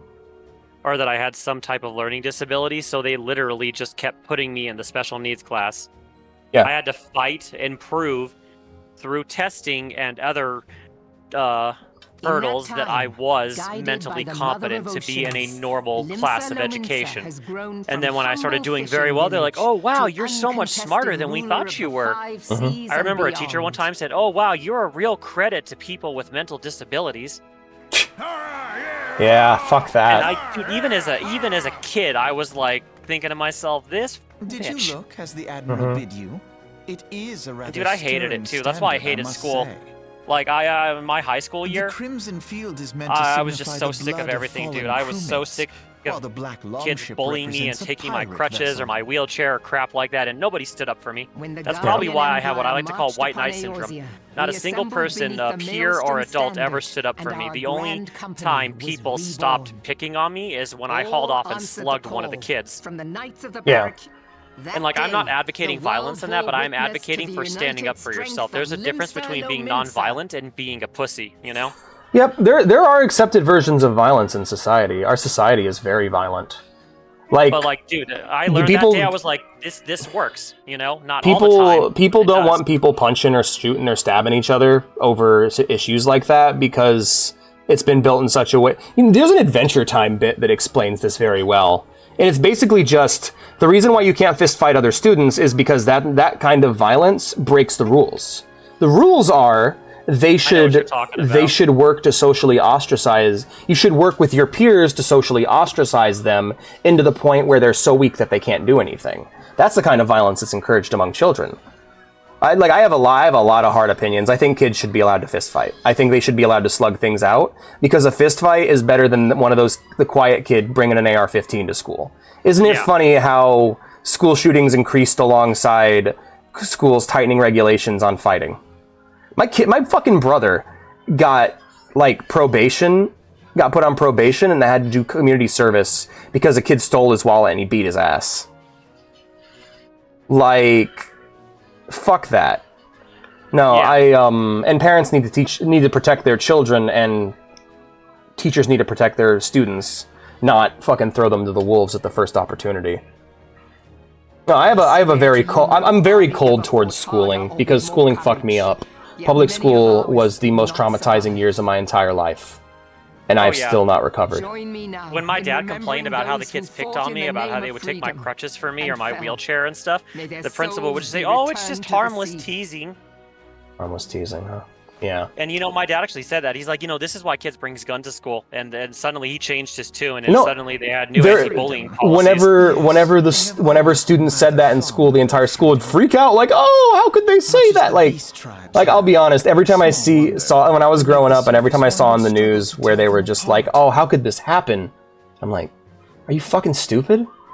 Like, anyone who goes to school knows exactly how and why this shit happens. And then they make the victim out like they're the monster. Yeah. Not sometimes they are. Because like sometimes you just end up with like the Columbine kids where they're like satanic and shit. But yeah, and I don't mean like they were Satan worshippers. I mean they were actually evil. Yeah, they were just demons. Spirit. Did we not build all And this from the wreck it of bugs the me too, Palladian because all sometimes I those feel like I'm the centuries only ago? smart person Shall in the we world. not Like do everyone else is so literally again? just stupid. Like they actually can't help it, or they can't Yet see or there are understand the those who would patterns. see Oof. this ship of ours That's sink unfortunate. beneath the waves of the Because it's restless like, Rotano. how can you say how did this happen? You should know how this happened. You were there. You saw it happen. You know. Just talking over Merle Webb about like shit. Yeah, I personally there's so much unnecessary violence towards people, but it's not that. It's like, all right, kid who barely got an education and has no money, grind for the rest of your life as a wage slave until you can maybe get up. Or, I don't know, if you're somebody who does drugs that you're not allowed to do because medication's so expensive, a police officer might just shoot and kill you. Because that violence is okay, because that's the state doing it. Remember, justice, if carried out by the hands of people, is revenge, and revenge is bad. Justice, if carried out by the state, is justice, and justice is good. It's I hate it personally, and 100%, I am with you on that. I will die on that hill. Yeah. There is but one course left to us. There are genuinely people in power, though, who want the best for others, and we can't forget those people, because they're our ticket to the top.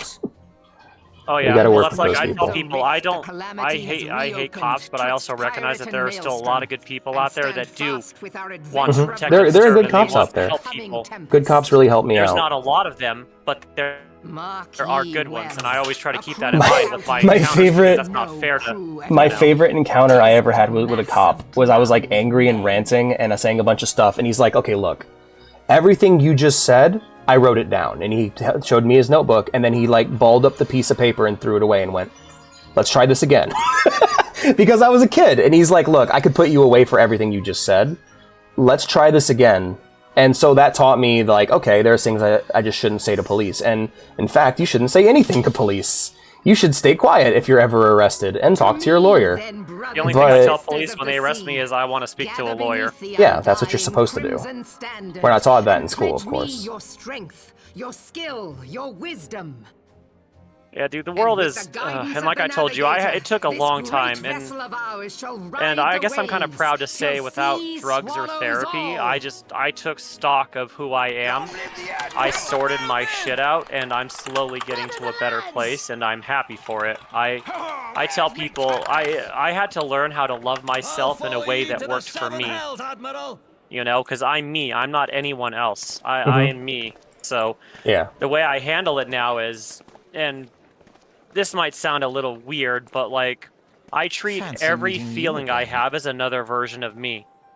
I don't ignore my depression and things like that. I give my depressed Wake me up when my lawyer gets here. more love than the rest of me's that don't need it, you know? No? Yeah, also... Like, I listen to depressed me just like I listen to angry me or happy me, because that is all of me, and I shouldn't be ashamed of any part of me. I should love all of me equally, you know? Yeah, I should... for me, it's like, alright, I'm saying this, but what do I actually mean by it? I don't trust myself on a surface level. Like, if depressed Alex is like, oh, this person made me so mad I want to kill him, and it's like, okay, let's take it down a notch. Let's, yeah, I'll talk to myself. Let's talk myself down and be like, okay. Feel like this? Yeah, talking to yourself like deal? that can be a good thing. One of the other things I've been doing is trying to become aware of my manic depressive cycles. So when I'm like depressed, I'm like, So when I'm manic, I'm like, oh, I'm going to do this, I'm going to do that, I'm going to do that. And it's like, okay, well, can depressed Alex handle that? Because he's going to be around here in about a week. Is he going to be able to deal with running 3 D&D campaigns at once for different groups of people at different locations physically? No, I don't think he will. So let's tone it down to 1 and maybe make it online only, you know? And so just being aware that you're going to be in that depressive state in the future goes a long way. Like, oh, I'm going to clean every day now. It's like, all right, well, depressive Alex can't clean every day. Thank you, baby. I appreciate it. Depressed Alex isn't going to be able to clean every day. So let's clean for now, but when he can't, let Vea know. Maybe she can, you know, step in and take care of things, you know? It's funny you mentioned the D&D example, because a friend that I have, he's one of the few people I actually take his advice to heart, because he's very honest, even if it comes off as abrasive. Mm-hmm. He always prefaces like saying, I'm not trying to be offensive, I'm not trying to tell you what to do to how to live your life, but I think you would really benefit from doing this. And I was telling him how, I mean, God, now it's probably almost 30-some hours that I haven't slept, but he was like, dude, you're sick, you haven't slept. He's like, don't stress about your D&D thing, just put it off. He's like, yeah, it sucks that you put it off a second week in a row, but, you know, he's like, it happens. Don't beat yourself up. And the people that stick with you regardless are the ones you want. Yeah, and he's like, he said that too, and he's also like, you know, and if weekly is too much of a thing for you, especially since our games, we have so much fun. Our first campaign ran into 11 hours, you know, because everyone was just free and we had Absolutely. fun. The other, so he's like, just do it bi-weekly. Yeah, that's what I switched to. Weekly was too much for me, so I swapped it. My other thing is, I guess, as advice to people is embrace personal actions that are comfortable to you, that make you happy, that also filter out undesirables. So, for instance, I talk openly about I don't openly talk about sex, but I openly talk about the fact that I'm bisexual. I'll just mention that I'm into guys and gals, and whoever doesn't like that, you're getting filtered. Like, if that's a problem for you, then I don't want you around, you know? Different things like that you can do that naturally filter out undesirable people in your life. Because you don't need to be friends with everyone. Like, some people have that mindset, and I strongly disagree with it. You can't be friends with everyone. You can't make everyone happy. If you try I had to learn that lesson the hard way. If you try to please everyone, you're just going to end up with sore wrists and a dry face. But yeah, you just don't need to do that. So embrace things that make you happy that also filter out undesirable. Like, okay, who is this upsetting? Racists? Okay, cool. Good. I don't want them around. Is my shilling upsetting people that aren't, like, is my constant self-promo upsetting people that hate small streamers and want them to just shut up? Okay, good. I don't want them around.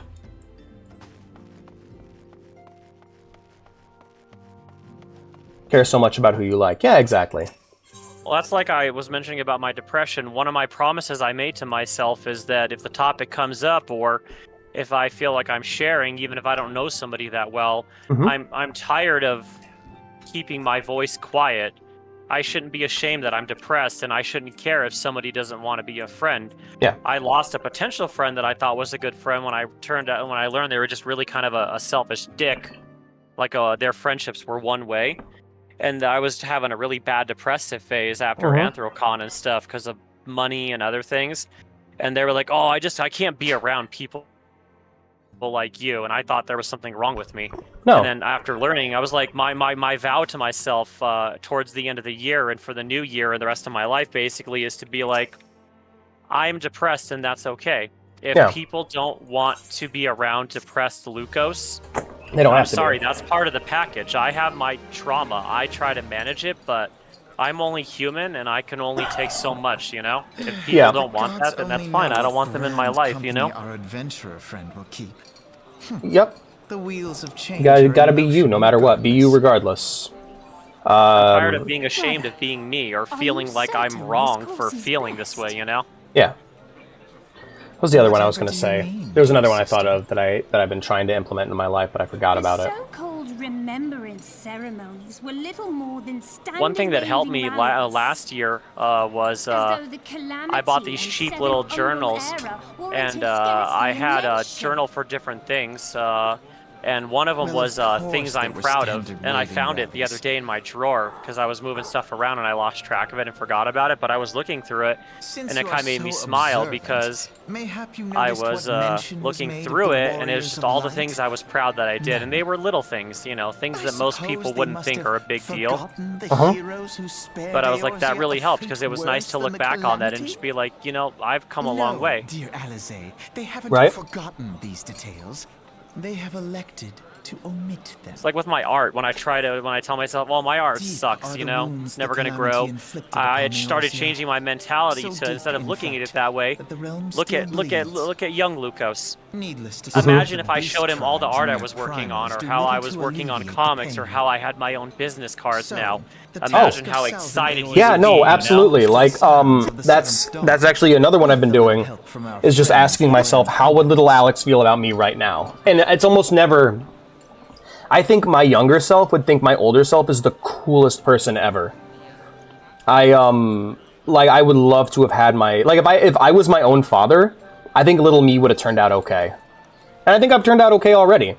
Because, like... Yeah, that's what I tell myself, too. I said, you know, despite all my damage, I apply that, I don't know if it's like a Chinese or Japanese, it's an Eastern philosophy where they'll take, like, broken bowls and they fix them with gold and that, you know?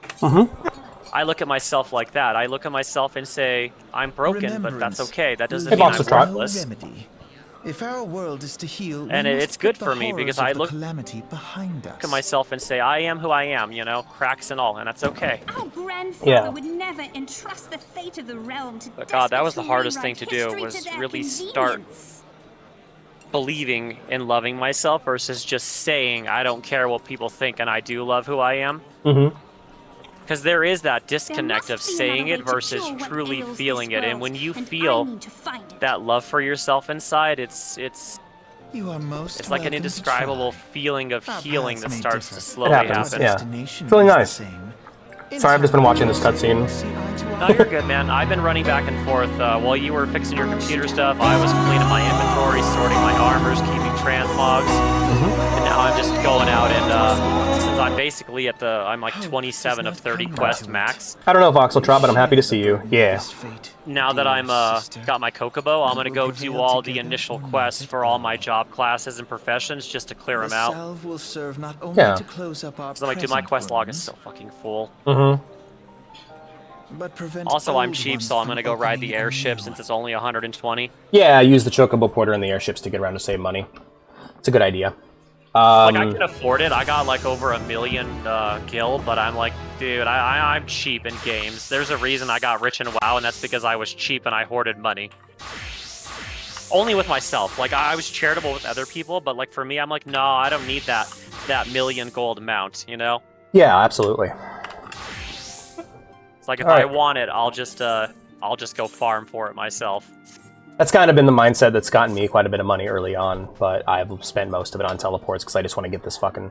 I want to get to the point where I have my Chocobo and my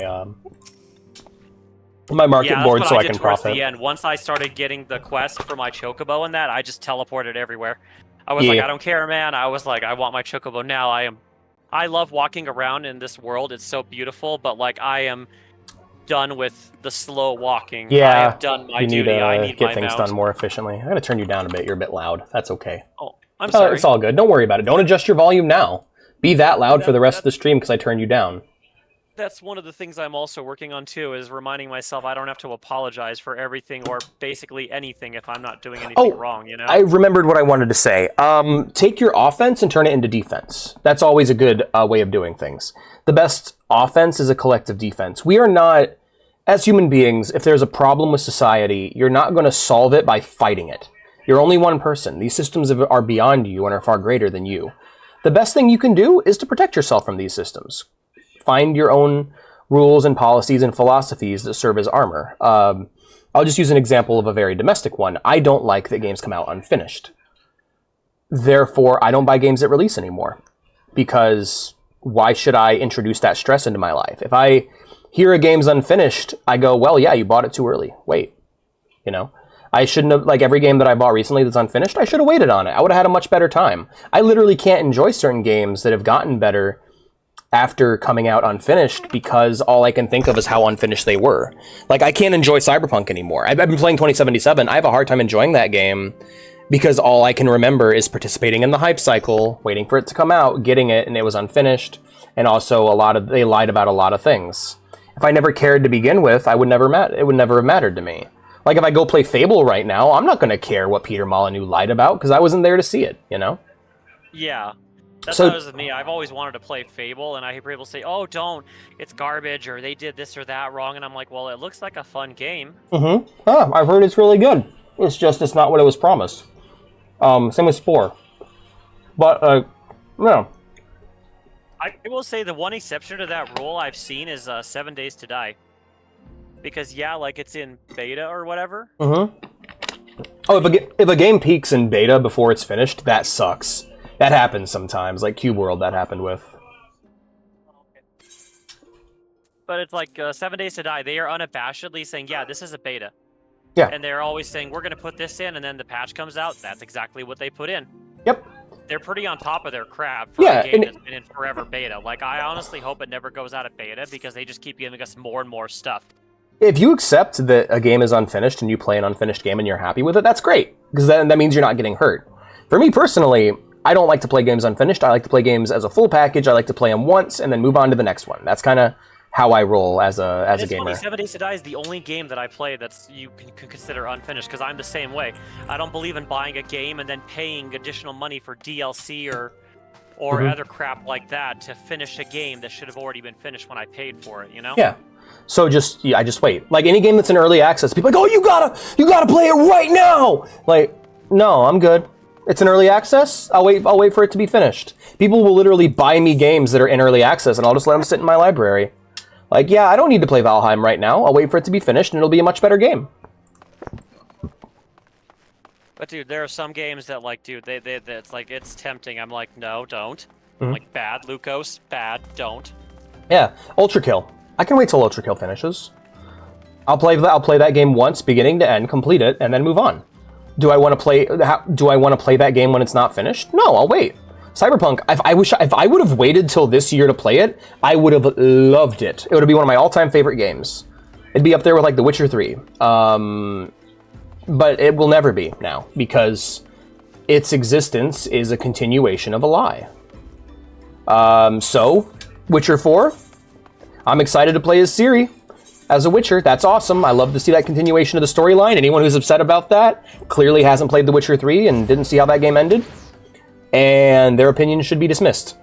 But I'm not going to buy it at launch. I'll buy The Witcher 4 when the next... I'll buy The Witcher 4 when the next CD Projekt game gets announced. I'll buy it when The Witcher 5 or Cyberpunk 2, whatever they want to call it, 2099 or whatever. When they announce that, that's when I'll buy The Witcher 4. Because at that point, the modding community would have built things up, the game will be finished. I don't gotta wait, you know? Like, remember Game of the Year editions, how awesome they are? It's just... You could buy New Vegas at launch, or you could wait for the Ultimate Edition, which has 4 of the best DLCs I've ever experienced in any game, you know? Like, Call of Pripyat, good example, yeah. Batman Arkham City was a good one as well. Just wait. Just be patient. You know why? Because most of y'all aren't playing old games, and there's a lot of old games you guys need to play. Y'all are missing out. Dang it. Trying really hard to grab something from my drawer without getting out of my chair. You do, Obi, and I'm so proud of you. You guys are the cool people. Be right back.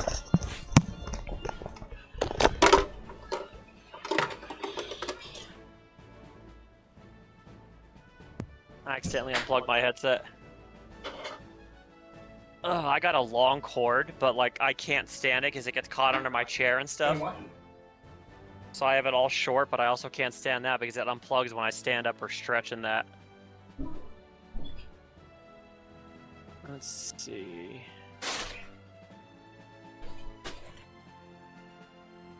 Yep.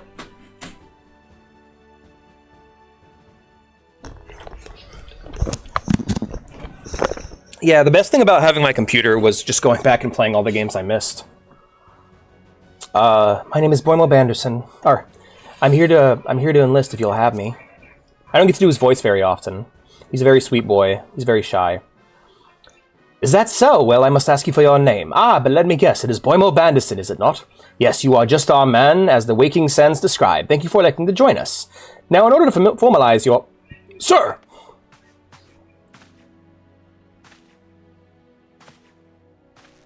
Speak private. Imperial, sir, they fired on the Highwind Airways ship, Skyway airship. Scout says she's coming down on the west, near Horizon's edge. Bloody hells, of all the time for this to happen. Boimo, there's no time for formalities. The immortal flames need your help. Now! We are in the midst of a large-scale operation against the Amalja, and we have no one to spare in Western Thanalan. You must get to that ship before the Garleans do. Yeah, sure thing. Let's do it. I feel that casually. Yeah, Alvino's a bit insufferable in the in Realm Reborn.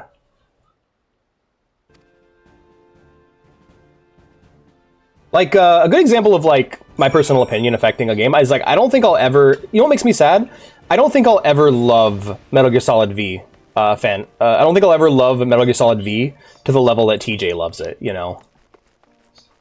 Hey, don't follow games developments before they come out. Don't watch E3 trailers. Don't watch trailers at all. If you know you're going to buy a game, eventually, you don't need to watch trailers for it, because those are just spoilers. Oh yeah, same. Like Monster Hunter. Mm-hmm. That's the one thing I love about Nintendo is they have never, ever... Well, Capcom, I guess. Whatever, you know. They've never done a Monster Hunter game wrong. Ever since I started playing in the original PSP, the first one ever that was online, they just get better. They listen to their player base. They give people what they want, even if it's something stupid. They give it to you. I would like a... And the games get better. I would like an Estus flask in Monster Hunter so I don't gotta fucking interact with the crafting system.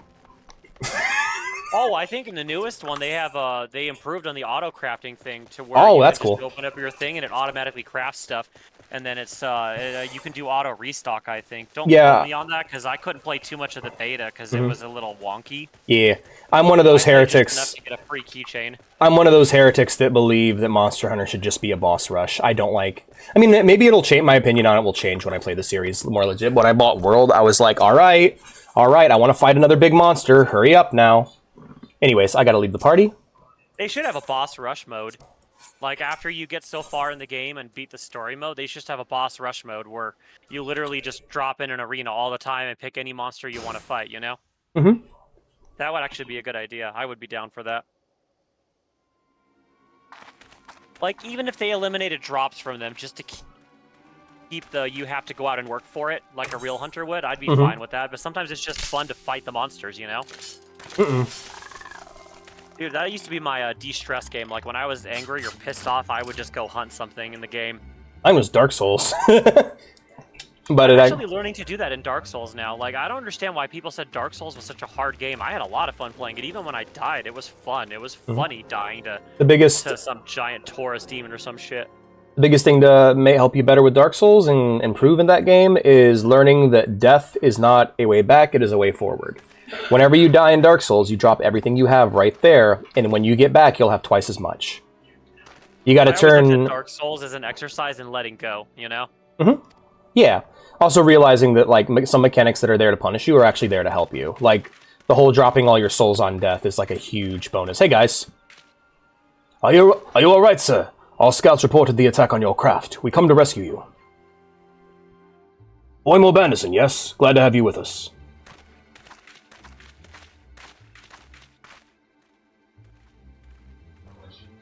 Garla molding.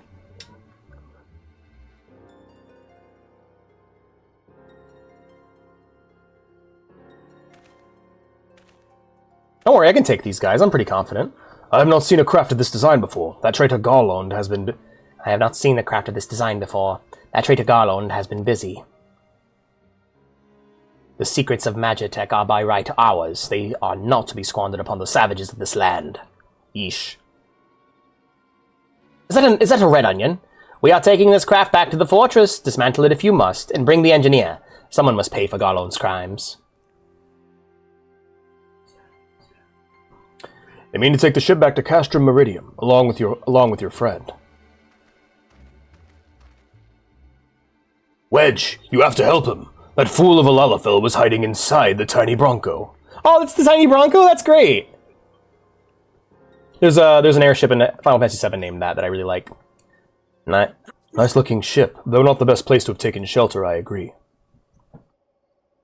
It's the first airship we built since the Calamity. The first since Master Garlon, well, since he went missing. After years of work, she was finally ready for her first test flight. And she was soaring. She really was. Till those bastards blasted her out of the sky. Damn, how many swords you got? 3? We attack on my command. Kill them quickly, and save the Lalafell if possible. Bro's cosplaying as Roronoa Zoro. Is that clear, Boymo? Alright, I get to do lots of punching. Show them what becomes of those who play with fire. Charge! Yeah! I will say I initially thought Zoro's character was stupid, but like his character grew on me. Yeah. He was my favorite as a kid. I don't think I had a favorite character in One Piece as a kid. I just... actually, no, that's a lie. My favorite character was Nami. Hell yeah, she's great. I mean, she's such a complex person. Mm-hmm. And like, dude, the more you learn about her, especially with Arlong and stuff like that, I'm like, wow, man. Now my favorite's... I kind of resonated on some levels with her. now my favorite's Usopp. Oh yeah, dude, Usopp has such a grow-up. Mm-hmm. I liked him in the first episode. I liked that he wasn't, like, super confident and was, like, kind of a coward. I like characters with complexity like that, or that are kind of grimy. They have flaws that are relatable, you know? Yeah. That's kind of why I like JoJo so much, is that every character is that.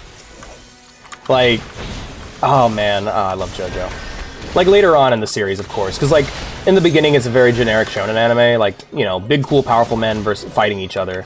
But by the end, it's like normal people with maybe one thing they can do, fighting world-ending threats with just their wits. Yeah. Oh, you're alone. I think I killed all your guys. Where's that bloody vanguard? We need it now. That bloody vanguard, we need it now. That's the voice you should have. We're gonna go fight the other ones, the fun detours. The Imperial Decepticons. Oh shit, that's a mech. Alright, this ought to be interesting. Alright, we're gonna go after the Thaumaturs first, because you can do big AoEs. Alright, well, you're not... Oh, wait, you're not an enemy. You're a friend. I'm stupid. There we go, hit the fun detour. That's why Vegeta is one of my favorite characters in Dragon Ball Z. Mm-hmm.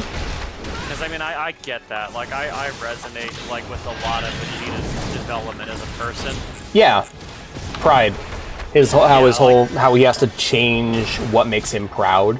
He has to learn to be proud about his new life, you know? I think I'm gonna go after the Decurion first. He seems quicker. He seems like quicker to kill. It's funny too, because like I told you, my D&D character is basically just me, unabashed, you know? Mm-hmm. In a fantasy setting, and one of his flaws is my pride will probably be my downfall. Yep. And I'm like, yeah, that's me to a T, and that's why I love Vegeta, especially towards the end of DBZ and Super. Yeah, when he really does conquer his demons, truly, instead of just forgetting about them. Seeing a guy who's like, I'm gonna leave my family and make a deal with the devil because I feel like I'm less of a man. Seeing a guy go from that to I am willing to dance on a stage for bingo so that I can protect my family. Like, seeing him go from like that to going from, you know, ex-space Nazi to super dad, or space Spartan actually, not Nazi so much. Saiyans are more like, Frieza's the Nazi, the Saiyans themselves are closer to Spartans. They're just you can't say hired muscle, but they're hired muscle in his point, in Frieza's point of view. Yeah. But I mean, I do love him because he at first he thought pride was a hindrance to him, and then he learned that he just had to be proud of different things. Be proud of things that are worth being prideful for. Like when he and dude, this is why I love DBZ Abridged too, because they paid such good homage to when he sacrifices himself against Boo. Like, even though they make fun of the show largely, they no, they know what the good parts are. That's one of the things I've always like, how they change, how they improve. Argue the abridged version is even better, you know. Or like how they improved upon. I heard they've really improved upon like Krillin's and 18's romance. Oh yeah. They have that special kind of toxic relationship where they're not toxic to each other, but they're toxic to their friends in stupid ways. Like how they named their daughter after Krillin's ex-girlfriend, and then they just pretend not to know about it. Oh God. And then Krillin's like, see, I told you it'd be funnier if we pretended we didn't know. And she's like, yeah, you were right. But I mean, Abridged Vegeta, the way he says that line, he's like, Bulma, Trunks, I do this for you. And then he's like, and even you, best buddy. I was like, damn. That's good. And then when Krillin's like, Vegeta, no, and he's like, Vegeta, yes! I'm like, yes, go, Vegeta. It's not gonna work, but you go, man. I remember there's this reviewer I really like on YouTube named Clemps. He uses kind of, I don't know how to describe him other than he's slimy, British, and very gay. And one of the videos he was talking about, like, he's like, the twist in this game reminded me of the time my mother revealed to me that Santa Claus and Vegeta aren't real. And like the idea is that to a child, Vegeta is up there with Santa Claus is just like perfect. Where am I going? Easy Abridged is, and it's funny, but they teach you a lot of important lessons without you realizing it. Because Krillin got lucky. In such a stupid way. No, I just think that Android 18 is really into short bald guys. She's like Peach Saliva or Paige from Pat Stares At, or yeah, it's a streamer I like.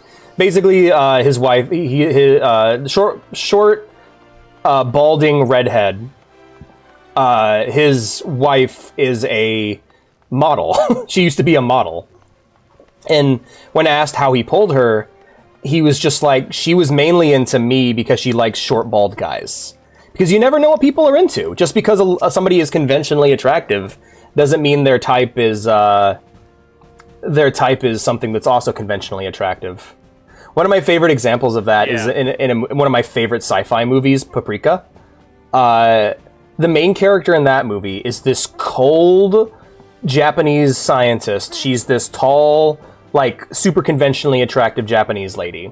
And there's this guy she works with who is like a 600-pound man who is like a man-child. And he's voiced by Yuri Lowenthal, Yosuke's voice actor from Persona, or Sasuke's voice actor from Naruto, if you know him. But basically, he's just a giant, he's like a big baby, you know?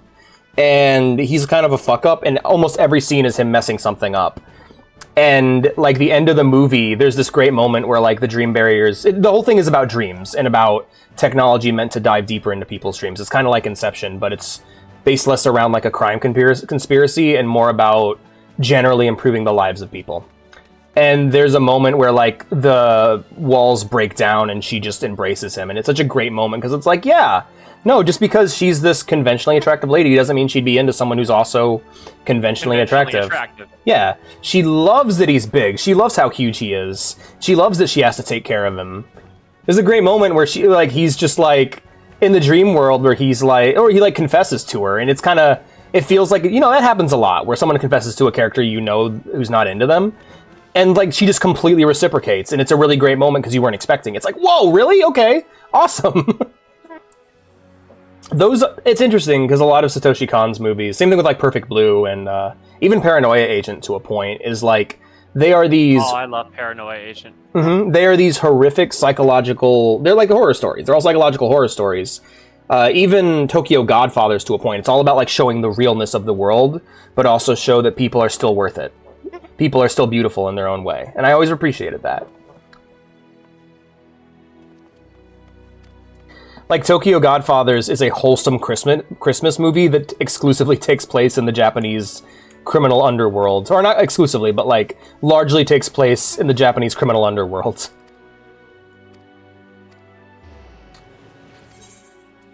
There's so much good, underrated anime stories out there that it saddens me that people haven't seen.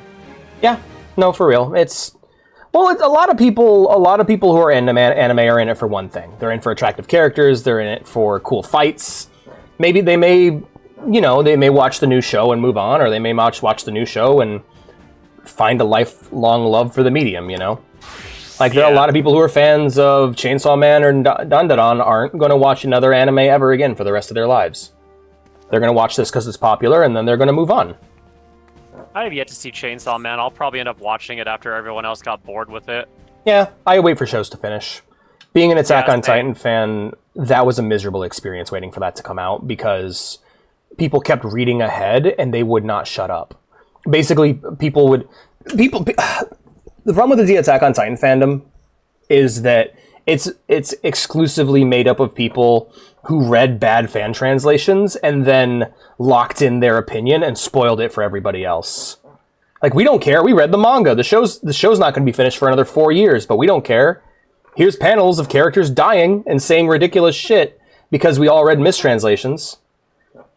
And then years later, I sat down with my girlfriend and watched the entire thing fully translated officially, and it was amazing. One of the best shows I've ever seen. People are sleeping on it. Everyone's in a hurry to get to the end, yeah. No, just wait on media to finish and then go play it. Don't worry about what's current or what's popular. Just do what's good for you.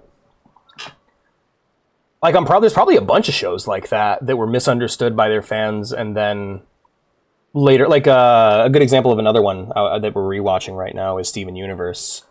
Steven Universe was completely misunderstood by its fan base, and they projected their own meaning upon the show, and when the show did not have that same meaning, then they got really upset and accused the show of like being bigoted and stuff, and it's like, it's not.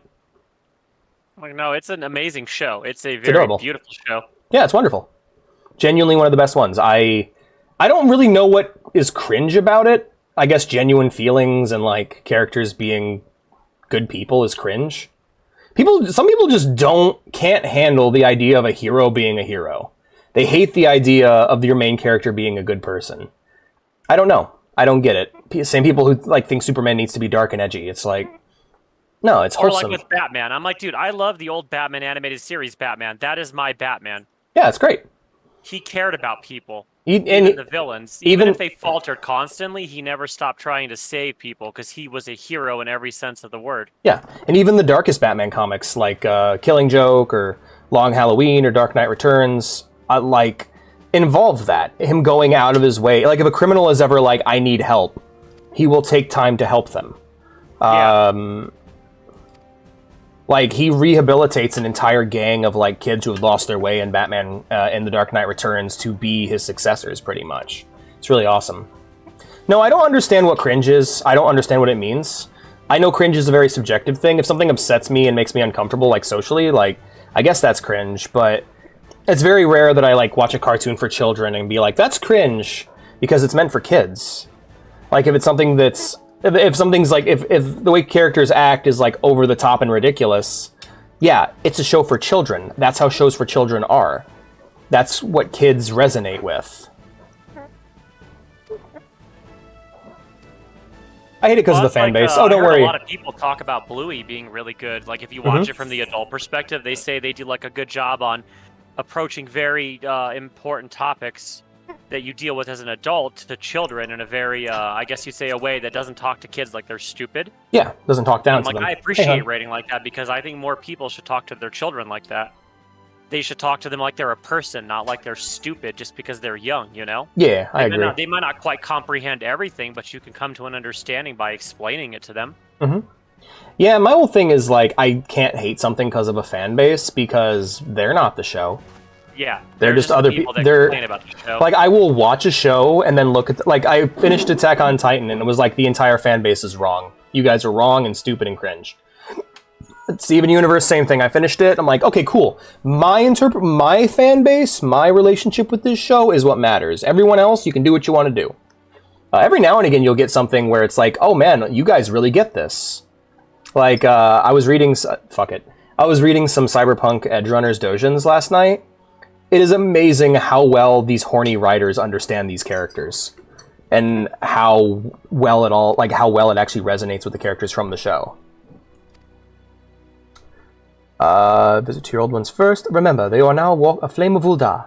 You are no less a Zion. Pray return to the waking sands at your earliest convenience. There are some friends here whom I would very much like you to meet. We shall be waiting. Like how Lalo talks to Hector like a person, not a baby. Oh no, you should talk to Lalo like he's a you should talk to Hector like a piece of shit, because that's what he is, but yeah. I think that's one reason I grew up so mature at such a young age, because when I had to get surgeries or other stuff in the hospital, my dad and the doctors would ask me what I wanted, or they would talk to me like I was a person. They didn't treat me like I was incompetent. Yeah. and I think that was really good for me. You know, it's probably why I'm able to handle all my shit as well as I do, is because I was treated like a person. Even if it was only by 1 or 2 people, I was treated like a person, you know? Hey, I made it into the Immortal Flames. Look at that. Let's go ahead and talk to Swift and get my Chocobo. Swift believes you should get yourself a Chocobo. Chocobo whistle. Private Bandison, yes. Moment of your time, if you please. Hold on. Grand Company. Grand Companies pay their members not in guild, but in company seals. You can confirm how many seals are currently in your possession under currency in the main menu. Seals can be earned by completing various company missions. A Grand Company quartermaster stationed at each Grand Company headquarters will exchange items for company seals. Company seals are only redeemable at the Grand Company that issued them. Alright. And then supply and provisioning missions. The Grand Companies of Eorzea are in constant need of supplies and provisions to maintain their daily operations. Adventurers can earn experience points and company seals by crafting or gathering the items required and delivering them. Speak to a Grand Company personnel officer or one of the many officers stationed throughout the realm to complete the delivery. Each item sought change every day Earth time and can be confirmed by selecting timers located under duty in the main menu. Excellent. You wish to carry out your duties swiftly, do you not? Well then, perhaps you should get yourself a Chocobo. If you're interested, the Immortal Flames will furnish you with one. It's not a complex process, but it does require some paperwork. First, speak with the Quartermaster to obtain a Flame Chocobo issuance. You'll need to exchange company seals in order to do so. Once you've received your issuance, show it to Mimigun by Gate of Nald, and he'll be the one to furnish you with a bird. Alrighty, present a Flame Chocobo issuance to Mimigun. Let's go and get one. Gotta talk to the Flame Personnel Officer. Mana Frey, my friends, how are we doing? Quick shoutouts to Mana Frey for the raid. Thank you so much. Go ahead and give Mana a follow, everyone. I appreciate it. If you would, Jazz Lorenko, great to see you. What were you guys playing?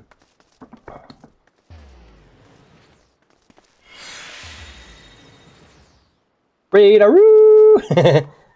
Apply for a promotion. I don't want a promotion. I want something else. Where's the Quartermaster? There you are, little fella. Wait, who do I got to talk to? Present a flame issuance to Mimigun. Do I have it yet? No, I don't. You must okay. Exchanging company seals for the Flame Quartermaster. Wait, huh? Okay, Quartermaster. Oh, you don't have the seals yet. You have to go. That's the place I was telling you. You got to go to that PvP area, the Wolves Den. Turn in the quest, and they'll give you like 1,000 or 2,000 company seals. Then you can come back and buy the Chocobo ticket and then turn it in. All right, can you give me a location on where that is? Or yeah. Actually, if you I'm trying to see your quest log. It's the pull up your quests and look at your quest list and find the one that gives you the flame seals as a reward, and then just click on the map. Because you have to take a boat to get to the Wolves Den, but I'm bad at navigating the world map on here. What if I didn't take that quest? They should have given it to you. Oh, for Coin and Country. Yeah. Yeah, there you go. That's the one. I was going to say, they should have just given it to you if you were talking to them at the counter. It was right there. Okay. Yeah, I will and then you have to go to the Waking Sands. Yep. Yeah, and then you'll take a boat to there, and then you'll turn in the quest, and you can pick up and turn in a couple other quick ones there if you want. Ooh. But basically, it's just he tells you what PvP is, and then he gives you the reward, and then you can go back and go to the flame currency guy. Okay. Buy your. It's been so long since I've done this, I don't even remember. Yeah, I'm bad at explaining that stuff. I'm sorry. It's all good. Romancing Saga 2. Hell yeah. How is that? Boss murdered you at the end, doing well. That's good to hear. Glad to hear the game's a challenge. That's really rad. Well, it's been a very social stream. Very fun one, though. Today's world, so that's a win. Yeah, so my rule of thumb when it comes to MMOs, and I play them on stream, is that social interaction and roleplay is the priority over progress. It's more just about hanging out and having a good time. Because these are games that have content for days. They don't lack in content, so you might get yourself burnt out. Hello. Welcome back, Boymo. Lady Minfilia awaits you within. Thank you, lady. How many company seals do I need? Welcome back. It seems you wasted no time putting your skills to work. How do I know? Why, the crewman's officer called to regale me with the tale of your heroics. The pride in his voice was palpable. We Scions are truly fortunate to have you with us, Boymo. I'm glad you're liking it. Hell yeah. Now, when we last spoke, I'd said that I wanted you to meet some friends, did I not? Well, I neglected to mention that you have already met. Tataru, please show them in. Ta-da-doo. Ta-da-doo, ta-da-doo. Oh. Fish sandwich. This way, sirs. Hey, Biggs and Wedge. Oh, wait. We don't know their names yet. Oh, yeah, we do. 1 minute. I'm chewing. But I don't think I've properly introduced ourselves. I'm Biggs. And I'm... God's man, spit it out, will you? Wedge, at your service! I am pleased to say that Biggs and Wedge will be staying with us for a while. Magitech-driven contraception? Really, Alex? Magitech-driven contraptions such as airships grow ever more vital to the city-states of Eorzea. As a neutral party, it was judged that we Scions should serve as the keepers of this technology. Of course, for this we needed the knowledge of the experts, and so we requested the assistance of Garland Ironworks, who very kindly sent us two of their finest engineers. Our happy family continues to grow. On behalf of the Scions, I bid you welcome to the Waking Sands. Hell yeah! It's a big party. 1, 2, 3, 4, 5, yeah. Like every soul here, I love Eorzea, and I count myself blessed to have been given this chance to stand with you all and fight for the future of the realm. Never have I known such fulfillment, such happiness. Hell yeah. This bonus XP is no joke. I'm literally just... I slayed 2 lambs as a marauder, and I'm already level 4. Hell yeah.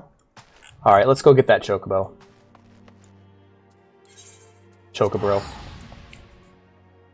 I don't remember what I named mine.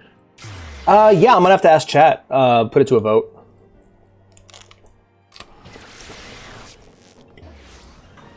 What about Pippi Longfeathers? Alright. What is mine called again? You know, is there a way could summon the chocobo outside of Waffle's not a bad name. I think I might go with that one. I do like Waffle. Yeah. Yeah. Waffles, waffles, waffles. Wait, didn't I name my last one Waffle? I think I named my last chocobo Waffle. You can call them woofles. It's like having your cake and eating it too. Oh, I need Gashlow greens to summon them, so that's how you do it. Alright, we're looking for armor, materials. Flame chocobo issuance. Here we are. Right. Let's go get that chocobo. Waffle. Okay. Waffle. Woofle. No, hey Vea. What should I name my chocobo? Albert? Alright. We're naming him Albert. Wife says so. So it is written. So shall it be. Mm-hmm. Alright, we're probably going to wrap it up after I get the chocobo. I'll do some off-screen gameplay. Work on crafting and shit. Yeah, that's basically what I'm doing now, is just leveling up all that stuff to get rid of those quests. I mean, I want to level them later, but I just went to accept all of them so I'd have them. I don't have to worry about the quest line quests till later, because I'll know where everything's at, because it'll tell me. Yep. Alright, Mr. Little Chocobo dude. Yep, everything appears to be in order. Moment, please. I'll be right back with your chocobo. I wonder if they'll give me Geishel greens. I need them. Or Gishel greens, because I need them. And here he is, the fellow that's been in high spirits the past few bells. He must have sensed his master was coming. Give the cat weed, alright. If you say so, Turtle. How you doing, man? Good to see you. I am out of cigs. Need to go buy some more tomorrow. Now then, to make it official, you'll want to give your noble steed a name. Faye's back there smoking already. I'll go join her in a minute. Quay. Yeah, I should have a hit too. Yeah. How you doing, Turtle? Good to see you. Am I not turtly enough for the Turtle Club? He's just turtly enough. Came in under the bar. If you haven't seen Master of Disguise, it's a great movie. I don't believe you, but I have not seen it. I can't have an opinion because I haven't seen it yet. If you like dumb, fun movies, just for the sake of being dumb and fun, it's worth a watch. Hell yeah. Good, just chilling. Do you feel like Biggie Smalls when you smoke? No. His name is Albert. Albert the Chocobo. Chocobalbert. Wow, there's a name I haven't heard in a long time. Biggie Smalls. Quay. Biggie Smalls, Biggie Smalls, Biggie Smalls, Biggie Smalls. Now you've heard it too much? Well, I was making Alright. that South Park reference joke. Oh. Where you say Biggie Smalls' Yeah, name yeah, like yeah, every yeah. times he appears. I dare say he likes his name. Here's your very own Chocobo whistle. Simply blow into it and your feathered friend will come bounding to your side. But do forgive him if he doesn't respond when summoned in crowded cities, areas, or monster-infected lairs. Chocobos are stout-hearted creatures, but they have their limits. And lastly, I present you with your Chocobo rider's license, as is required by law. And that concludes all the formalities. I wish you and your Chocobo long years of fulfilling companionship. Thanks, friend. Let's go ahead and use that whistle, and I actually need to get Geishel Green so I can summon him in as a battle companion. Yeah, I need to buy some too. I always forget to buy them. Geishel Greens. I can probably just harvest them, honestly. Hold on. Wait, you could harvest them? I believe so. Let me switch over to... Shit, is Botanist even on my bar? Yes, it is. Okay. Alright. Let me switch over to Botanist real quick. I'm trying to figure out how I could see my mount's name. Like, after the fact. Gathering log, and I think if I just type in Geishel, it'll come up. Alright, no, looks like I cannot harvest them. Alright, I was wrong. 2, 3, 4, 2, 5, 1, 2, 3. Alright, well, I hope you guys enjoyed the Final Fantasy XIV stream. We finally got what we needed, and I hope to see you all next week for the next one. Tomorrow we're going to be streaming Daggerfall Unity, so please look forward to that. And if you're new here and you enjoyed the stream, be sure to follow. If you want to support the stream, help it grow, and help me achieve my goal of upgrading my currently full hard drive, be sure to subscribe. Subscribers also gain benefits such as ad-free streams, access to the special subscriber channels, and other benefits, so be sure to do so. And finally, if you just want to hang out, be sure to join the Discord. We have to watch that episode. I agree, Obi. I was thinking the exact same thing. Alright, there's a link to our Discord. Let's leave the guy playing the Requiem for a Dream theme alone.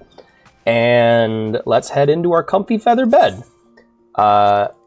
Thank you for joining me today, Lukos. I appreciate having you here. It was a good time. Yeah, I had a good time too. Thank you for having me. It was an honor. Yeah, I will probably, if you want, you can join. I mean, when I put out the call to the soup chat, you will be called. So if you want to respond to the call, then that's fine. If you don't, that's fine too. Okay, right, and I was just going to say, even if you're not streaming the game, if you're playing, even if I'm not on, or Discord shows me offline, just for various reasons I won't get into, I leave all my stuff as offline, but if you need someone to help you with something, or just want someone to play and bullshit with, dude, hit me up. Good thing, no problem. Have a good rest of your night, man. You too, take care. I'm going to hop off the call now. Bye-bye. Okay, bye. We made a lot of good progress today, folks. Alright, let's go and find ourselves another Final Fantasy XIV streamer to raid, shall we? Oh, shit. Alright, no, okay, cool. See ya. Alright, raid time. Same category. Anybody I'm following in the same category? Nope. Low to high. Alright, we are going to raid Ragnar Konungur, it looks like his name is. Let's see if I can type in their chat, make sure they don't got verified on. Yeah, we're good. Alright, we're going to go ahead and raid Ragnar. I'll see you guys there.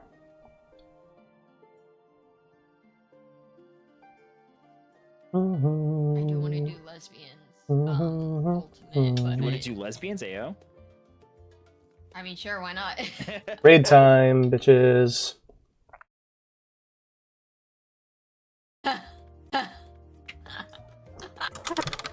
Anyways, I don't know. I feel like I need to do the other ones to get myself, like, primed. Oh, I got raided. I'll be right back.